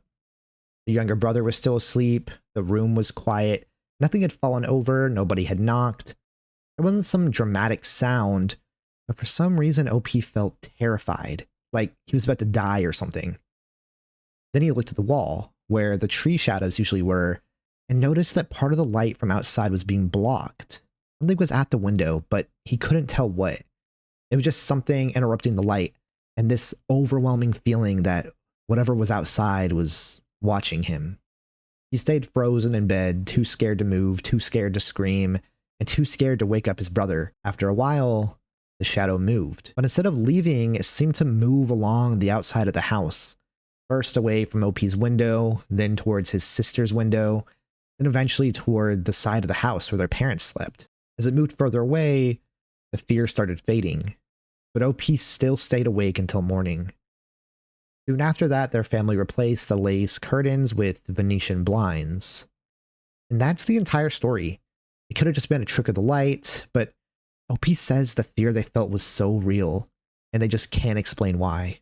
Now, if we want to assume or pretend that this story is fiction, this is just a really fun story to me. I can think of times when I was little and just being so sure that there was a ghost in my room and being so scared and just laying still, trying not to even breathe until, 6 or 7 in the morning when my parents got up for work, and then telling them, and them not believing me. I think we all have at least one memory from when we were a kid, and we can't quite say if it was fact or fiction. But for me, for some reason, I actually kind of cherish those memories. It's like a opportunity to think what real fear was like, but without any danger or trauma being attached to it. Maybe I'm just weird, but it's a fun story to me. I don't know. Friendly Lady. This entry refers to a post on r/let's not meet from March 2014, titled, "For years, I saw her in the background." The post was written by a deleted user, and it starts the memory from 1997 when OP was only 6 years old. Family had gone out to a seafood restaurant attached to a mall. It was supposed to be a normal family dinner. They were celebrating the OP's older sister making the dean's list. But while they were eating, OP noticed a woman standing outside the restaurant window. She was just staring at them, just staring at her family. Not just glancing in, not looking around the mall, specifically watching their table. OP was sure of it. And after a few minutes, the woman came inside. Apparently, the woman demanded to be sat in a section where she could still see the OP's family, which is strange. It's not clear whether she told the host specifically those words, or if she just said, "I want to be in that section." Either way, very, very strange, right? But yeah, after dinner, the family walked around the mall. But the woman did not leave. According to the post, she followed them into the store, including Limited 2, which was mainly a store for young girls. And she didn't stop. She just watched them. Eventually, OP's mother told an employee, and the woman was forced to leave the store. But even then, she didn't go away. She just sat outside and watched the family until they left the mall. Now, that alone would be super creepy and worthy of a post to r/let's not meet, but things only got worse. Because that wasn't the last time that OP saw this lady. Over the next few years, the same woman kept appearing in the background of their life. OP saw her outside of summer daycare, then at church, then around their older sister's university campus, then at a music festival, then during a museum field trip. Never like a huge violent confrontation. The lady never chased or screamed. She was just there all the time. Now, the biggest escalation came in 2001 when OP was at a Girl Scout sleepover at their elementary school. During the event, they saw the woman again. Only this time, she wasn't just standing outside. She was working there as an after-school janitor. When OP told her family, they reported the earlier incidents to the school, but at first the school was apparently skeptical, which I do understand, because it would be kind of hard to believe that you remembered this person from years in the past and they would just stare at you and you didn't know why, you never talked to them.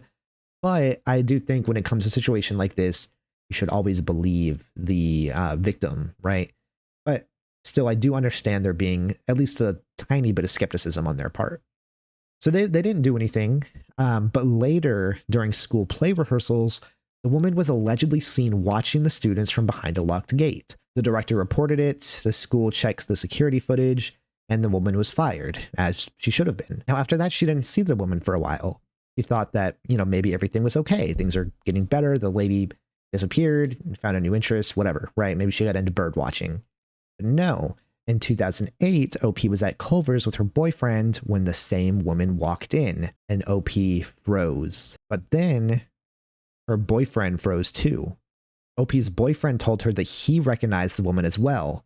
His family had dealt with the same woman for years. She had apparently shown up at his father's restaurant and asked employees questions about his children, but would go quiet whenever the father approached.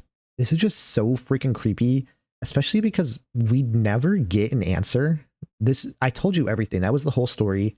There was never any update. And yeah, this is just what happened to OP. At the very least, I hope that OP never has to meet or see this woman again. I can't imagine what her intentions are. But she either needs to be put away somewhere or she needs to get help, right?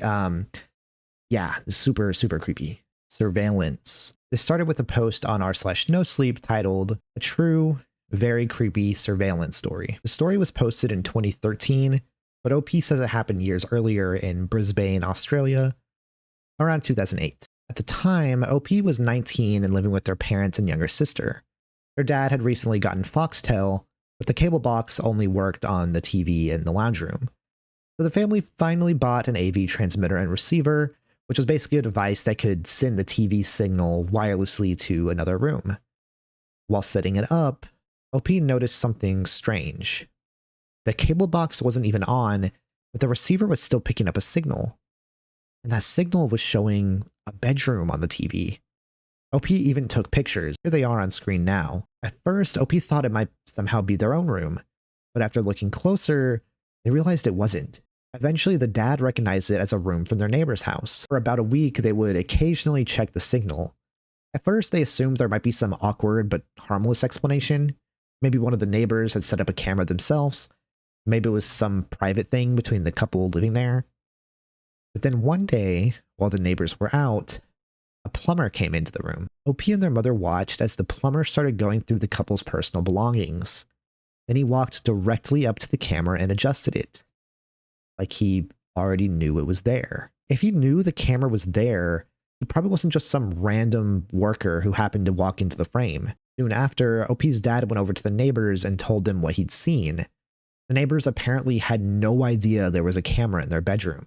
According to the post, the camera had been hidden inside or behind a wall-mounted water usage monitoring device that had been installed during renovations. Renovations that were done by the plumber. The police were called, and later OP learned that the plumber had been watching the feed from nearby. Apparently, he would park on the street at night in a car with tinted windows and just watch the camera feed on his laptop. That is so terrifying. It reminds me of the movie 13 Cameras, if you've ever seen it. I cannot imagine living in a situation like that and not even knowing it. It's kind of scary, the amount of cameras that we just have too, like our phones and this webcam that I'm talking into right now. Someone could just be like hacking it while I'm going about my day. Or, I stay in an apartment, the landlord or whatever could have hidden a camera anywhere, right? There could be one in my vent right now. He wouldn't see much. It would still be creepy. Doctor Boyfriend. This entry refers to a post on r/legal advice titled, "I think my boyfriend has been drugging me to make me forget things. He is a doctor." According to OP, she'd been experiencing strange gaps in her memory.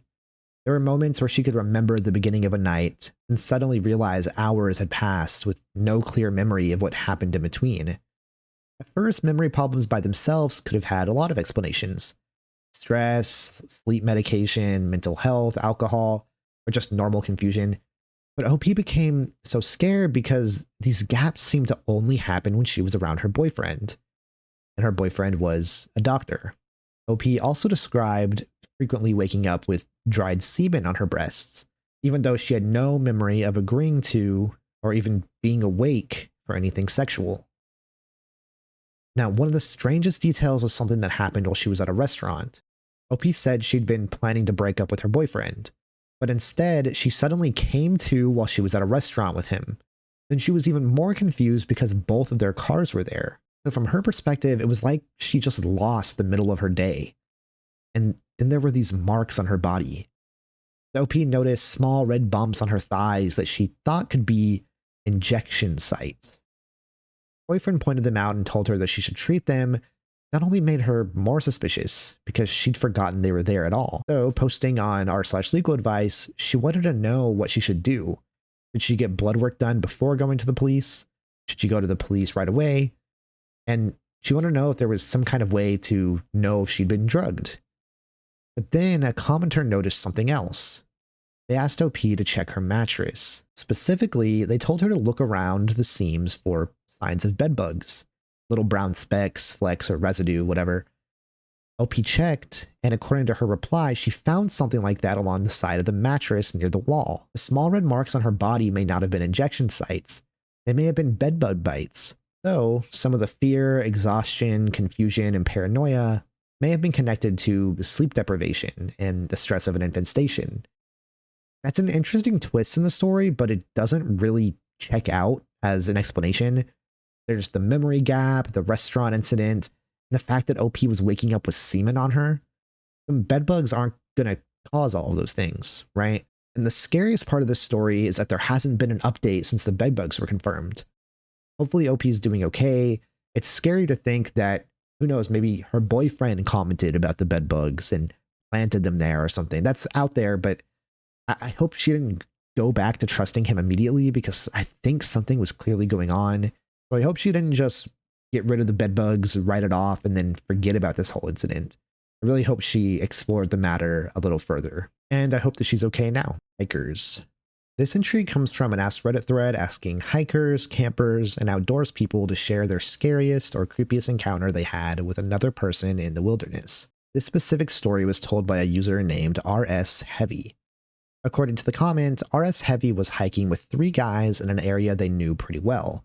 They started out on an actual trail, but eventually moved off trail into the woods, which was completely normal for them. And for a while, everything was just that. It was normal. Then, somewhere along the way, I noticed a man leaning against a tree. At first that was strange, but not immediately threatening. Seeing another person while hiking isn't automatically suspicious. The guy could have been tired and just stopped to rest. He could have been lost. He could have been hurt or dehydrated. The group called out to him and asked if he was okay. And the man didn't answer. And suddenly things started to feel just a little bit wrong. The guy was alone. He didn't have any hiking gear. He wasn't talking. He wasn't asking for help. And he wasn't really reacting the way a normal person would if a group of hikers found them in the woods. Still, the group didn't want to just leave someone behind if he needed help. I mean, there could have been something going on. They tried to get a better look at him without walking directly up to him. So they started kind of circling around. But that's when they realized what he was holding. It was a large blade, either a huge knife or a machete. As soon as one of the hikers noticed it, he yelled that the man had a weapon. And the second he did, the man stood up and turned toward them. And he still didn't say a word. That's what makes the story feel so dangerous. If it was just some random guy with a machete in the woods, that can be explained. Maybe he was clearing brush, maybe he lived nearby, maybe he was doing something weird, but ultimately harmless. But when a group of people calls out to you, sees your weapon, and starts backing away, a normal person would probably say something or do something to show that he wasn't being a threat. This guy just didn't.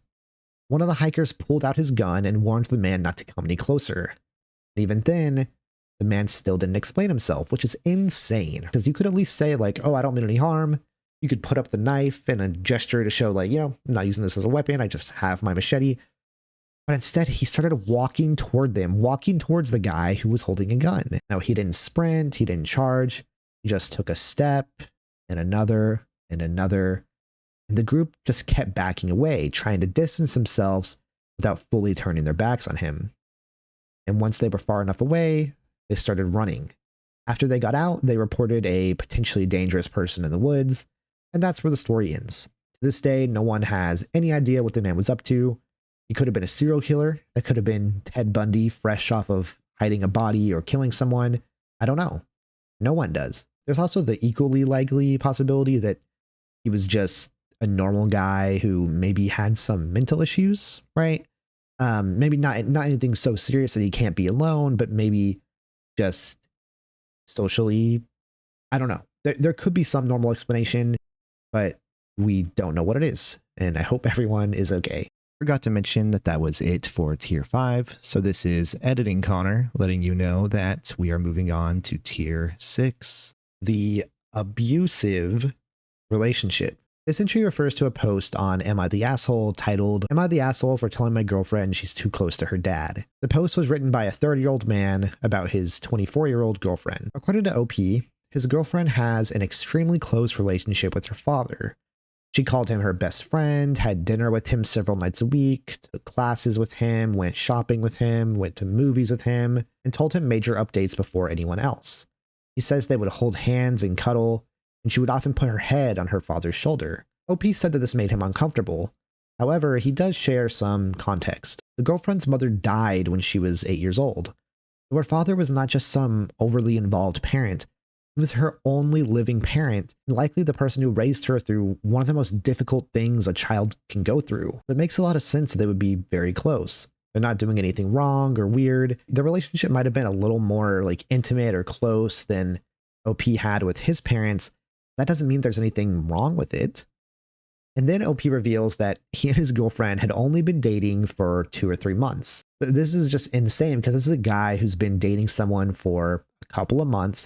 And he's already upset that he didn't rank above her dad, who has probably been her rock for her entire life. At one point, OP even asked his girlfriend if she loved her dad more than she loved him. And at first, she didn't answer, which honestly seems like the most reasonable response possible. It's a weird question to ask someone, especially that early in a relationship. Because how do you answer that without hurting their feelings while being honest, right? But OP kept pushing, and eventually she said yes. She did love her dad more than him. She's only known him for a couple months. She's known her dad her whole life. Her reasoning was basically that boyfriends come and go, but her father will always be there, which maybe is not the best way to put it. But can you blame her for being so blunt after this interrogation about something that the guy should not be worried about? But instead of taking that as a sign that he was asking too much too quickly, OP got angry. He told her that her relationship with her dad was creepy and unhealthy. He said he was tired of feeling like there was a third person in their relationship. And at one point, he described it as her having an affair with her father. This guy clearly has some serious issues, and it's crazy that he expected the comments to be on his side. Spoiler alert, they weren't. Commenters pointed out that he was trying to compete with her only parent after only a few months of dating, and they pointed out that he was treating her father like a romantic rival, which is of course insane. The post eventually got the asshole verdict, meaning that the commenters as a whole decided that OP was the asshole in question. And the update, OP said that his girlfriend dumped him. Good for her. Good riddance. It's good that she got out of that after only a few months. I can only imagine that things were only going to get worse and more controlling as time went on. Slugs in food. This entry started with a now removed r/relationship advice post by smallbean197 titled, I found out my partner has been putting slugs in my food. I don't know how to forgive him. OP was a 22-year-old woman who had been with her 24-year-old partner for about 4 years. About a month before she made the post, she noticed her partner had started acting weird. He'd been putting fruit out in the garden. When she asked why, he told her that he was feeding a family of mice that lived in the shed, which is already kind of strange, but not horrifying, not necessarily a red flag.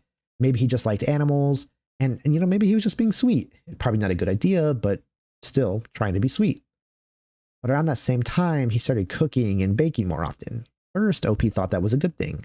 He was making her food, trying new recipes, and seemingly putting effort into the relationship.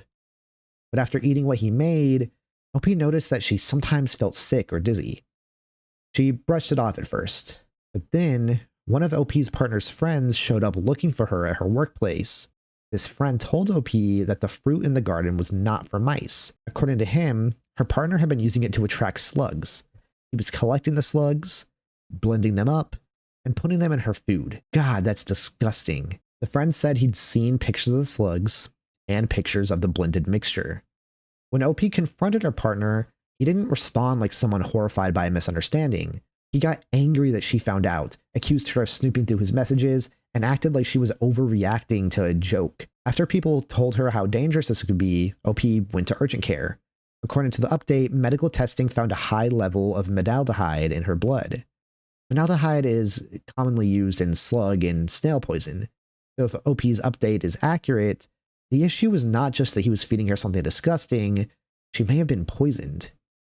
And then the story gets even worse and creepy and weird. According to OP, her partner eventually admitted that the slugs were not the first thing he had done. He described it as doing random experiments on her after they moved in together. She said it started with things like spitting on her toast, but it escalated. He had swapped her vegetarian food with real meat, despite knowing she had IBS and did not digest meat well. He also said that he tampered with her medication, replacing her propanol capsules with salt. There was also a detail involving OP's pet giant African land snails. One of them had gone missing, and according to the update, her partner later admitted that the snail had died and that he put it in her curry. He also said that he once used her toothbrush on the toilet, but then washed it because he decided it was too far. Eventually, OP left. She packed her things, took her animals, and went to stay with her dad. In her later updates, she says that she struggled badly with food afterward, which makes sense. When someone does something like this, the damage is not just physical. She didn't just get sick. It changes the relationship you have with eating, with trust, with routine, anything someone else prepares for you, or anytime they're alone with anything that you own or use. This one is so scary to me, like maybe the scariest one on this entire iceberg, because literally anyone you know could be doing things like this to you, and you probably would never find out. It's not serial killer evil where the person is going to get arrested and go to prison, but it's weird and fucked up evil that may not ever be noticed. Imagine someone like this getting a job at a restaurant or a hospital. Imagine the things they could be doing. I don't even want to think about it. Dr. Ramsey. This entry refers to a famous Let's Not Meet post by user Sweet Mercy titled Dr. Ramsey. The post was made in March of 2013, but the story itself happened when OP was still a child. According to OP, it began on the week before her 10th birthday. At the time, she was living in St. Paul, Minnesota, and her mother sent her to a nearby corner store to buy a jar of ragu. On the way home, a man she had never seen before started walking beside her. He introduced himself as Dr. Ramsey. He told her he was a pediatrician, and he started asking questions. He asked if her parents were looking for a doctor, and he commented on how she was getting older and she might need a new doctor soon. He complimented her hair, he talked about buying candy for his office. OP ignored him as much as she could and just kept on walking, but he followed her almost the entire way home. When she got close enough, she ran inside. But unfortunately, this is only the beginning. After that day, Dr. Ramsey started appearing near the house very frequently. At first, he would drive by, smiling and waving, but then the phone calls started. OP's father asked whether she'd told the man her name, because somehow Dr. Ramsey knew it. He also knew her sister's name. Soon, OP and her sister were no longer allowed to answer the phone. As the calls continued, the situation got worse. Dr. Ramsey began making threats. He threatened OP, and he threatened her sister, too. Her father called the police, but OP says this happened before modern stalking laws were as developed as they are now. There wasn't much the police could do unless Dr. Ramsey actually physically tried something. Her father turned to an old friend who was a police officer. For about a month, he escorted OP to school every single day. This was a super tough time for OP because she wasn't allowed to walk to school anymore. She wasn't allowed to play outside. She wasn't allowed to go to the local Super America. She just wasn't allowed to go out and do any of the things that she used to enjoy, all because of this strange man who was threatening her. One day, OP's brother saw someone in the family garage. When the person ran, her brothers chased him. According to OP, it was Dr. Ramsey. They chased him all the way to Cherokee Park before losing him in the trees. Family called the police again, but nothing really came of it. They had a description and they had the name Dr. Ramsey. No one even knew if that was his real name. But a few weeks later, the family found their German Shepherd dead, hanging from the side of their front porch. For some reason, the police considered it accidental because there was no proof connecting Dr. Ramsey to it. But OP says her family never believed it was an accident. They knew it was Dr. Ramsey. And after that day, the phone calls started becoming more specific. Dr. Ramsey would describe who was home, who wasn't home, and weak spots in the house. He knew about a kitchen window. He knew about the French doors. He told the family about all the different ways that he could get inside. One night, while OP's parents were gone and some of the siblings were home, the top of the French doors suddenly swung inward.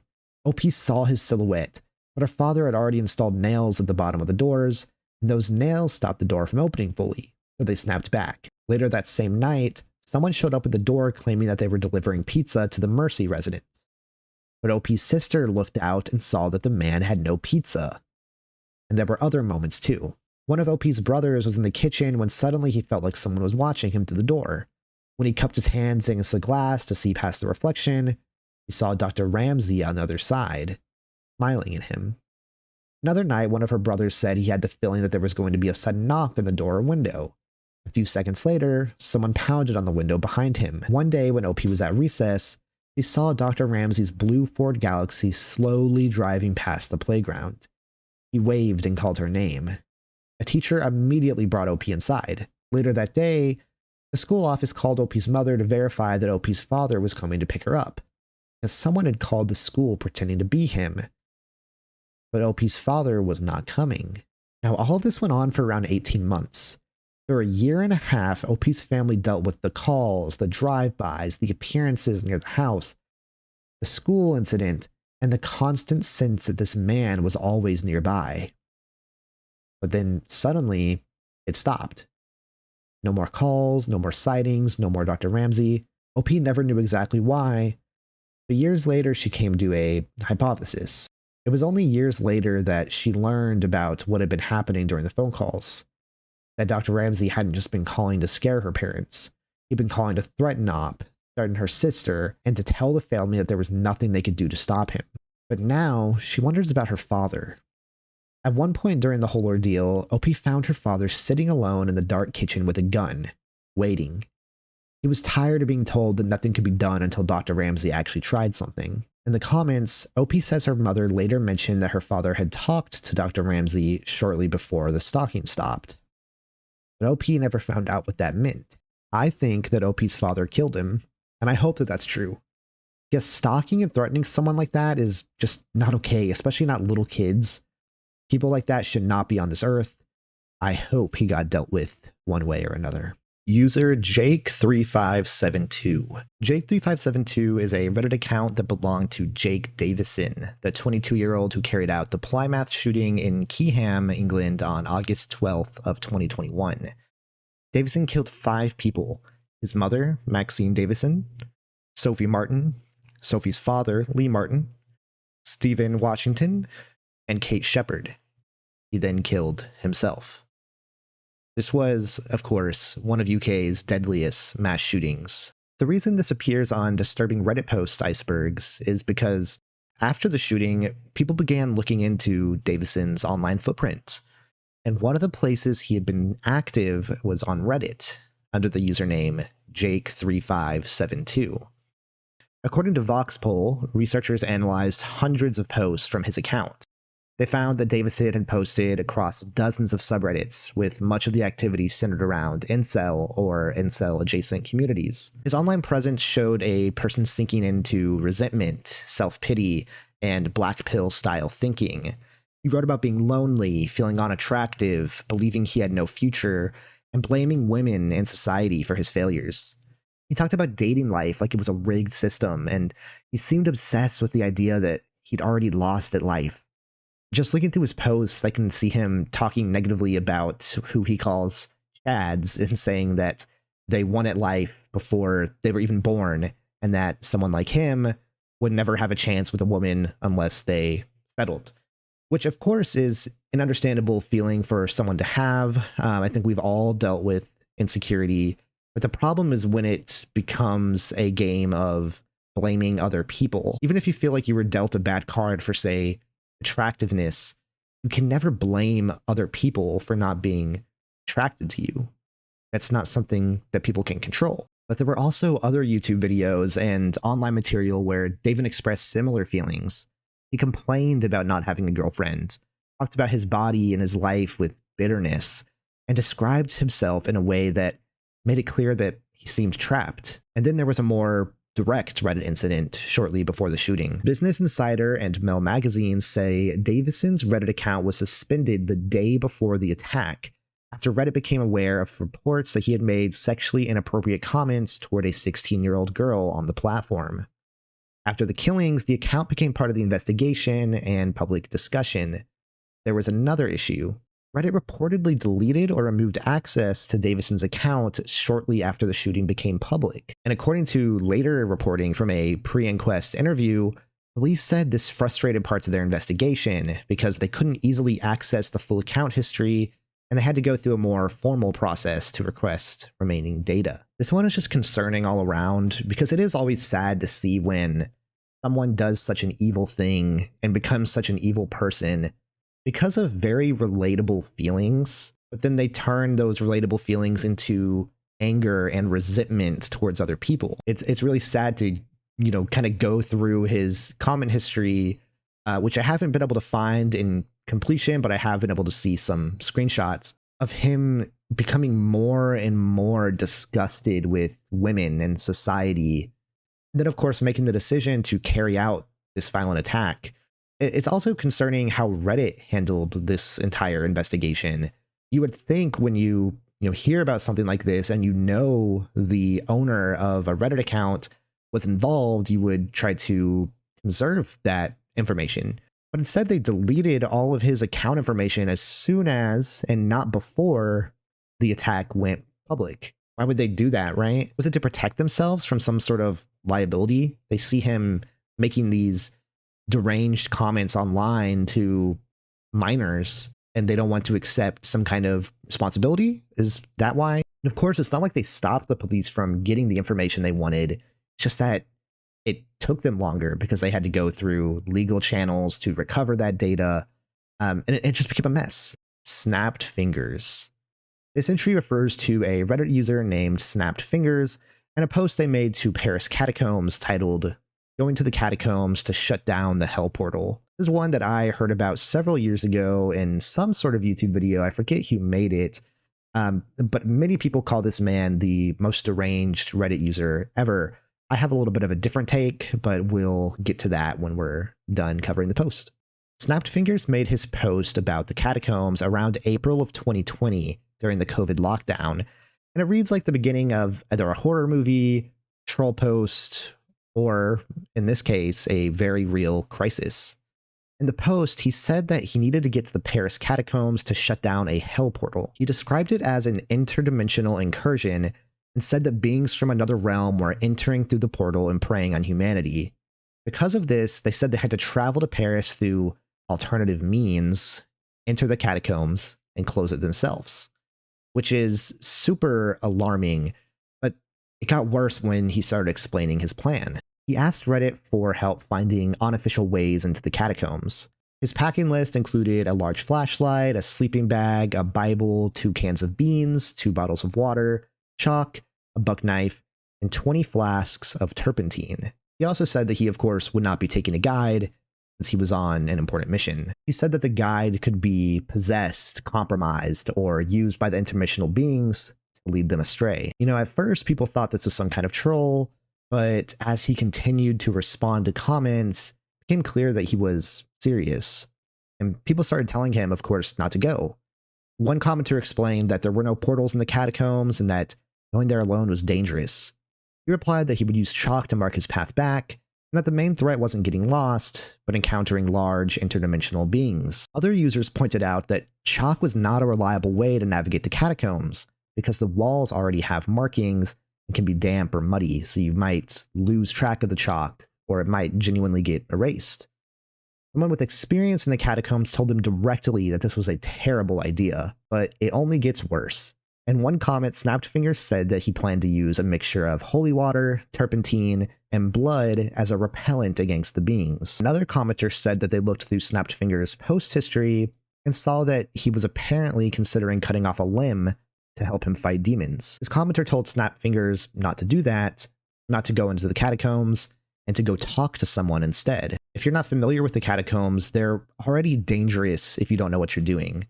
The official tourist section is only a tiny part of the underground network, and the unofficial areas are dark, confusing, illegal to enter, and very easy to get lost in. No one that doesn't have experience would be able to navigate fluidly and then make their way out once entering. So after the original post, people kept wondering what happened to Snapped Fingers. The most repeated follow-up that I could find was that Snapped Fingers allegedly made a later post saying they were alive and seeking help or treatment, then eventually logged off, with the account later being suspended.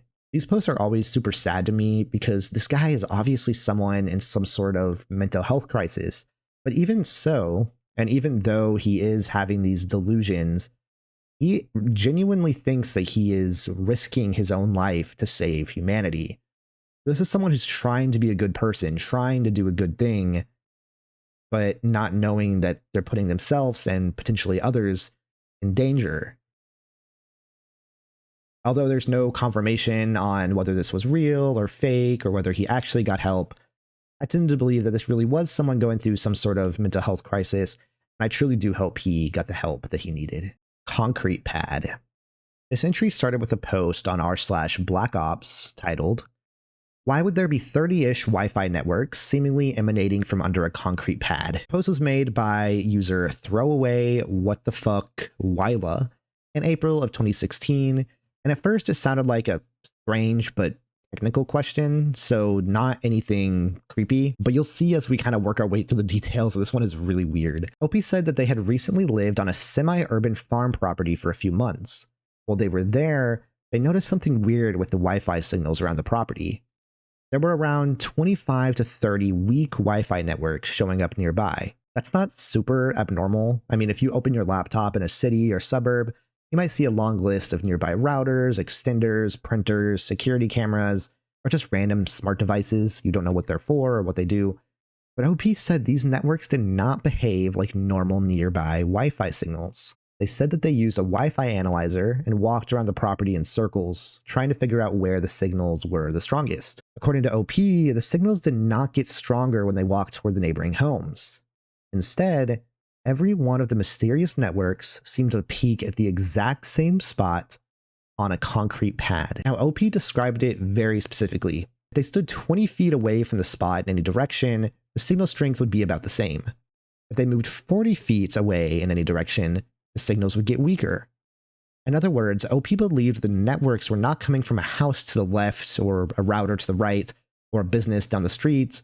They believed the signals were centered on one piece in the concrete. And the feel of the property made everything just stranger for OP. They said there were homes on two sides, but there was a large county park behind the property and another larger farm in front of it, where there were supposedly no obvious Wi-Fi routers nearby. And then there were the network names. OP said the SSIDs changed about every 5 minutes. They also said the networks covered the entire 2.4 gigahertz spectrum from channel 1 to channel 14. And when OP watched the Wi-Fi analyzer in real time, the signals didn't move independently. They rose and fell together.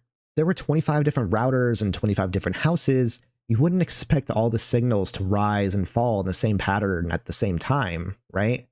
But OP claimed that these signals did. Now, there was one regular company network on the property. According to OP, that company network rose and fell in signal strength in sync with the mysterious weaker networks. But, maybe the Wi-Fi analyzer was wrong. Maybe the signals were reflecting off structures, terrain, metal, concrete, utility equipment, whatever. Maybe someone nearby was broadcasting fake SSIDs. Maybe it was some kind of testing equipment. There was a router misconfiguration, or just normal interference that could be explained by some typical means. But then OP added the concrete pad detail. They said they used a Seek thermal imaging camera on the area where the Wi-Fi signals peaked. According to OP, that exact point on the concrete was about 30 degrees Fahrenheit hotter than the surrounding concrete. Then OP drilled into the pad. They said they drilled several holes through the concrete. Some were random test holes, but one was directly over the Wi-Fi hotspot. Then OP started pouring water into the holes. According to OP, the random holes filled up after about half a liter of water, but the hole at the Wi-Fi hotspot did not fill. It just kept draining. So that obviously suggests that there must be some kind of empty space underneath that part of the pad. One commenter asked OP if they could connect to the access points. The reasoning was that if OP could communicate with the devices, they might be able to get MAC addresses and identify the manufacturer. Same commenter also suggested checking for vents nearby, because if there really was an underground equipment or a bunker, there would probably need to be ventilation somewhere. OP replied to this and said that they could connect to the networks, but they weren't able to crack the passwords. Then OP added that they were no longer in the area. When someone asked why, he said that he had to flee. But he never explained why. Instead, he moved on and started adding more physical details about the property. It said there were buildings about 150 to 250 feet away from the concrete pad that could, in their mind, have been hiding vents. OP said they'd helped build those structures with their boss. They claimed the concrete pads for those buildings had been laid by normal-looking contractors, but that the footprints had been prepared and leveled before OP arrived. They claimed the concrete pads for those buildings had been laid by normal-looking contractors, but that the footprints had been prepared and leveled before OP arrived by contractors that OP described as shady, whatever that means. Now, OP also said that before they arrived, a warehouse had supposedly been demolished where one of the buildings now stood. According to OP, huge liquid tanks had been removed from the ground during that demolition. OP's logic was that if large tanks had been pulled out, they may have left a significant underground void or some kind of open space behind. But then OP brought up the storm drain. They said a municipal storm drain had once run near the building and had been removed during site preparation. A new storm drain was supposedly installed on the opposite property line, and OP said the new one was much larger than the older one. The old drain, according to OP, was too small for a person to enter, while the new one was about the size of a door. OP even gave a location clue, saying the old storm drain could be seen on Google Maps near the property line between 577 and 567 Pacala Street in Honolulu. So OP's idea was that if someone wanted to excavate or access underground space without making it obvious, an old storm drain could be a convenient place to start. In OP's mind, the storm drain replacement, the demolished warehouse, the removed tanks, and the hot concrete pad all fit together as possible signs of underground access. Then OP mentioned late-night concrete work. He said they saw a truck making multiple late-night trips over several days, removing broken up, new-looking concrete from the neighbors' city trash bins. OP also said the property they lived on and the neighboring property were both leaseholds held by the same person, but not by OP's boss. When another commenter asked if there was any indication of a power source nearby, OP said there were high-voltage power lines behind the property that, according to them, did not match the normal city grid. OP claimed these lines were disconnected from the lines feeding the meters on nearby properties. They also claimed the lines went into a steel frame building behind a wealthy neighbor's residence. OP also said there were electrical conduits running from a multi-breaker setup near the meter, and that some of those conduits ran near the Wi-Fi hotspot, even though OP believed they were not supposed to be connected to anything. And that's how OP connected the Wi-Fi mystery to a possible hidden facility. In their mind, the signals suggested electronics. The heat signature suggested active equipment or warm air. The draining hole suggested empty space. The nearby buildings could hide the vents. The storm drain could be access. The late-night concrete removal could be concealment. And the odd power lines could explain how this structure underground was being powered. OP also posted photos of the pad and said there were cracks running from the hotspot, while the rest of the 600 to 700 square foot concrete pad did not have similar cracks. In another comment, OP said the signature was about 2.5 square feet. He also said the concrete above the hot point was around 7 inches thick, compared to about 4 inches elsewhere. OP claimed that they even tried to excavate under the pad and got within about 2 feet of the hole they drilled. They said it was hot underneath, almost steaming, like the inside of a compost pile. But they also claimed there was no obvious microbial activity, and that the soil below was red volcanic dirt. So with this in mind, some commenters started to push back just a little bit.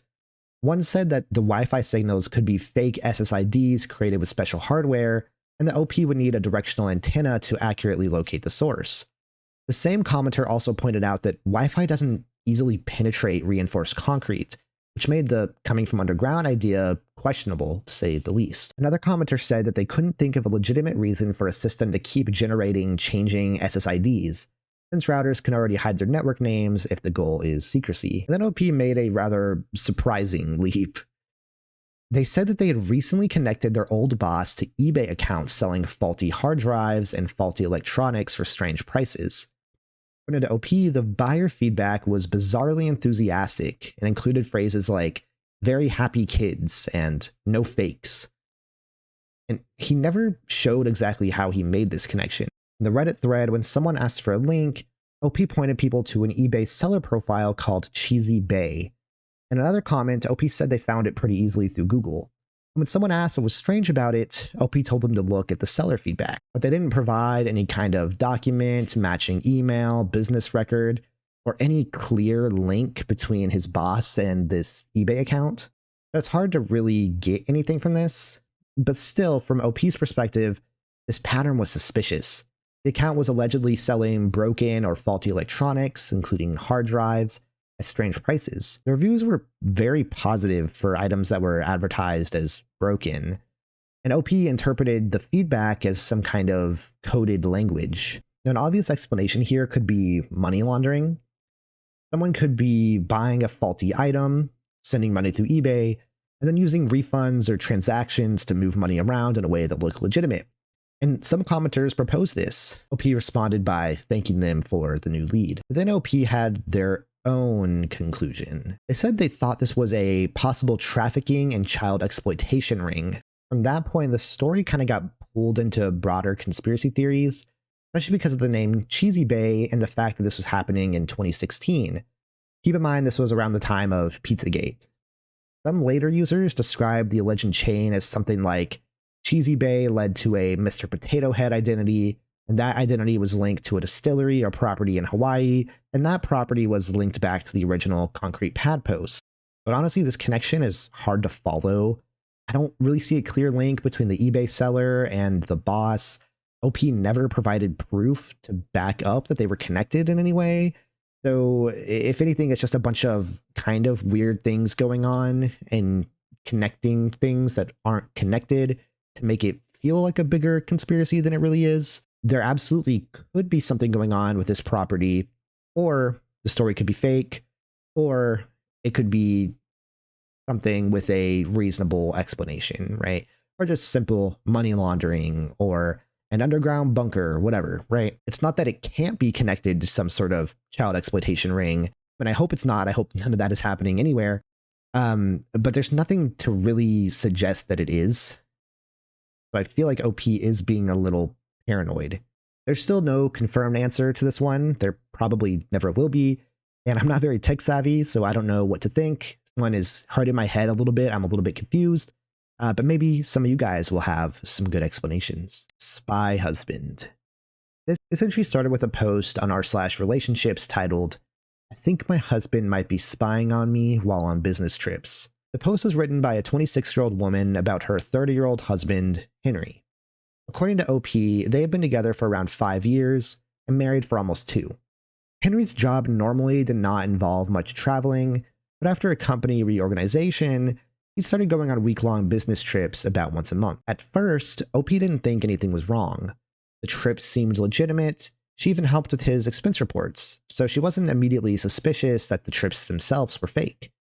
The problem was that Henry seemed to know exactly what she was doing while he was gone. The first incident involved one of OP's friends. Friend's dog had died, and OP talked about it during a phone call in her living room. When Henry came home from his business trip, he casually asked how that friend was doing. OP thought that was super strange. As far as she knew, there was no obvious way for him to know what had happened. The friend had deactivated her social media before the dog died, and Henry wasn't close with her. When OP joked by asking if he was watching her, Henry got defensive and said he'd just seen it online. And that could maybe be explained even if the friend in question didn't have social media, like maybe a mutual friend posted about it. But if that was all that happened, there wouldn't be a post about it, right? One night when Henry was out of town, OP went out with some friends. She told Henry she would be home around 12:30, but she ended up coming home early, around 11. And she forgot to text him when she got back. But 20 minutes after she got home, Henry messaged her asking if she was home. Now again, maybe that could be a coincidence. Maybe he guessed, maybe he knew her habits super well, but it did make OP super suspicious, as it would for me, right? As it would for anyone, right? I mean, they're not using Find My iPhone like, most people use these days. Another time, Henry came home early from one of his trips and started asking what she had done that week. He specifically asked whether she had anyone over.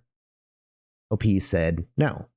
And Henry started acting like he thought she was lying or that he didn't believe her. But then OP mentioned that her brother had stopped by to drop off photo albums of their late father. Her brother had not come inside. They'd only talked briefly on the front porch with the front door open. When she said that, Henry seemed to suddenly relax, almost like something had clicked. So to OP, that signaled maybe he'd heard a male voice in the house or near the house and assumed she'd had another man over, which of course leads to the question, how could he have heard that? At that point, OP started thinking he might have hidden some kind of camera, microphone, or listening device somewhere in the house. This theory was very believable because Henry worked in IT. He was super tech savvy, and according to OP, he knew his way around computers and strange devices. So commenters started giving her practical advice. They told her to check for hidden cameras, check her computer and phone for spyware, and avoid using devices Henry may have had access to. OP also explained that the suspicious incidents all seemed connected to the main floor of the house. The house had an open concept layout, vaulted ceilings, and hardwood floors, so sound carried very easily. There was a microphone somewhere, it might not need to be in every room. Then OP tried to investigate. One day, Henry was supposed to be away at his mother's house for several hours. OP started walking around the house, pretending to casually knock things over so she could inspect them, just in case Henry was watching. But while she was doing that, Henry called. He just asked, "What are you doing?" OP gave him a vague answer, and then he said he was leaving soon and would be home in about 20 minutes, even though he was supposed to be gone for at least 3 more hours. Now, OP didn't want to confront him directly. The one time she jokingly brought up the idea of him watching her, he got angry and defensive. So if he really was spying on her, she was worried about how he would react if she accused him. Then the story just stops. OP left a few comments saying she was okay, that she was busy with work, and that she planned on getting to the bottom of everything soon. But as far as I can find, there was never a real update. Hopefully everything is okay. If everything she says is completely accurate, I think it's pretty obvious that he's doing some sort of surveillance on her. That being said, all I can hope is that maybe this was just strange coincidences, and maybe she understood something wrong, or whatever, right? I don't know. Hope her husband isn't stalking her, but honestly, it seems like he is. Film reel in a condom. This entry comes from an old Ask Reddit thread posted by pictures_123 titled, "Found a used roll of 35mm film inside a condom wedged behind a public toilet in a bad part of a big city. What do?" And the title's pretty much the whole story. According to OP, they were using a public bathroom when they noticed something wedged between a pipe and a tile behind the toilet. When they pulled it out, and I can't imagine why he would pull something like this out, it was a roll of exposed black and white 35mm film inside of a condom, which is just so weird. If you find that, you're gonna immediately assume that something is going on. Putting film inside a condom and then hiding it behind a toilet is so strange.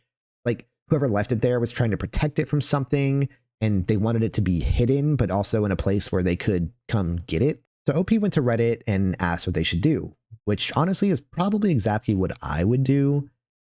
Well, I wouldn't have pulled it out from behind a toilet, but if I did, I probably would do the same thing, because you can't really walk into a store and get it developed, because of course they're going to assume it's yours. And how do you explain what's on it? I mean, there can't be anything good on it, right? At the very least, it's something that whoever made it doesn't want anyone else to see. But yeah, people started speculating. Maybe it was nothing. Maybe it was just someone hiding random photos. Maybe it was some kind of art project. Maybe it was literally just trash and someone was just being a little bit weird. And they said, okay, I'm going to put this in a condom and put it back here instead of throwing it away. I don't know. Some people told OP, do not take it to a normal drugstore photo counter.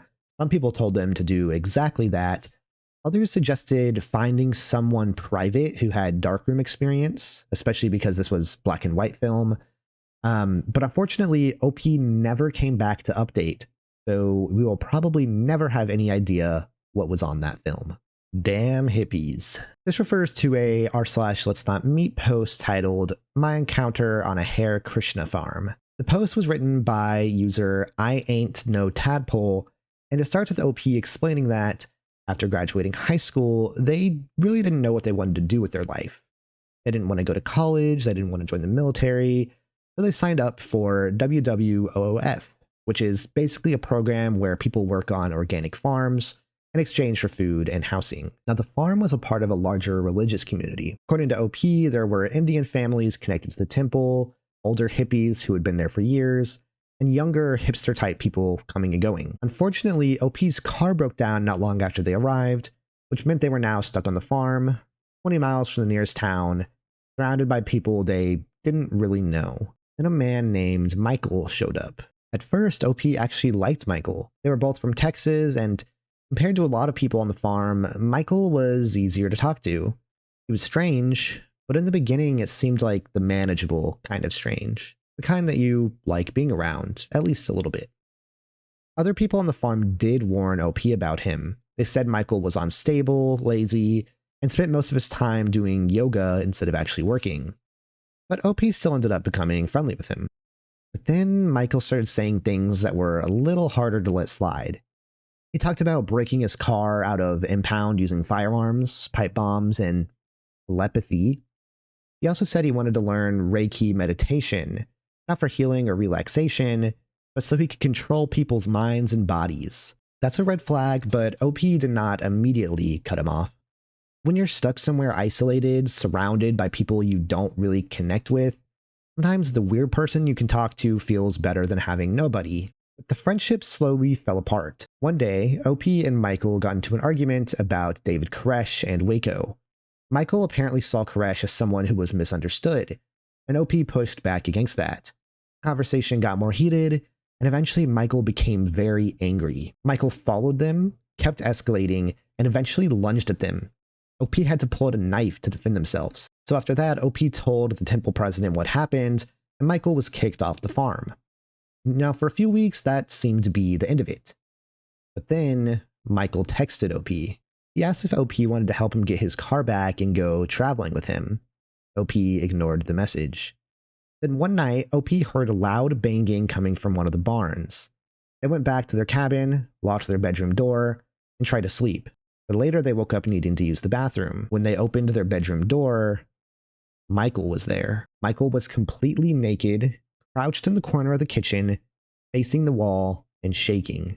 Imagine opening your door in the middle of the night and seeing that. OP believes that Michael may have been trying to use Reiki to pacify them or control them somehow. Whatever he thought he was doing, OP slammed the door, locked it, and called 911. By the time the police arrived, Michael was gone. He probably ran off into the woods. After that, OP left the farm and never saw Michael again. Damn hippies, dude. That is terrifying and weird. Losing time.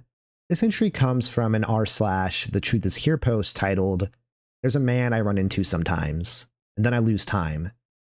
Today he came to my door." The story is about a woman who claims that throughout her life, she has run into this strange man multiple times. And as you can guess from the title, every time she sees him, she loses time. The first encounter happened when she was 16. At the time, she was living in an apartment complex and taking her dog, Shasta, out for a walk at around 10 p.m. Near the complex, there was a bike trail, and at one bend in the trail, she saw a man standing completely still. He was white, maybe in his mid-30s, and he was wearing a big, puffy down coat. He wasn't walking anywhere. He wasn't talking to anyone. He was just standing there, with his hands in his pockets, staring at her. OP immediately felt uncomfortable. She didn't want to walk past him, so she cut through the trees to avoid the trail. Then she lost time. The next thing she remembered, she was already inside her apartment building, standing at her door, putting her key into the lock. She had no memory of walking back, no memory of getting into the building, no memory of how she got from the trees to her apartment door. It was strange, but years passed without incident. But then when she was 19 and 7 months pregnant, she moved back into the same apartment complex with her fiancé. One day she went outside to take out the trash near the bike trail, and that's when she saw the man again. This time he was talking on an old flip phone. But when he noticed her, he started walking toward her. And while he walked, he began snapping his phone apart piece by piece, all while staring at her. OP ran back inside. And then she lost time again. The next thing she remembered, she was in a maternity ward with a fetal monitor and an IV. Later, she pieced together what had apparently happened during the missing hours. She'd gone back inside, watched Battlestar Galactica with her fiance, gotten sick, developed a fever, and ended up at the hospital. But she didn't remember any of it. She was only able to piece it together by what other people told her. When she got back home, she found pieces of the broken phone in the parking lot. She believed it was a Nokia 6085, or at least something similar. Months later, after she had her baby, third encounter happened. Someone knocked on her apartment door at around 8 in the morning. Her dog started growling, which was very unusual, but still, Opie opened the door without checking the peephole. And the man in the down coat was standing outside. I remember thinking it was strange she was still wearing the coat because the weather was warm. Then she lost time again. When she came back to herself, she was sitting at the kitchen table. About an hour and a half had passed. The apartment thermostat had been turned up to 90 degrees. She was dressed for work. Her baby was in the crib crying with a leaking diaper, and her dog was whimpering nearby. And there was blood on the floor by the doorway. OP checked on herself, the baby, and the dog, but couldn't find any injuries. Nothing seemed to be missing, and the man was gone. Because this was posted in a subreddit focused on the paranormal, there was, of course, a lot of speculation that this was some kind of supernatural situation, but other people pointed out that it could have been a neurological issue. Maybe OP was having seizures or disassociation. Maybe there was some other medical condition that caused her to black out or form false memories around the episodes, which is super scary. Because imagine if your brain just creates someone and puts them in your vision whenever you're about to have some kind of seizure or episode. It's terrifying whether the man exists or not. Hope OP is okay, and I hope she never has to face that strange man again. Aoki Mom. The Reddit account u/Aoki Mom is believed to have belonged to April Bever, the mother in the 2015 Broken Arrow family murders. The unsettling thing about this one is how normal her account was. When you read through the account, it doesn't read like some dark warning sign. It's not a manifesto, it's not a confession, not someone posting violent fantasies or cryptic messages. Just a mom on Reddit. She posts mostly in normal subreddits. Talks about groceries, budgeting, eBay, Christmas gifts, nail polish, Oklahoma, how much she loves her children, and random little pieces of everyday life. In one comment, she talks about having 7 children and living on one income. She says her kids do not do without, and that she would never give up having any of them just so she could have more money. She says they're amazing people and that the world will benefit from having them in it.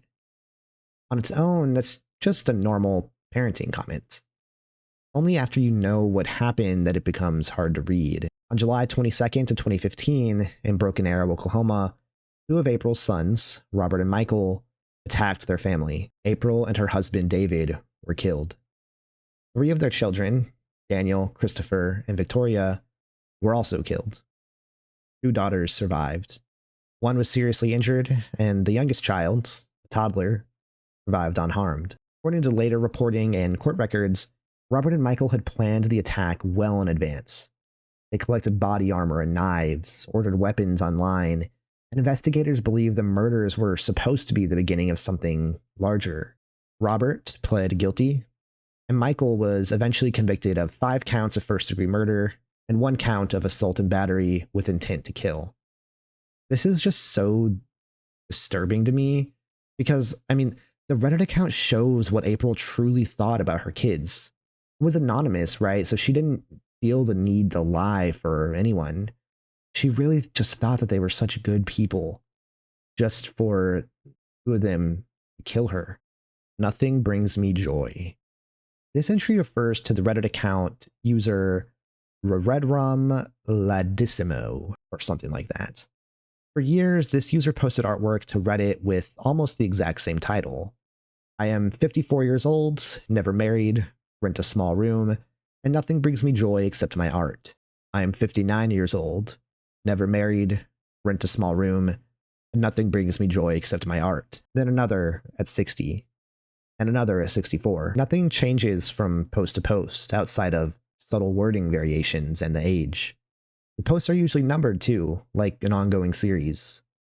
post number 23, post number 39, gives the whole account this strange feeling of being a long-running project, diary, or cry for help. At first, it's just sad. It's a person sharing artwork, but doing it with a title that feels vulnerable. Not, here's a painting I made, or what do you think of this, or I'm trying to improve. Just a short story about a man who has no joy except for his art. But then there's the username. If you read it backwards, it becomes homicidal murderer. And a lot of people found this to be extremely creepy. Some people even suspect that this man is a murderer, but there's no evidence to suggest that he actually was homicidal. So I think this is just a guy with a creepy username. Honestly, it sounds like something I would have come up with when I was just a little bit younger. You have to read it backwards, and it's a redundant name. It's obviously just someone being edgy and silly. I hope the man is doing well. I hope he doesn't get attacked for his username. And I hope his life gets better. I hope he finds joy outside of art, but that he continues his art as well. Hiding place. This entry is a little bit difficult to pin down with 100% certainty, but the strongest match I could come up with is this Ask Reddit post titled, "You have 30 minutes to hide a USB drive in your house. Your house will then be raided by police, detectives, and some FBI agents all searching for the USB. Where do you hide it so that it won't be found?" And I think most people have seen some variation of this, either on Reddit or TikTok or whatever, and it's mostly just a silly hypothetical. At least that's how I've always interpreted it. And in the thread of a post like this, it typically turns into a brainstorming session. People suggest hiding spots. Some are stupid, some are funny, some are very elaborate, and some are like genius. Most people treat it like a logic problem, but some people find this disturbing. They point out how suspicious the question is. Why is the FBI coming? Why are they looking for a hard drive? Why do they know the USB exists? Some people started joking that OP had to be asking for a reason, like maybe he was trying to hide something from the police and FBI. Others asked, was the drive ever found? Where'd you end up hiding it? To be clear, I don't think there's any evidence to suggest that these types of questions have ever been connected to a crime. There's no update where OP says it worked, or the police showed up and they found it. Damn it, why'd I take Reddit's advice? No, it's probably just a random thought experiment. Honestly, I don't think this should have been on the iceberg, but it is kind of fun from a hypothetical standpoint. But from some people's perspective, a thread like this turns into thousands of people helping someone hide evidence from a federal search. Probably nothing, but it could be a terrifying criminal asking for advice and receiving tons of it. OP tortures his balls to prove a point. This entry comes from a 2018 r/WTF post titled, "I found a homemade electric chair while exploring an abandoned building in Croatia." The post itself was exactly what it sounds like. Someone found what appeared to be a homemade electric chair inside an abandoned building, and naturally, the comments started arguing about whether the device could actually hurt someone. Eventually, the conversation turned into an argument about car batteries. In movies, TV shows, and probably like half the torture scenes ever written, people act like attaching a car battery to someone is this guaranteed way to shock them and that it's some torturous pain. But some commenters started saying, guys, that's not how electricity works. Then one user, Admiral Awesome, pushed back. He basically told people that if they were so sure a car battery could not hurt them, they should try connecting it to their nipples or genitals for a minute or two, and then say that again. That's a pretty funny thing to say in an argument, and you can imagine that in most scenarios, it would have ended there. But another user, a non-72C, actually accepted the challenge. He didn't have a car battery nearby because it was 3 in the morning, but he did have a laboratory power supply. So he set it up to approximate the voltage of a car battery. He then attached it to his balls and posted proof. According to his comment, he said that the worst experience was just attaching the clips to his balls, like the pinching. But other than that, he said the sensation was mild and pleasant. Then he went into a longer explanation of why a car battery alone does not work like people imagine. The battery can provide a lot of current in the right conditions, but it doesn't just magically force all that current through your body. Your skin has resistance, the voltage is low, and Now, without a much better path for electricity to flow, the result is not the instant torture device most people imagine. Now, I should say the point of this is not that it's safe to play with electricity. The point is that someone got so annoyed by a Reddit argument that he decided the only way to end it was to hook a massive power supply to his balls. I respect that so much. He just, big dicked or big balled the whole Reddit community. And I have a lot of respect for someone that can really stand 10 balls down in an argument like that. Husband's notebook. This entry comes from a deleted r/relationships post by u/secret notebook. The post was titled, "I found a hidden journal of my husband of 4 years and think he has some kind of disturbing obsession with women." OP was cleaning her husband's closet one day, folding clothes and organizing shelves, when she found a notebook hidden behind some clothes. At first, there was no reason to think it would be anything serious.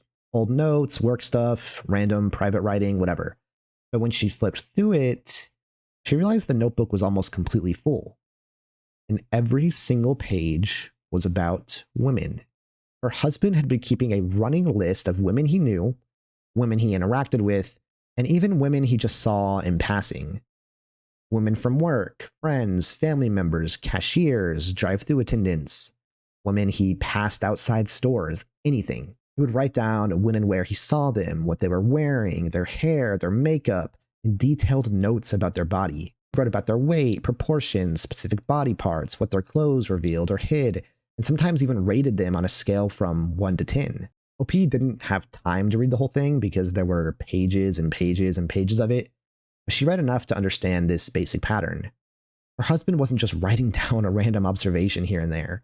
He was documenting every single woman in his life. What disturbed OP so much was that, besides this, nothing about her husband had ever seemed suspicious.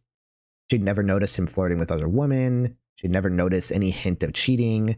He was never out late at weird hours. He was never unreachable. He didn't have any female friendships that made her uncomfortable. The relationship was good. They spent time together. They communicated well. Their married life was pretty normal. But commenters immediately picked up on one key detail. The notebook only went back to March. P and her husband had been together for years.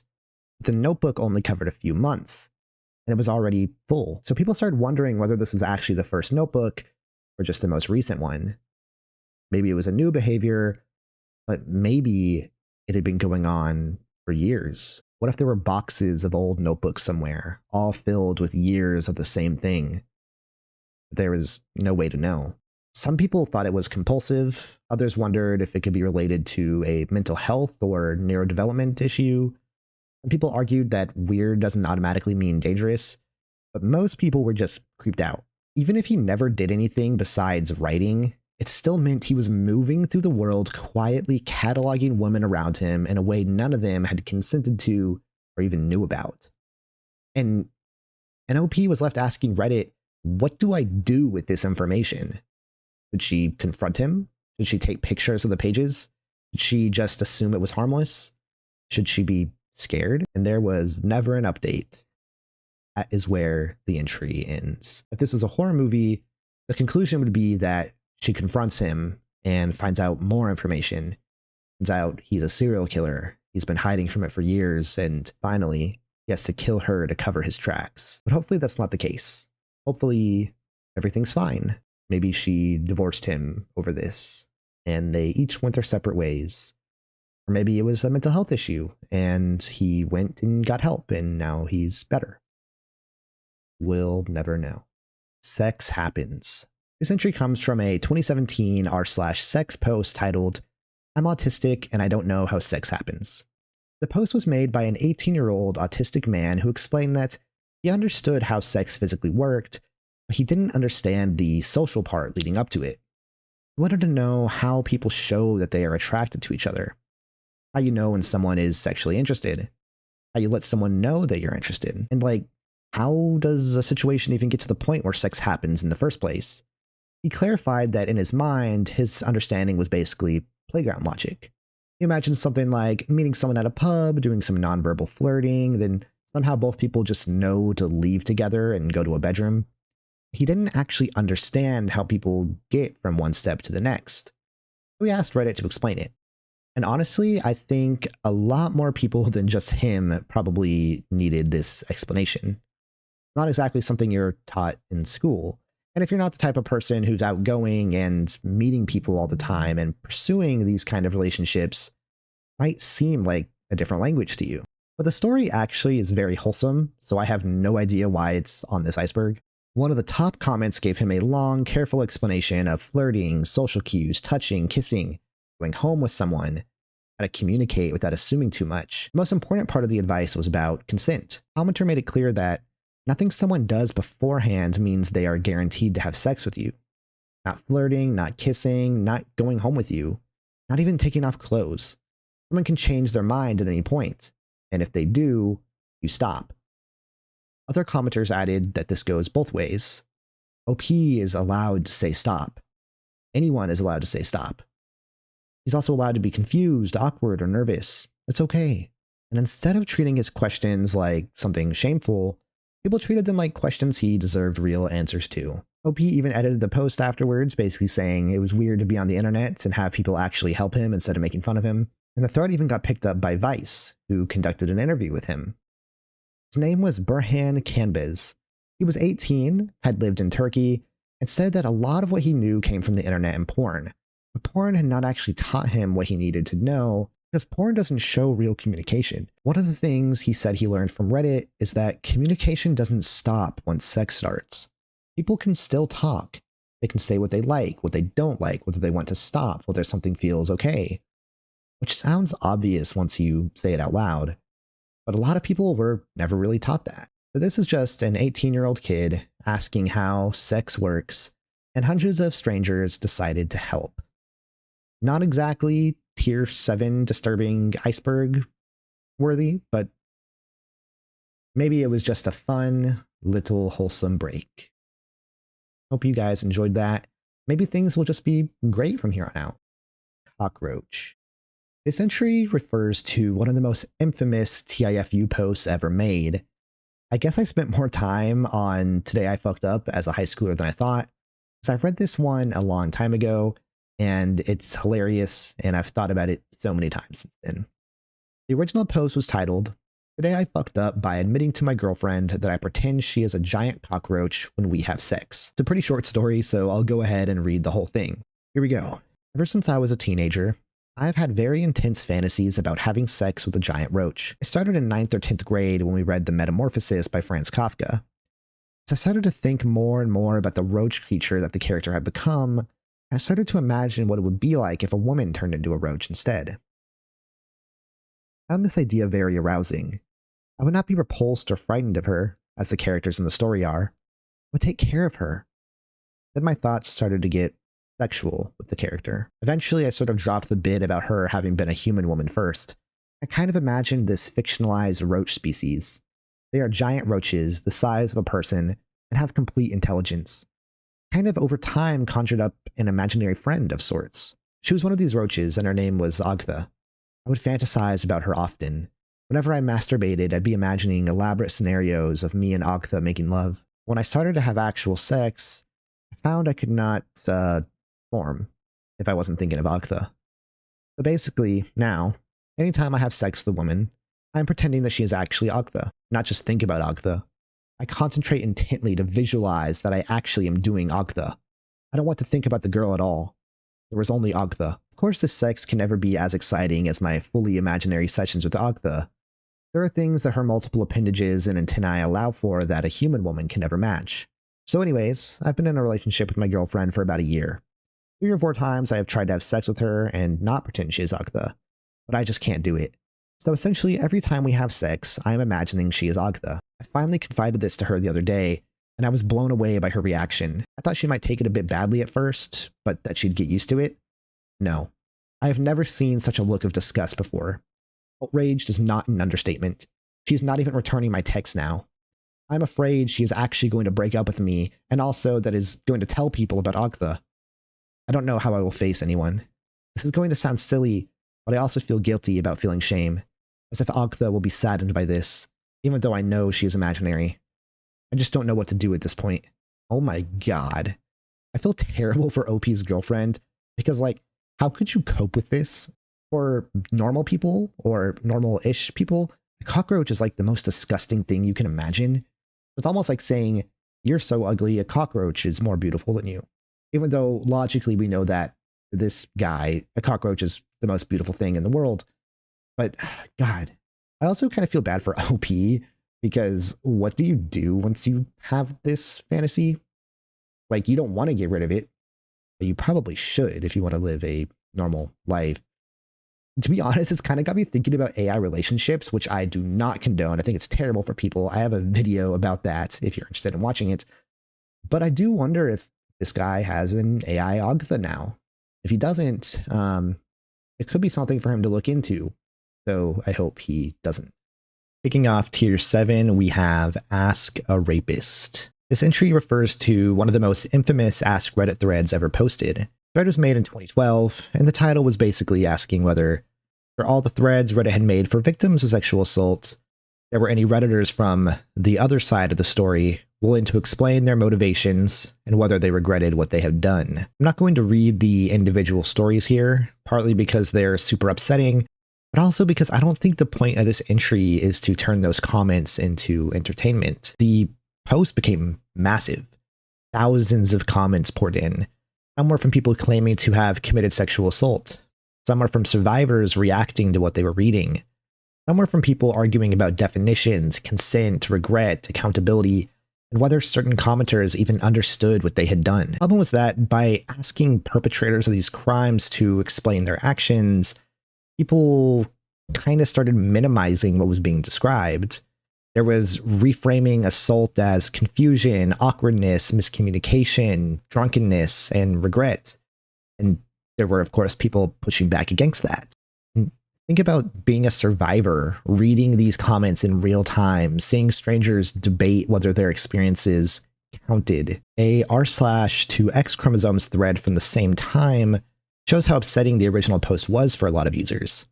People were not just disturbed by the first-person accounts themselves, they were disturbed by the replies underneath them, especially the victim blaming, the excuses, and the way some commenters seemed more interested in sympathizing with the person confessing than recognizing the harm done to the victim. The thread later became so controversial that it ended up in r/museum of Reddit under the title The Ask a Rapist thread. That write-up described it as a massive Reddit controversy and noted that usernames were omitted because the discussion had led to doxing concerns.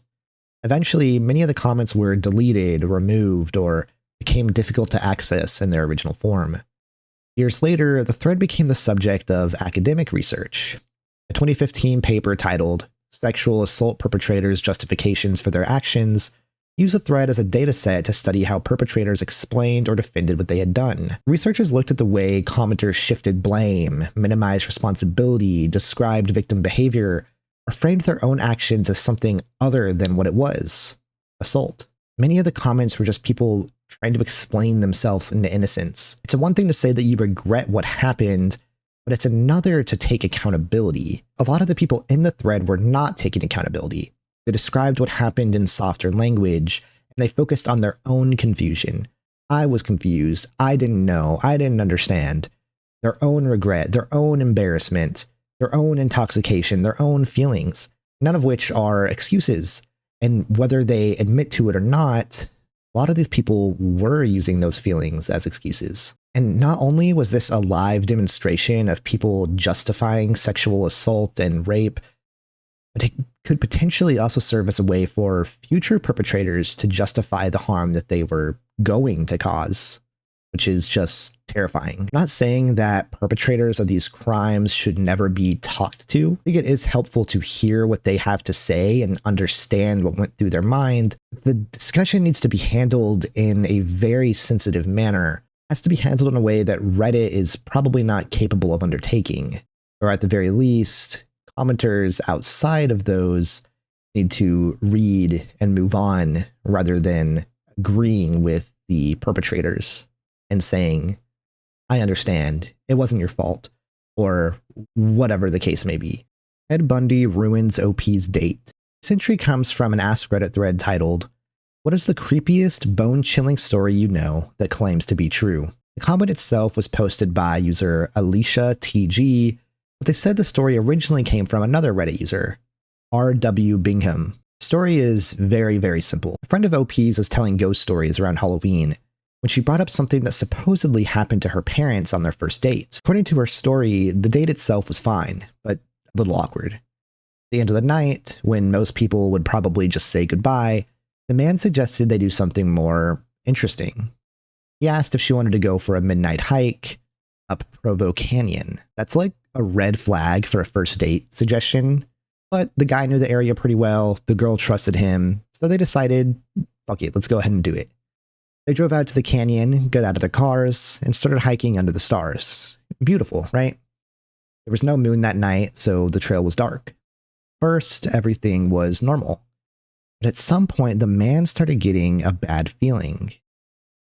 Path ahead went under a group of trees. Once they reached that section, it would be even darker.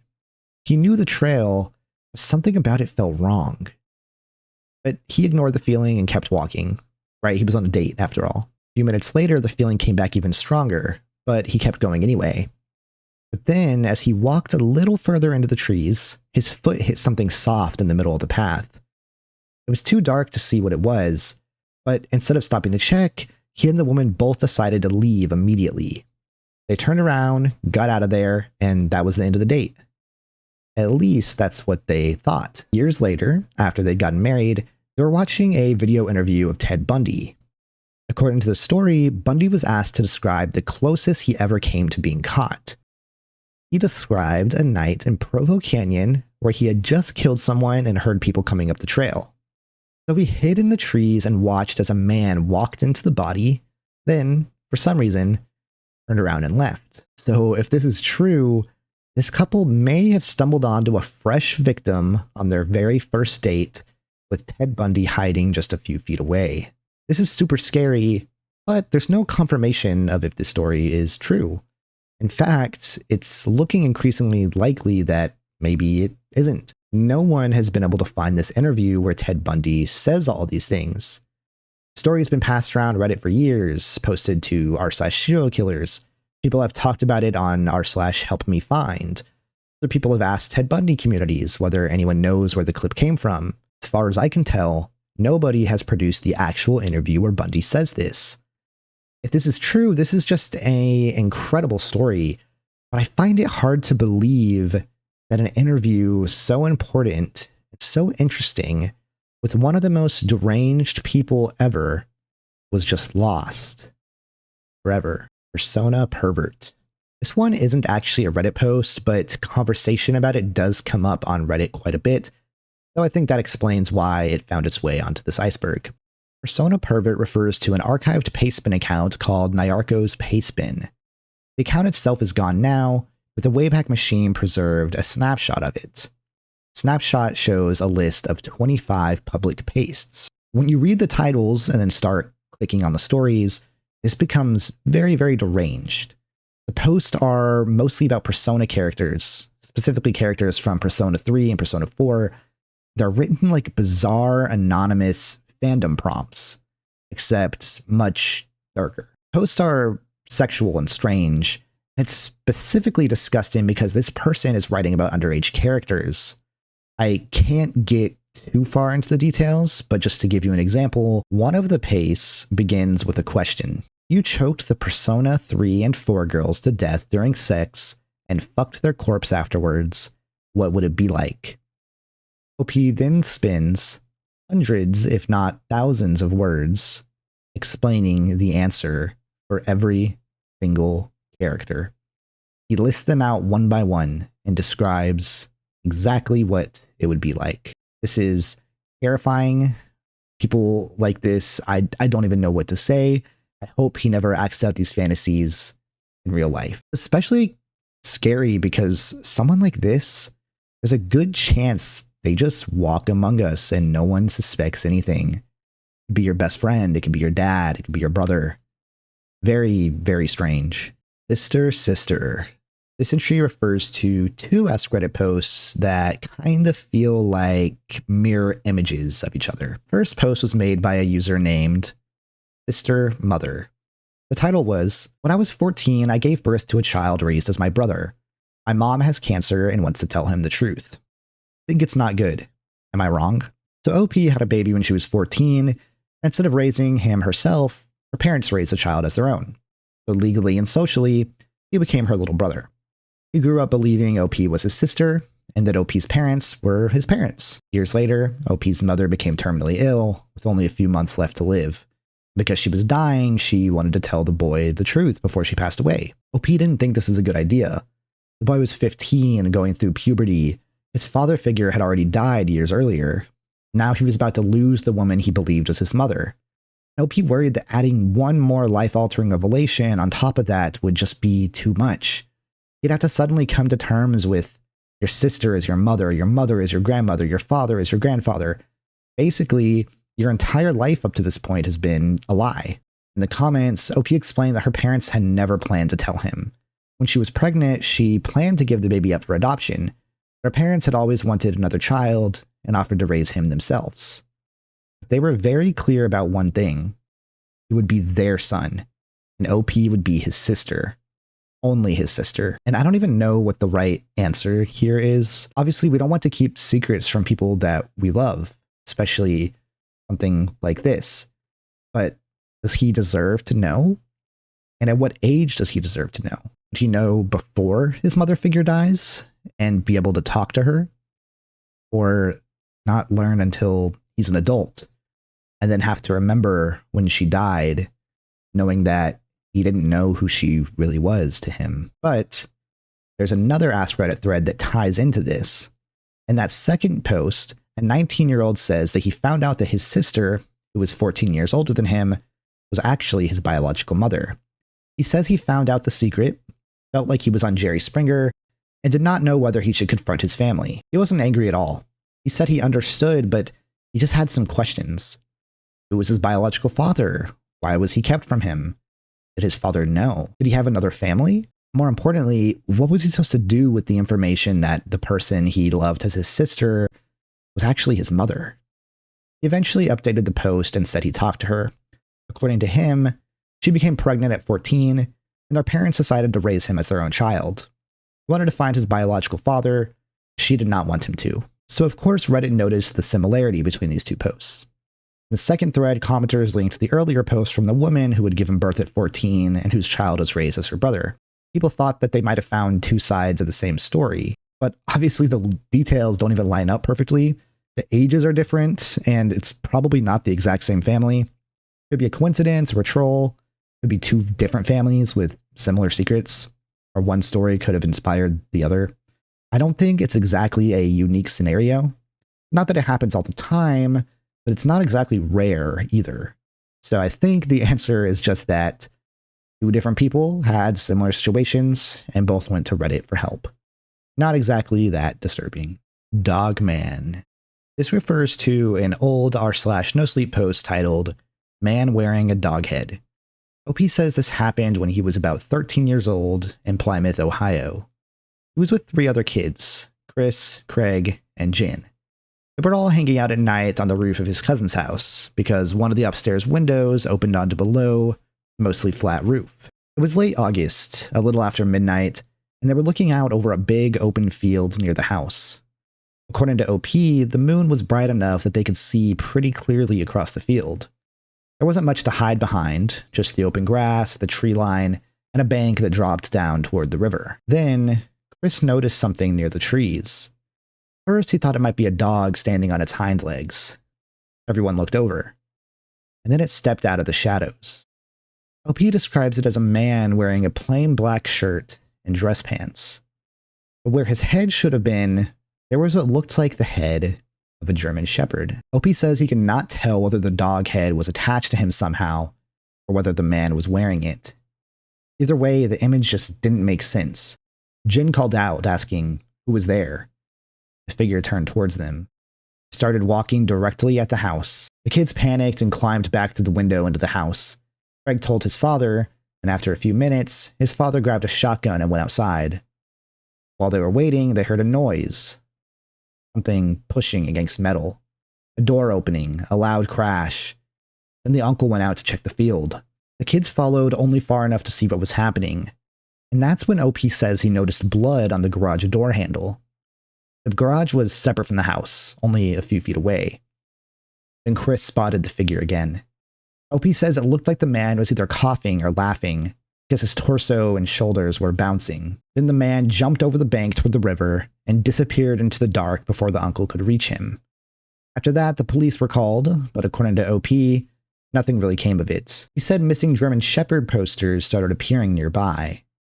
Then a few weeks later, he says a child's head was found in the woods near a cemetery about a block from the house. This one is very, very fake, classic, no sleep, but a fun story nonetheless. Blackmail got him his wife. This entry comes from an r/ask Reddit thread titled, "What secret do you hide from your family and will take to your grave?" The comment was posted by a throwaway account named Fucking Jeff Over. OP says that years earlier, he was dating a woman he calls Deb. Deb had a friend he calls Sarah. And one day, while the group was together, OP saw Sarah type in her phone pin. Instead of forgetting it, he saved the pin in a note. Months later, Sarah and Deb were at OP's place and went to the pool, leaving Sarah's phone inside. OP used the pin to get into the phone. Inside, he found explicit photos, videos, and messages between Sarah and a long-distance guy he calls Jeff. After that, OP says he slowly broke up with Deb, but stayed in contact with Sarah. Then he created a fake online identity named Vanessa. He built the account for months so it looked real, then used it to blackmail Jeff. Jeff was told to stop talking to Sarah or his explicit photos would be leaked. According to OP, Jeff immediately cut contact with Sarah. OP tried a similar threat on Sarah, but she didn't react the way he wanted, so he changed the plan. The next time Sarah came over, OP says her phone went missing at his house. He found it for her the next day, but before giving it back, he installed a spy app that let him monitor her activity. After that, Vanessa came back with information from Sarah's private conversations. OP used that information to make the fake account seem more real, while also making it look like Jeff was behind everything. Eventually, Sarah broke down and told OP that someone had hacked her or Jeff and was blackmailing her. Since OP was known as the tech-savvy friend, she asked him for help. He says he then made it look like Jeff had created Vanessa to manipulate Sarah into doing sexual things. Sarah believed him, left Jeff, and OP became the person who had saved her from the blackmailer. After Vanessa disappeared, OP and Sarah had what he called a shared tragedy they overcame together. They started dating not long afterward, and 4 years later, they were married. The reaction in the comments was about what you'd expect. Some people called OP disgusting, others were disturbed but impressed by the amount of planning. OP didn't seem very remorseful either. When someone told him he was going to hell, he replied that he could not imagine loving anyone else and would do it all over again. In another reply, he said he was a lawyer, so manipulation was his job. If the story is true, Sarah did not marry the person she thought she married. She married the person who created the entire crisis, framed someone else for it, and then stepped in as the hero. This is simultaneously super impressive and super fucked up. Karma would be if someone was able to track him down based on this post and do a similar scheme to make his wife break up with him, or just like tell her the truth and send her this post. But I honestly don't even know if that would be a good thing for everyone involved at this point. I mean, God, like having your relationship fall apart or something like that would be terrifying to say the least. I can't imagine the trust issues his wife would have going forward. But then again, she should have trust issues with this specific man. Special delivery. Guys, I couldn't find out what this was. It's a generic phrase, and there was just no way to pinpoint it to one specific Reddit post, or even kind of any specific idea in general. The fact that it appears so deep in the iceberg means that it must be something pretty disturbing. But right now, to me, it seems to just be some kind of lost Reddit idea. If anyone knows what this is referring to, please feel free to fill us all in the comments. Weird Dad. This entry comes from a deleted r/relationships post titled, "I saw photos of dead, dissected animals and hair in my dad's computer." The post was written by a 19-year-old woman about her father, who was in his early 50s. OP starts by explaining that her dad had always been a really good father. She says he was calm, kind, family-oriented, and never yelled. He was also very crafty. He made furniture, electronics, dollhouses for OP when she was younger, and go-kart stuff for her brother. He had a work shed in the backyard and a separate workroom in the house. He spent a lot of time making things. Private workspaces did not seem that strange at first.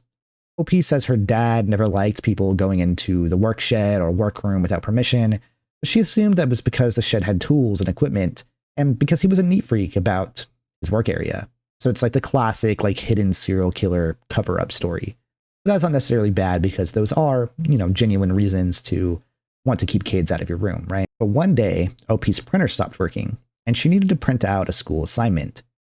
Her dad wasn't home, but his workroom was open, his computer was unlocked, and his printer was available, so she used it. While the assignment was printing, she noticed a folder that looked like a family photo folder. At first, she thought it might contain pictures from a recent trip. When she opened it, there were family photos. There were also other photos that seemed to have been taken in the work shed. According to OP, photos showed dead, dissected animals and tufts of hair arranged in some kind of order. She didn't think these were images from the internet. They looked like photos taken at home. Before she could look through much more, her dad came into the room. Couldn't see the screen from the doorway, so OP closed the folder and acted like she was just printing her assignment. Now, her dad acted normal at first, but OP felt like the whole mood had changed. A little later, he sat on her bed during his usual nightly check-in and asked if, when she was using his computer, she had accidentally closed anything he'd been working on. OP lied and said no. Her dad then told her that next time she wanted to use the computer, she should give him a heads up, because there was important work material on there and he could lose his job if she or her brother deleted anything. After that, OP felt like her dad was being more careful around her. He said he was not acting openly suspicious, but she had the feeling that he knew she had seen something. He also stopped spending as much time in the shed, and around the same time, he suddenly brought up the idea of moving to a new city, even though he'd always been against moving before. In the comments, people tried to come up with normal explanations. Taxidermy, roadkill bone collecting, which is not super normal to me, but maybe that's a thing, or some other strange hobby involving animal bones. OP said she'd considered that. The photos didn't look like normal taxidermy pictures. She said the animal bodies looked more torn apart, and one was definitely a cat. Others looked like they might have been dog-sized. She also described the hair as stringy and arranged in small groups, with different shades of brown, black, and yellow. There's no confirmed updates, so there is no way to know what OP actually found. It could have been an innocent but very weird hobby. Could have been roadkill collecting, which, like I said, I don't think that's normal. It could have been something related to craft work, anatomy, or taxidermy. Or maybe her dad is a serial killer. There was never any kind of update, so we have no idea where this story is left now. Hopefully OP is okay. Hopefully it was some weird misunderstanding, and OP's dad is the most normal, nicest guy ever. OP's mysterious scars. This entry refers to an old r/asked Reddit thread titled "Healed Scars Appearing Overnight." Before I go all conspiracy theory, what else could explain this? OP says that when he was around 14, his mother noticed several scars on his back while he was going swimming. According to her, the marks had not been there the day before. OP describes them as looking like someone had lashed his skin open, except they were already healed. They were large, stretched across much of his back, and had thinner skin where the marks had appeared. He had no memory of being injured. Years later, during his first year of college, he woke up with a sore spot on his lower back. When he looked in the mirror, there was another scar where none had been before. This one was circular, about an inch wide, and near his hip. Like the earlier marks, it had the same thin, rubbery texture. There was no obvious injury that explained it. Then, at age 30, OP says it happened again. He woke up with abnormal pain on the back of his thigh, checked it with a mirror, and found another scar that he was certain had not been there the day before. One was about 4 inches long and looked almost like a knife wound. In all of these cases, the skin looked like it had already healed. No scab, bruising, didn't scar tissue, or anything that would suggest a fresh wound. His only symptom was mild pain right before noticing the mark. Commenters suggested grounded explanations. The marks could be stretch marks. Others suggested a dermatological condition, an infection, scabies, or some other skin issue. OP considered some of these ideas, but he didn't think stretch marks explained everything. He said he knew what stretch marks looked like, and these were different. He also said his weight had been stable for years, and that some of the scar locations did not make sense to him. Later in the thread, OP added a strange detail. While sitting and reading Reddit, he felt a pain in the same general area and checked it with a hand mirror. According to him, a large scratch had just appeared near the new scar. He said he was wearing pants, had no fingernails that could have caused it, and had been sitting there for about 2 hours without getting up. And there's no final explanation. OP never came back with a diagnosis, and there's no proof beyond this self-reported story. The most likely answer is probably still something medical or dermatological, especially because mysterious skin marks can have ordinary explanations. I mean, we've all had random little things pop up, right? But, as a very common, uneducated in dermatology person, I can't imagine what kind of explanation there is. Random bruises are pretty normal, especially if you're anemic or just clumsy or whatever. This is so much creepier. I mean, fully healed scars just appearing? Doesn't make a lot of sense. Pervert in the Trees. This one comes from a Let's Not Meet post titled Pervert in the Trees. OP says that when she was a teenager, she and her friends used to hang out at a country park in the UK. They'd park up, smoke weed, listen to music, and stay there for hours. Since it was a country park, there were no nearby toilets, so if anyone had to use the bathroom, they just went behind a tree. One night, OP needed to pee, so her best friend came with her to keep watch. They stayed close to where the cars were parked because it was around 11 at night and very dark. OP found a tree, her friend stood on the other side, and OP did her thing. When she was mid-pee, she suddenly became aware of something extremely close to her. First, she couldn't tell what she was looking at because it was so dark, but when her eyes adjusted, she made out a pair of dirty men's boots right next to her. She looked up and realized there was a man standing only about 10 to 20 inches away from her. According to OP, his trousers and underwear were around his ankles. He was masturbating while standing beside her. OP screamed and ran out of the trees, with her friend running just ahead of her. The guys from the group came over, but by then the man had disappeared into the forest.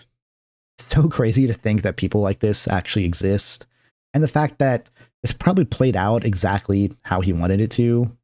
He wouldn't have got that close if he didn't want her to see him, and he got away. So at the end of the day, he got what he wanted. Hopefully he got caught later on, because he surely didn't do something like this only once. But this kind of serves as a reminder that when people get caught for crimes like this, it's usually not their first time. They usually have multiple victims. OP murdered his sister.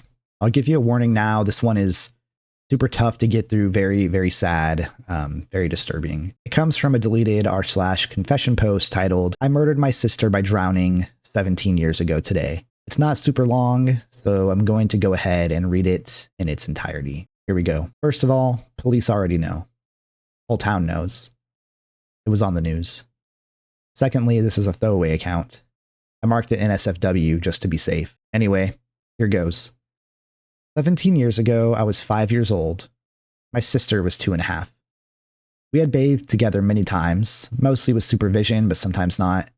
My mother was a low-income single parent with a new baby and 2 jobs. Sometimes she needed to quickly run off and take care of the baby.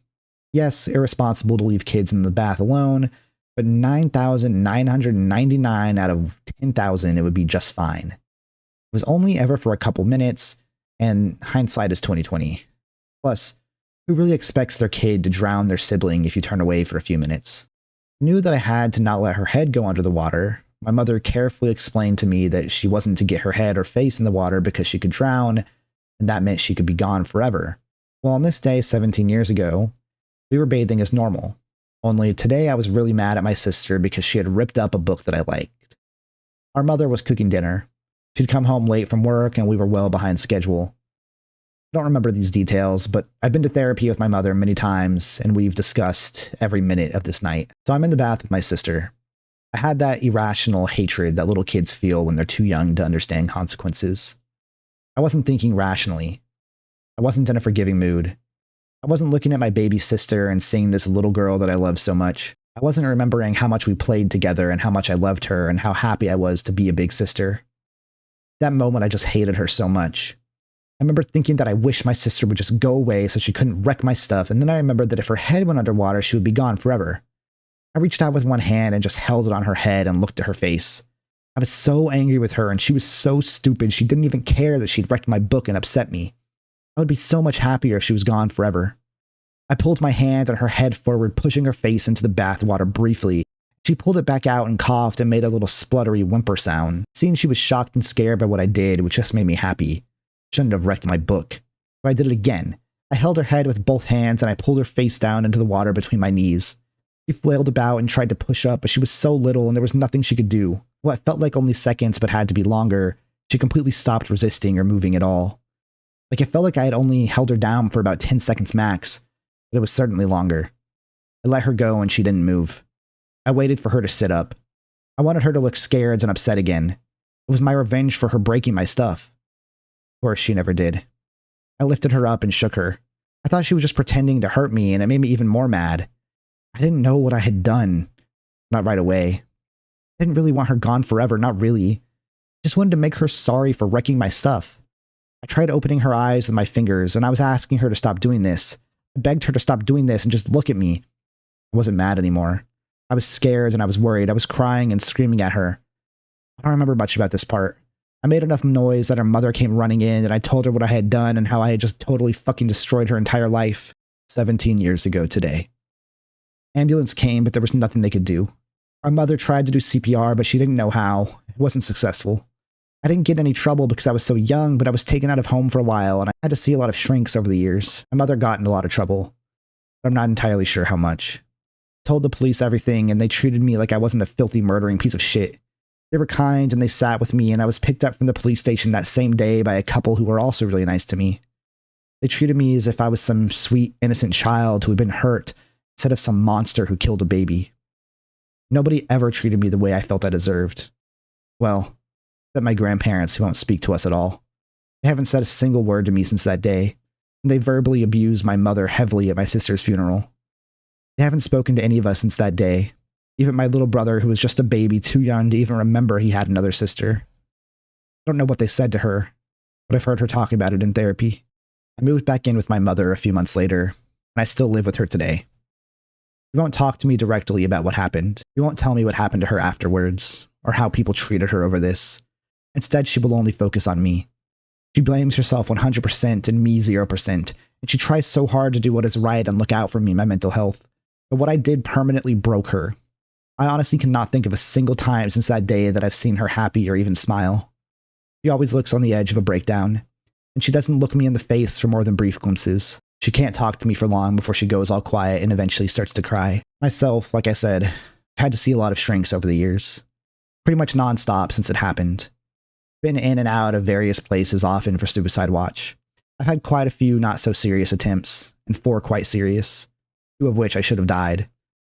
Medication is not a reliable suicide method, and I've caused serious internal damage finding this out the hard way. I haven't tried anything for a while, but the thoughts are constantly there. The reason I stopped is because I overheard my mother and her friend on the phone and heard how much nearly losing another daughter was destroying her. Being a selfish piece of shit, I was hurting her even more than I have already and was too concerned with myself to even notice it. I still live with my mother, which has to be just awful for her. She doesn't want me to move into my own house because of my history of suicide attempts. Doctors and therapists agree, so I'm not able to move out. I'm checked on constantly. I'm such a burden to her, and I don't know what I can do to stop. I don't do drugs or alcohol, but I think mostly because I just didn't really have a chance in my younger years because I was watched too closely. I've never been able to connect with anyone long enough to start a relationship, and I've never really felt deserving of love or happiness, so I've not really had much to do with boys or even friends. My current therapist wants me to discuss this with strangers. She suggested group, but I don't want face-to-face. I don't want to look in the eyes of strangers and see pity or forgiveness. I don't deserve it, and I don't want to be forgiven. I don't want to forget. What I did was not okay. I would trade place with her in a heartbeat if I could. She was so young and so small and always laughed and was so happy, and she gave the best cuddles. She used to sit next to me while we watched TV and would just reach over and hug me tight. She laughed at my silly dances and funny voices, and she just made the whole world a happier place, and I fucking ruined all of that because she tore a book I liked that I don't even remember the name of. I don't want forgiveness. I want absolution. I just want to get this off my chest, but I don't want to have to see the way people look at me when I do. I want people to know what I did, but I don't want it to affect my mother any more than it has. She's gone through hell with this. Usually I try to have something to say, even if it's not deep or whatever. But I don't know what to say. I don't know I don't even know how to respond to this. This is one of the most tragic stories I've ever heard. And it sucks because OP doesn't want our pity, right? She doesn't want us to sit here and make her out to be the victim when she sees herself as the monster. But if I'm just coming from a place of complete honesty, I feel terrible for every person involved in this story. It was impossible for OP to know the severity of what she was doing. And it's too late to take back, and she still deserves to live a happy life. But I also understand that this is so much of a weight on her that just might not be possible. I do hope everything gets better for them. I don't know what the answer is for them either. You know, I'm not qualified to give anyone advice, but especially this one, because it's like, does she get out of her mother's house? Would that be better for her mother? I don't know. Would it be better for her? I don't know. I just hope everyone is okay. I hope everyone has good days. The bad days aren't going to go away, but I hope everyone has good days too. Foster parents hitting camera. This entry comes from a deleted r/what is this thing post titled, I think I'm being watched. Is this a camera? OP later updated the post and said, yes, it was a camera. They also said they were a teen in adopted foster care and that the object had been found in their bathroom. One of the top replies quoted OP's update and told them to stop what they were doing and contact the FBI. The commenter said that if a camera had been set up in a foster child's bathroom, it was not something to leave only to local authorities or CPS. Other users posted child protection resources, hotlines, and advice for how OP could get help without alerting the people in the house too early. There is no confirmed update to the story. We don't know who placed the camera, whether OP was removed from the home, whether police investigated, or whether the foster parents were ever accused or charged with anything. All we really have is the title, the solved camera identification, and a comment section full of people explaining how serious the situation was. That's why this entry is so unsettling to me. It's not a story with a neat ending. It's a post where a vulnerable kid in foster care realizes that someone has set up a camera in his bathroom. Hopefully they got help. Hopefully they're okay. Creepy landlord. This entry comes from an r/let's not meet post titled, Creepy landlord who knew too much. OP says this happened in the UK about 3 years before she made the post. She and her boyfriend were looking for a one-bedroom flat together and found one in a converted house. The upstairs had been separated into its own flat, while the landlord lived downstairs. There were strange details from the beginning. The electricity was run through a coin meter, and the landlord would come by to empty it. OP says they were told they could not have internet, as it would mean putting holes in the walls. Council tax was supposedly included in the rent, meaning they paid the landlord and he paid it for them. The estate agent also did not mention that the landlord's wife had died, and that was why the upstairs had been converted. The landlord made OP uncomfortable from early on. When she came home late from work, he would sometimes be standing at his window watching her come in. He also usually avoided speaking directly to her and instead spoke to her fiancé.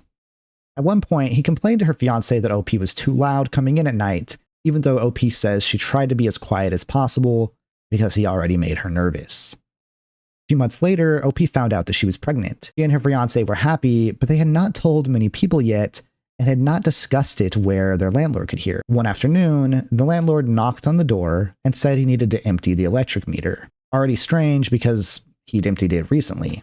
But OP stayed in the living room while her fiancé let him in. Instead of going straight to the meter, the landlord began walking around the flat. He went directly into the bathroom and pointed out cigarette ash on the windowsill. Then he went into the kitchen and commented on the washing up, saying the dishes had been there for days. OP came out with the contract and reminded him that he was not allowed to inspect the flat without notice. The landlord argued that her fiancé had let him in, so it did not count. During the argument, he suddenly asked when they were going to tell him that OP was pregnant. And that was the part that changed how OP and her fiancé understood everything. OP asked how the hell he knew. The landlord first said he heard them talking about it. OP said that was impossible. Then he said he knew from Facebook. OP said her privacy settings were locked down, and her fiance's account did not allow non-friends to see his statuses. Later, when they tried to look the landlord up, they couldn't even find a Facebook account for him. Then he changed the story again and said a friend had told him. After he left, OP and her fiance realized he had never actually emptied the electric meter. That meant the meter was probably not why he had come upstairs. They started thinking back over what had just happened. He knew exactly where the ash was. He knew the dishes had been there for days. He knew OP was pregnant. OP wondered whether he had gone through her pregnancy paperwork, which had been sitting in the living room, or whether he had another way of knowing. They searched for cameras and the smoke alarm and other places, but OP says the landlord had done construction work himself. They could not fully rule anything out without tearing the flat apart. From that point on, OP believed he was either entering the flat when they were not home, or somehow recording them. She started keeping a key in the door at night so he would not be able to use his own key to get in. When their contract was close to ending, they wrote official letters to the estate agent and to the landlord, saying they believed he had been entering without permission or recording them. OP says the landlord did not confront them or deny it. He just ignored them whenever he saw them. They eventually moved out. OP later checked online and saw the flat had been listed again with the same estate agent. That bothered her because even after she and her fiancé had told the estate agent what they believed was happening, the flat was still being rented out again. The post ends with OP saying that the scariest part was never knowing what had actually been happening and wondering how long they might have lived there without realizing their home might not have been private. Evil Son. This entry comes from an r/off my chest post titled, "I'm leaving my wife and evil son." This post was written by a father who says he is leaving his wife because he cannot keep living with their son or supporting the way his wife handles him. OP starts by saying that his son is not just a teenager who gets in trouble. In his words, he believes his son is straight up evil. OP says he used to believe that people had to have some reason in their past to become cruel. That his son seemed to be born rotten, because they had what should have been a stable middle-class home. 2 loving parents, a nice school, normal family activities, and a mother who quit her job to raise him full-time. But over time, OP says it became obvious that something was wrong. He doesn't list every incident, but he says that his son spent years hurting people, and that the event that finally pushed him over the edge was not even close to the worst thing that his son had done. OP's son had a pregnant classmate who had recently lost a child during childbirth. The teacher had apparently explained the situation to the class so that when the girl returned, nobody would accidentally ask her about the baby. OP says his son used that information to make her suffer. He bought or found a baby doll, covered it in blood and animal parts, wrapped it like a present, and gave it to the girl. She became hysterical, and her father came to OP's house furious, looking for him. And that makes sense. I would go find the kid too, and talk to his parents and beat someone's ass. OP says he felt responsible because it was his son who did it, but he also blamed his wife because, according to him, she had protected their son from consequences for years. He says their son had legal issues before, and that his wife and her father had used money and influence to keep him out of serious trouble.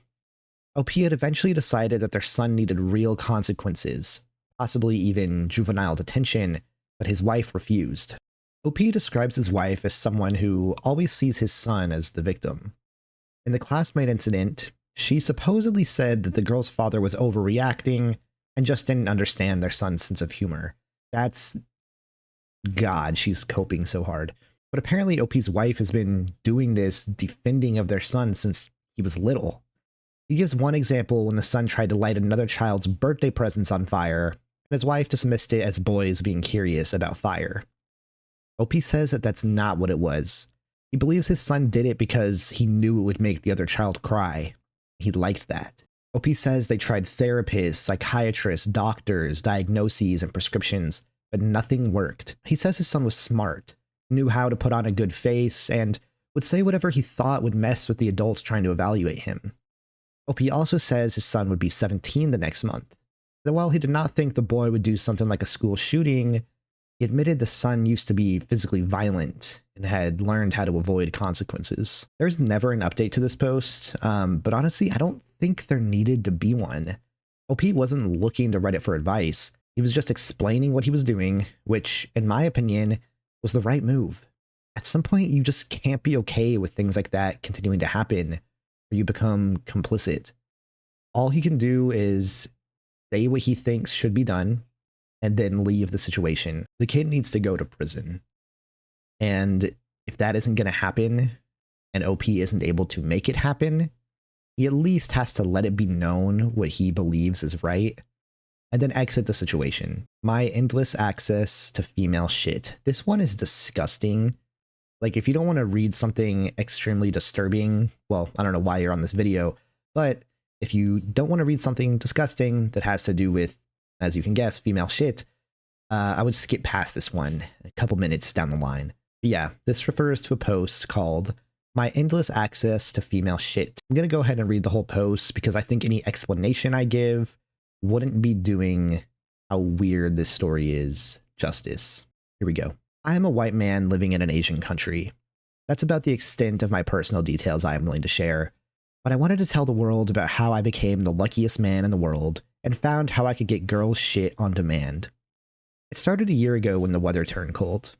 I was using a public bathroom and stepped out, realizing this rather discreet location had an opportunity for me to sneak in and out of a woman's bathroom without detection. My jacket was gender neutral, and I could easily cover up in the cold and sneak out if I had to. I tried it once and sat in the pink cubicle by the squat toilets and delightfully heard the sounds of a woman's heels as she entered, went into the stall next to me, and relieved herself. I was hooked. I then realized I could do a little better with my disguise. One evening I went to a local store and purchased some thick winter leggings. I later added all kinds of female clothing articles to my repertoire to aid in my access to the woman's bathroom. First I just listened. But after a while, I started using a secret video app on my phone and recording women's business under the stall. In a squat toilet, the situation was ideal. I didn't see a face, she couldn't see me, and I got an unfettered side view of ass and occasionally, OP doesn't use these words, but private parts of the woman. The lighting was always less than ideal. The latch on the stall was faulty, so someone could walk in on me at any time. I decided I needed to change locations. I kept buying more clothes. A pink scarf, a white beanie, a pink down jacket on sale, all opportunity purchases. Soon I was more or less passable, at least at night. Spent many boring evenings wandering around my block trying to find public bathrooms. Found a rather hidden one, and that became my regular location for several months.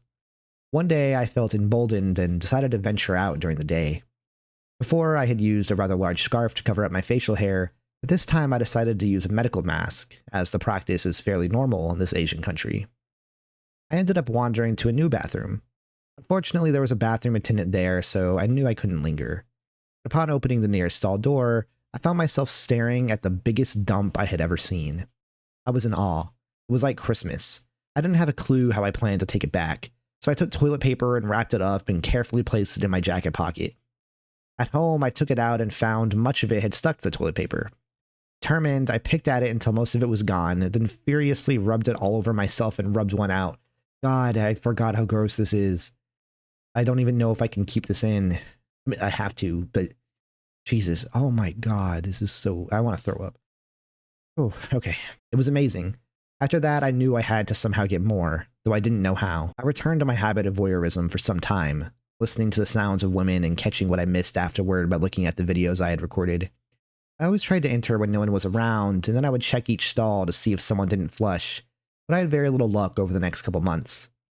Soon the weather started to change, and I moved apartments to a new area. One of the last purchases in my old area was a woman's hair wig, which would help my passability considerably. One fine morning, I was walking in my female form to the nearest public bathroom. It was larger than the other ones, and in a pretty public place. 5 squat toilets and 1 Western-style toilet in the corner.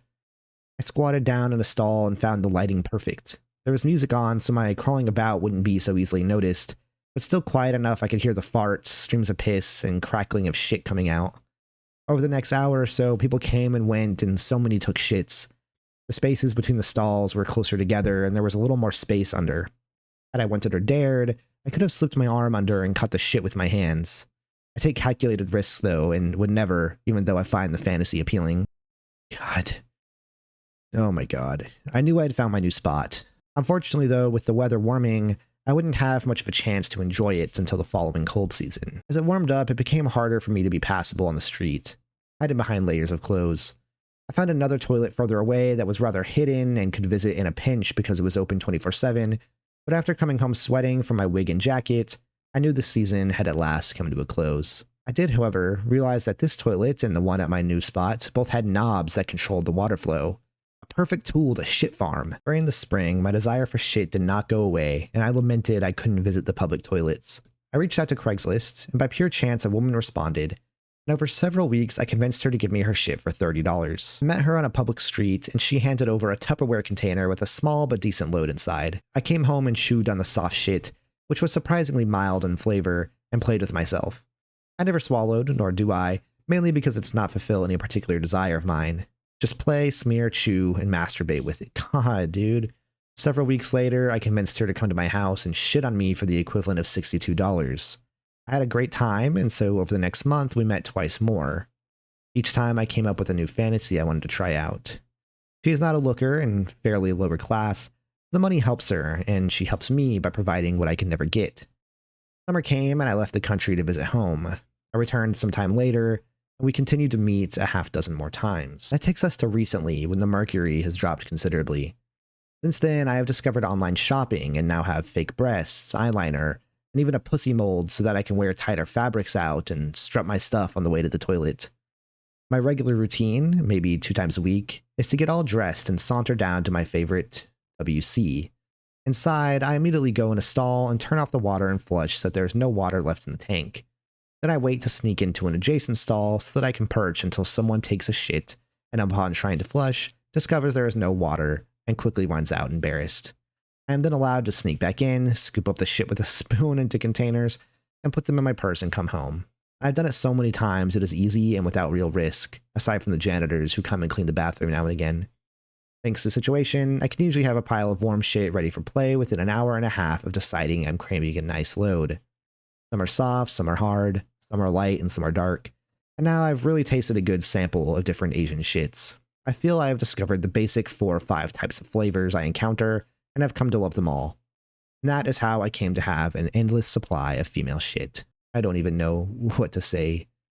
This is so gross. This person is disturbed, and I can't quite describe it, but something about the writing style, it's familiar in a weird way that makes me feel like this is 100% true. Sometimes I'll say I don't think this one is true, but sometimes I'll think that and I'll keep it to myself. But this one, I just, for whatever reason, am so confident that this is true, even though it sounds so out there. Yeah, we're going to move on. Speaking of moving on, we are now on to tier 8. So that is great news. We're almost done, guys. Kicking off tier 8, we have Distracted Husband. This entry comes from an Ask Reddit thread titled, Serious. Redditors who have had to kill in self-defense. Did you ever recover psychologically? Comment was made by user EA_aimtrue. OP says that back in 1995, he was living in a quiet neighborhood in the San Francisco East Bay with his wife and their 20-month-old daughter. One Saturday morning, he was upstairs in his home office playing Command & Conquer with headphones on. His wife and daughter were downstairs, and because he was wearing headphones, he was basically cut off from what was happening in the rest of the house. During a quiet moment in the game, OP says he faintly heard his wife cry out downstairs. He took off his headphones, and that was when he heard a man's voice threatening his wife and daughter. OP says that he got his gun from the lockbox in his desk, went downstairs, and found an intruder attacking his wife while his daughter was crying nearby. OP shot the man. The first shot was later determined to be fatal, though he fired more than once in the moment. Afterward, he picked up his daughter and brought her outside, then went back in to help his wife. He says the police and district attorney questioned the exact circumstances of the shooting, especially because of the multiple shots, but ultimately did not charge him. According to OP, the attacker had a history of violent sexual offenses, and the first shot was the one that killed him. The rest of the comment is mostly about the aftermath. OP says he still feels guilt because he was only about 30 feet away while the attack was happening and did not hear it for several minutes because of his headphones. He says that even after counseling, he still cannot wear over-ear or noise-canceling headphones because not being able to hear his surroundings gives him panic attacks. He also describes his wife's recovery as much worse than his. She had physical injuries and severe trauma afterward, and according to OP, she could not be alone in a room for months and never went back into the house where it happened. He says they were still married decades later, and that their daughter was young enough to not remember the attack clearly. This is so sad, and I can't imagine the guilt that OP felt afterwards and still feels to this day. It's objectively not his fault. Like, we should be allowed to do things with headphones on in the middle of the day and not have to worry about someone breaking into our house and attacking our family. So it's impossible. I don't think anyone could ever argue that he did something wrong. But also imagine this happening to you. Obviously, the people who had it worse was his wife and daughter. But imagine people you love more than anything in the world being hurt feet away from you, and you have no idea. How could you ever live with that? Thankfully, he was able to save them, so I think he should look at himself as a hero more than anything else. But it is still so devastating for him that they had to go through that pain and fear without him for as long as they did. I cry for help. This entry is about the Reddit account user Fujitajikin001. In 2017, the account began posting the same broken English message across random subreddits. They wrote, "I faced a serious problem of human rights at Fujitajikin, Thailand. Please help me."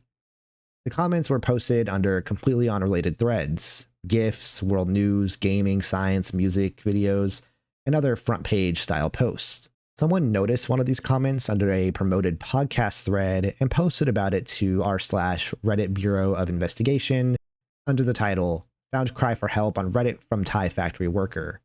The poster Googled Fujita Jikin, and please forgive me for the pronunciation, I don't know, and believed it was connected to a low-profile factory in Thailand. Because the message mentioned human rights and begged for help, the Reddit Bureau of Investigation poster worried that it could be a real worker trying to contact the outside world. And the account also posted one message in Japanese, and commenters translated it as something along the lines of, "I am being power harassed at Thailand." That added another layer to the concern because power harassment is a workplace abuse term, and the account was not just posting random nonsense, it was repeating one very specific complaint. People tried to figure out what to do. Some suggested contacting Amnesty International. Others tried to call the company or the parent company in Japan. Few people with local or language knowledge weighed in. Some thought it could be genuine because the wording was specific and the posts were not perfectly bot-like. Others thought it might be a bot, prank, or even an attempt to damage the company's reputation. And the account never really clarified anything. It didn't give a detailed explanation, respond normally, or provide proof. Just repeated that message over and over in places where most people would never expect to see a cry for help. There is no confirmed ending to this. No one proved that the account belonged to a trapped worker, but no one proved it was fake either. This is just a strange account throwing messages into the void, asking for help, and Redditors couldn't really do anything, hoping it was just a prank or that someone was able to help this person. Creepy Hideout. Creepy Hideout refers to two Let's Not Meet posts called The Bridge and The Bridge Revisited, posted in May of 2012. OP lived in North Wales, where he and his friends sometimes explored countryside and coastal areas because there just wasn't much else to do. One night, they decided to explore the inside of a small cement bridge near the coast. The bridge had a manhole-style cover nearby.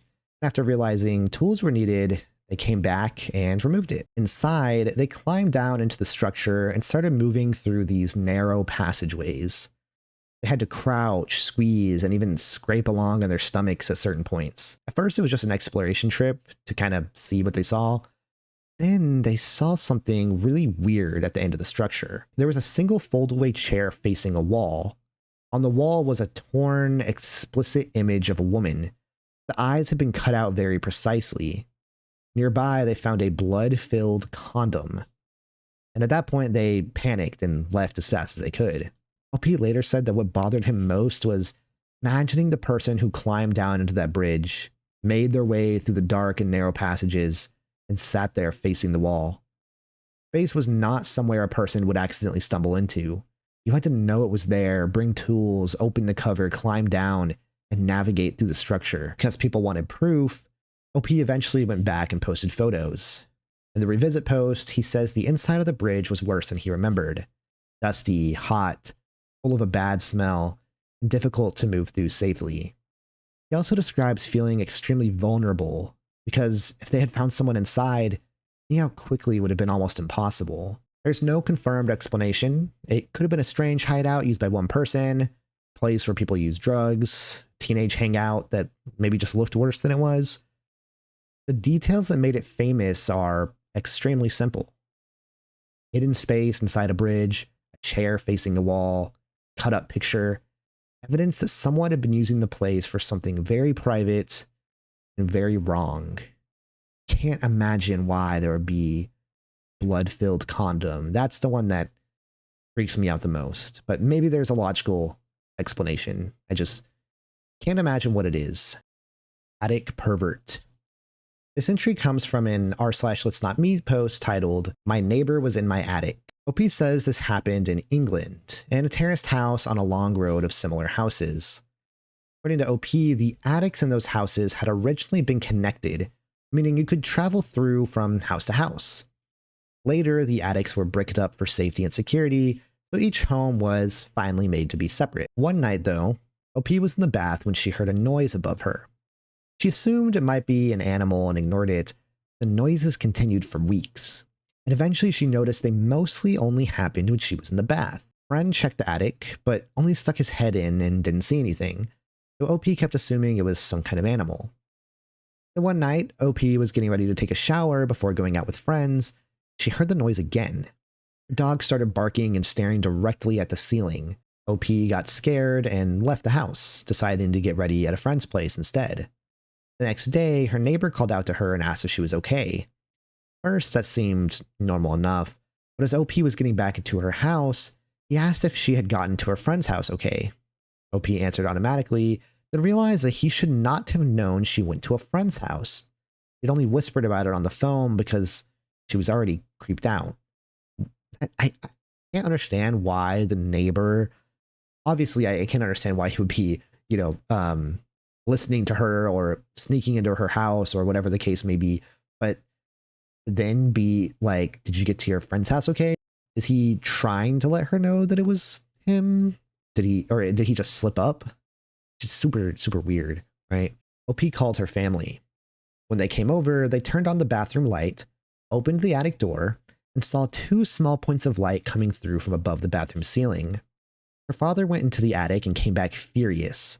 When another family member checked, they found that the wall separating OP's attic from the neighbors had been knocked through, with most of the brickwork on OP's side, meaning it was broken from her neighbor's side. They called the police, but OP says the police told them there was no proof the neighbor had done it. The neighbor claimed he never used the attic and suggested the previous tenants might have been responsible. OP never stayed in the house again. There's no confirmed arrest or outside verification, but OP believed the neighbor had been sneaking into her attic and watching her. And honestly, that sounds like the most logical explanation. I'm glad she was able to find out before things escalated, and I think she made the right move getting out of there. Homeless Holocaust lover. This comes from an r/let's-not-meet post titled, "Very Sick Person Living in Cave." When OP was around 14, he was staying over at a friend's house in a small town. His friend Lawrence told him he'd found a cave in the woods a couple miles away and wanted to go explore it. Since they were young and bored, OP agreed. When they got to the cave, they could tell pretty quickly that people had been there before. There were beer bottles, chip bags, and other trash. Then, deeper inside, they found what looked like a makeshift living area. OP says there was a bad smell, garbage, needles, a makeshift bed, and some sexual items. The OP found it looked like a photo album. First, he thought the pictures looked like old prison photos. Then he realized there were Holocaust images. According to OP, the album had graphic concentration camp photos, and there was dried semen on some of them. OP froze and told Lawrence they needed to leave immediately. Lawrence agreed without arguing, and they ran out of the cave. When they got back, Lawrence told OP that he'd found another photo album with pictures of women bound and gagged, and a picture of what looked like a badly burned child. Lawrence also said he heard someone coughing or moving further inside the cave. They eventually told Lawrence's parents, and the police were called. But according to OP, by the time the police checked the cave, they only found trash. Nothing ever came of it. God, this is really messed up, dude. I feel like I've said that so many times in this video. Like, the worst part of this one is the idea that this person may have still been in the cave while they were there, or is still there now. It's one thing to explore an abandoned hideout. I mean, that's still scary on its own, but to know that it's someone's private lair and they're there and still doing those things, and possibly doing those things while you were there, or right after you left, or right before you were there, terrifying for anyone, much less to teenagers. Better hoagie down. The original post was titled, "Me, 32 male, with my wife, 30 female, 6 years. I believe she is gaslighting me, and I don't know what to do." OP explains that he and his wife had recently watched Battlestar Galactica together. He disagreed about the ending, and his wife became weirdly upset about it. A few days later, OP says he woke up to find his wife already awake in the kitchen, which was unusual. She barely spoke to him, handed him a brown bag lunch, and said, "It's cold out there. Better hoagie down." Then she walked into the bathroom and slammed the door. And at first, OP thought this was a weird joke. He had a strange sense of humor. He was into weird Twitter, so I wondered if it was just some meme that he didn't understand. Then, according to him, same things started to happen every single morning. He would wake up early, say nothing, hand him the bag, say the phrase, "better hoagie down," and then deny it later. She would never admit that she said it. When he confronted her, she acted like he was imagining it. And then one day, OP wakes up, his wife is gone. The fridge is empty, but there's a brown bag taped to the door with the same phrase written on it. "Better hoagie down." Inside the bag was a can of ginger ale, nothing else. He becomes convinced that his wife is escalating some kind of psychological game, and he decides to go to her parents' house. Then OP makes an update post. OP says he found out that his wife was not doing any of this. According to him, he'd been taking Benadryl at night because of allergies and trouble sleeping. One night, he took pills from his wife's drawer, thinking they were Benadryl. They were actually old Seroquel tablets. He says he took several of them and began having hallucinations or delusions. When he got to his in-laws' house, they told him that they had heard a different story. He'd been terrorizing his wife. His wife showed him videos of himself banging on the bathroom door, standing blankly, acting aggressive, behaving in ways he did not remember. She had apparently left the house days earlier because she was afraid of him, meaning OP had been alone and hallucinating much of what he believed was happening. Now, OP ended up in the hospital.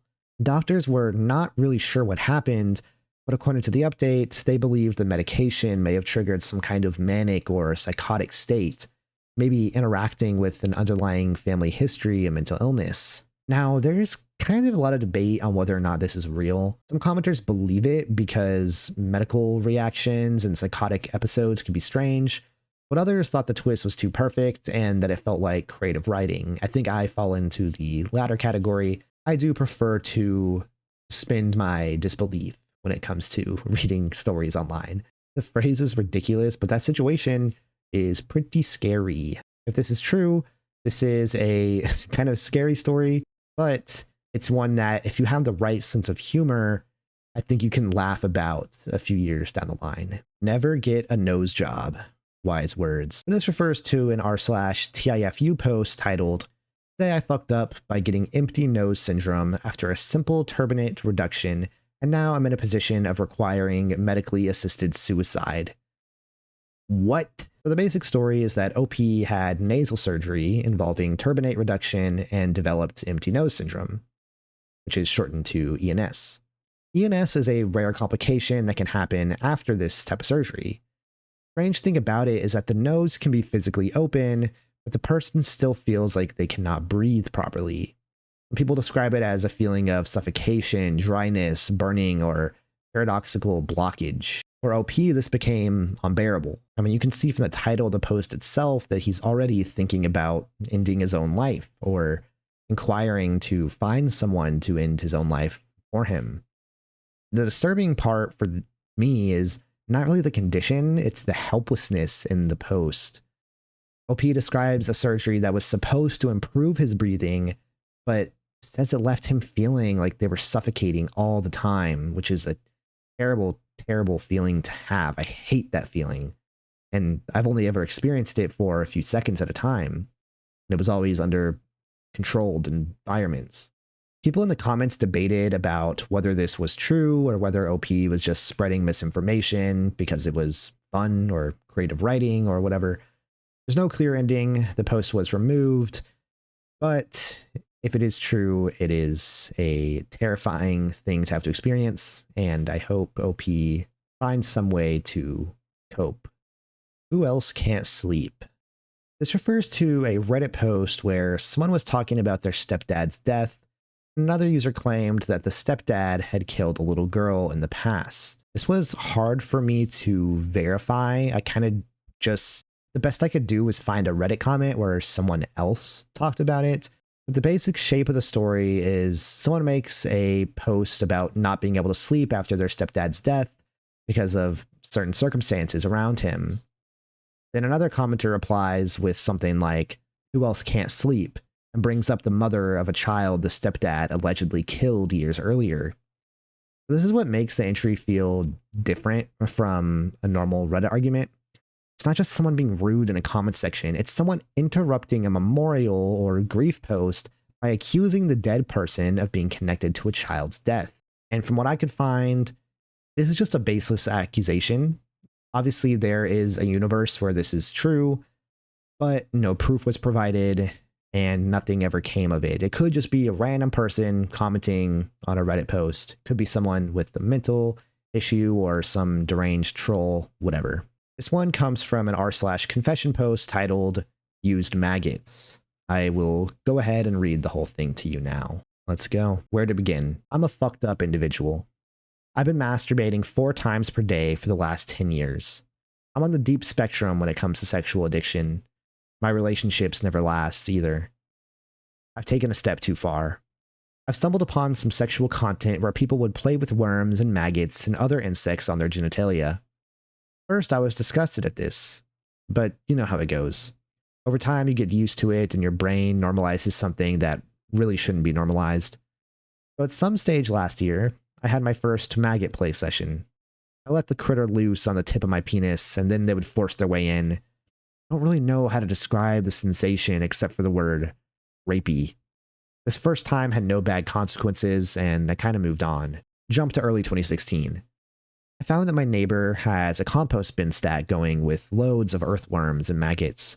So I grabbed a bunch of maggots and went to play. This went on for about a week without consequences. I would sneak around every night just to grab a few and let them travel down my shaft. Jesus fucking Christ, dude. Jump to last week. So we have a trash bin outside that hasn't been emptied in a while, and it stinks of decay and rotting flesh. Eventually I spot a few maggots around the bin, squirming around like crazy, and I grabbed 4 of them and went to work. Well, literally within 10 seconds, I had 2 maggots very far down my dick, and I can feel them behind my balls and trying to force their way further down. I quickly masturbated, and the one came out with my cum, the other went into my bladder. I panicked really bad, so I took a plastic water bottle and injected water up my urethra a few times to try and flush it out. No success. I had a fucking maggot inside of me. A day or so goes by, and I start getting green, yellow discharge, and my urine smells really bad. My stomach and lower back starts getting very sensitive. I went to the pharmacy and bought 3 different kinds of over-the-counter meds for UTIs. This slightly alleviated the symptoms, smell and discharge, so I stopped using them because they ran out anyway. And this morning, the discharge is back, and a lot of pain from my back. Still haven't seen the maggot and assume it's died in my bladder. So right now I have a massive infection in my body. My kidneys, liver, bladder, prostate, and balls all feel inflamed and sensitive. They might implode any minute, and I think I'm dying. I don't know what to do anymore. I know it was a stupid idea, and that it evades common sense completely. I just wanted to get it off my chest and maybe spread the word. Don't let the internet convince you that something is safe. Common sense can go a long way in keeping us alive. Also, if you have a sexual addiction, try to stop or cut it out. It has destroyed my life and my ability to love and be loved. I actually recorded everything and uploaded it on Motherless, but I removed it again. There is a user group on Tribe. Specific fetish is called formosophilia. Plenty of videos and photos available if you're interested. But heed my warning and do not do it. You will suffer bad consequences for it. Jesus, dude. I mean, this one is like, this is disgusting. I like the idea of something like going up there is very gross and scary, right? And just, yeah. But I don't see why this has to be such a bad situation for OP. He's learned his lesson, I think. Yeah, I think he's learned not to do this again. And it could be very easy to go to a hospital and tell them what's going on. He has several options of what to say. None of them would reveal what he was doing. Because honestly, who would even suspect that? I never knew about this until now. I wish I didn't know about this little fetish. But he could go and say that he was swimming naked and he felt something go up his urethra. He could say that he just felt something go up one day, right? He doesn't know how. Or he could literally, and this is probably the worst option, but it's still an option. Let's just say that he doesn't know what's going on. They just tell them his symptoms. And I'm sure they would do an x-ray at some point and figure out what's going on. I don't know. But he's acting like he's just cursed to die from this. There has to be something he can do. But yeah, come on, dude. Go do something. You're not going to die if you just take care of it. It's not the end of the world. He should, take his own advice, get help for his sex addiction. But first, go to the hospital and tell them, hey, this happened. Something might be in my bladder. I need help. They will help him. That one was something. But now we have OP's best friend becomes a monster. This entry refers to a r/creepy encounters post titled ex-best friend of 25 years is a creepy pedo bestiality enthusiast. I'm going to go ahead and read the whole thing as I've done for a lot of the recent entries, because they're just getting so gross now that summarizing them feels weird. And I'd rather just, read the whole thing. Here we go. I've known this guy my entire life. We'll call him Mr. D. Mr. D is a high school teacher and head of his department. We've known each other since preschool. We grew up a couple blocks from each other. Every summer growing up, we spent the entire summer walking to each other's houses, having sleepovers, and spending long days playing Zelda, Halo, and other games we loved. He was kind of a weird nerd, but as was I, and that's why we got along so well. I always loved him and considered him a brother. After we graduated high school, we went on two separate paths. I got into drugs and partying, and he went to a private Christian college. He worked hard his entire life towards becoming a teacher. By the time we were young adults and I was getting out of the worst of my party phase, he was very professional and put together. He got married to a woman he met in college and got a good career job. Everything seemed like it was going well for him. His wife seemed like a very normal, well-off professional woman. Something strange happened a few months after he got married. His wife asked if they could have an open marriage. It's caused a lot of stress and turmoil in their relationship. His mental state started deteriorating, and they argued back and forth about this for a few years. It was never brought up once before the wedding, and she strangely had a man already picked out that she wanted to hook up with. Last year, his mental health started rapidly declining. He finally agreed to the open marriage. At the same time, he got on SSRIs and came out as bisexual. I was happy for him. Finally, he could express who he was and be okay with himself. I never would have guessed, after knowing this guy's intimate life details for many years, but I guess you never know. Thought. It has just became strange and worse since then. Significantly worse. He cut off his parents from the time he came out until last spring, claiming they were too conservative and Christian. I talked to his parents regularly. Shit, I told them at his wedding they were like second parents to me. This was very traumatic for them. He's their only child. He had no real reason to cut them off. Shit has just become worse as time went on. He told me that him and his wife are black magic/witchcraft practitioners, which I always just rolled my eyes at and thought he was a little crazy. This guy, who was always a stand-up, professional dude, started acting super degenerate, having multiple relationships with men and women that never lasted longer than a couple weeks, and telling everyone he knows explicit details about his sex life. When asked to turn it down out of the straight-up perverted, disgusting things he was saying, He started getting in people's faces, mine, saying this is who he is, this is his identity, and ranting about how his people have been oppressed for years. This past August, he told me and a friend that his wife believes that pedophilia as a sexual orientation is just as valid as being gay or straight, and that it's harmless. I was shocked, disgusted, and blown away. This guy, a high school teacher influencing children, said this very nonchalantly, casually. Halloween was the peak. The day before Halloween, he came over. It was supposed to be a few friends, gaming, some Nintendo 64, and smoking a couple blunts. My friend Mr. D came over before everyone else. Bright rainbow flag colored bag and glitter sparkle nails. Truly not against homosexuality, but this irked me. This is not the same guy I grew up with at all. But whatever, he's being himself, I guess. Good for him. Before everyone came over, he asked if I planned on drinking. I declined. He asked me to run to the liquor store with him. I said sure and came with. He came back with a liter of Honey Jack. Oh boy, tonight was going to get wild. Over the course of the night, several extremely disturbing things were said. At first, there were comments to a friend. Hey, Mr. L, meet me in the bathroom. I gotta tell you about my DMT trip. Okay, why do you have to meet in the bathroom?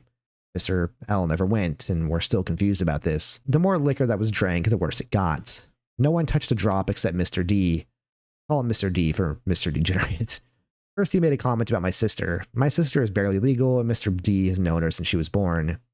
Your sister takes it up the ass for Jesus. What? I said, shocked and disgusted. Yeah, that's what all the good Christian girls do, my students told me. I talked to them about anal. I was beyond freaked out, but I decided not to be angry. I had to spend the next 12 or so hours with this guy. It was like 8:30. I'd be angry later. It just kept getting weirder and weirder. At one point, he told us his wife is a bestiality fetishist. When I said this was wrong, he said, I'm no stranger to the peanut butter myself. Who knows what that means? I guess we can assume he isn't going down to the farm. To top the night off, he started talking about his sexual desires for a male student, how he was going to turn him gay. When I told him this was really bad, he said, he's going to be 18 soon. We'll wait until after graduation to hook up. This district can't do anything about it then. We failed to see the power play between a student and a teacher, regardless of gender orientation, is beyond me. Seriously creeped me the hell out. He spent the rest of the night trying to get several friends to let him suck their cocks. All guys who we've known for 10 to 15 years that have always identified as straight or asexual. He crashed by 12:30. Usually on Halloween, we stay up watching movies. I'm happy that did not happen. I remember as I was closing up my house for the night, there was a Friday the 13th opening on my TV for NES on his Retropy. I find this pretty symbolic of the death of our friendship. I woke up at 7 a.m. to hear this guy masturbating in my apartment. Started coughing loudly and shuffling my blankets so he'd stop. I think he did, but I fell asleep after. Shortly after he left, we got in an argument about COVID, which I believed I had for a few days, but did not. It still went out when I thought I had it. I truly didn't think I had it. We did not talk for a week. I tried contacting him, apologizing. He basically called me a cold-hearted drug addict with no future and a bunch of other stuff. I told him I was worried about him since Halloween, and he's lucky I don't call his parents and have him institutionalized. He blocked me pretty shortly after this. I honestly never plan on talking to him again. I've known and loved this guy my entire life, but I just can't anymore. Something else interesting happened. He had a friend named Mr. A. They were very close, but stopped talking about a year ago when all this stuff started to happen. Mr. D always said that it was because Mr. A was an asshole with no real explanation of events. Something about Mr. D being drunk and taking Mr. A's arm and putting it around a girl. I decided to contact Mr. A and ask the real story. He informed me Mr. D had sexually traumatized his female friend so bad she still hasn't fully come to terms with what happened. And shortly after, before she told everybody, Mr. D was seen at a gathering telling a group that he was going to get Mr. A so drunk he could not remember getting fucked by Mr. D or say no. Mr. A is a non-binary. I'm not sure if he classifies as straight, homosexual, or something else, but the important part is he had already told Mr. D on a handful of occasions that they would not be sleeping together. So, Mr. D, let's never, ever meet. Not even in passing. I've known and loved you my entire life, but after all this, I have been massively cleaning my house, finding all kinds of random shit you've given me over the years, and either tossing, burning, or selling it. By the way you were talking, I'm sure you'll be in prison or dead soon, so I wish you a good farewell. It was nice knowing you, but our friendship/brotherhood and time together is up. You traded a normal, professional life for degeneracy, bestiality, rapist, borderline pedo lifestyle, and if you ever talk about my sister like that again, I'll beat your ass. No lies. I've been doing nothing but praying. I haven't prayed since middle school, and racing to delete every trace of you from my life since this incident. This is just so weird, dude. Yeah, he's right. His friend is a evil psychopath who needs to go to prison, but also OP is very much in the wrong for not reporting him. He's done various evil and illegal things. It sounds like he plans on doing worse. So think obviously this is years in the past, so it's, you know, too late to do anything now. But I really hope that OP reported his friend to the police, or his ex-best friend to the police, because the guy needs to be locked away. OP is pure evil. This one is from a confessions thread titled, "I'm an active pedophile," which already scares the shit out of me. But yeah, I'm going to go ahead and read the whole post as it's not super, super long. And like I said, easier than summarizing. Here we go. Before the morality police jump on me, I'll point out that this is the confessions subreddit, and that I'm posting because I normally have to keep this secret, and I felt like it'd be liberating to just say openly what I'm into and what I do. And if you want to be R-worded and judgmental, you can just go fuck off. I know that my preferences and actions aren't consistent with traditional morality, but of course that's all relative to culture. And it's just been my bad luck to live in a time and place where my sexual preferences are considered taboo. So, I'm an active pedophile, which means that I regularly have sex with children. My preference is for children between the ages of 7 and 12. Professionally, I am a child psychologist. I have 2 PhDs and I work part-time as an adjunct at a major research university. Obviously, it's part of my job to understand how kids think, and my work has put me in contact with hundreds of children over the years. I've only had sex with a small percentage of them, and whom I believe may enjoy the experience. Of course, child sexuality is a complex issue, but while I find it fascinating from a scientific point of view, my desire to fuck them is basically independent from my scientific/professional interest in them. And in general, I don't care whether my actions will harm the child when I choose to get sexual with him or her. I have 2 daughters, aged 9 and 16. I never touched a 16-year-old. Their mother, my wife, died from breast cancer 3 years ago. The older ones go to a boarding school in Michigan where she studies flute. I have been having regular sex with the younger one since she was 6. God.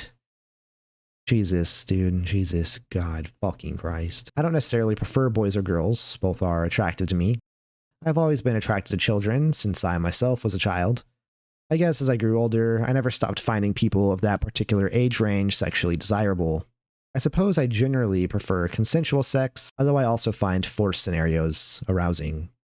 I don't keep a tally, but I'd estimate that I've had some form of sexual contact with 50 to 60 children, full penis and vagina penetration with approximately 20 girls, anal sex with 3 girls, and anal sex with about a dozen boys. I would classify 5 of these encounters as rape, but the vast majority were in the gray area of consent, as is generally the case with children. I suppose something that some readers may find interesting is that I have met several other pedophiles who have similar preferences to mine. I suppose that many of you would be surprised about several things that I have learned in my interactions with other pedophiles. First, about how many secret pedophiles there are, how exceedingly common this sexual preference is. Second, how common sex with children is.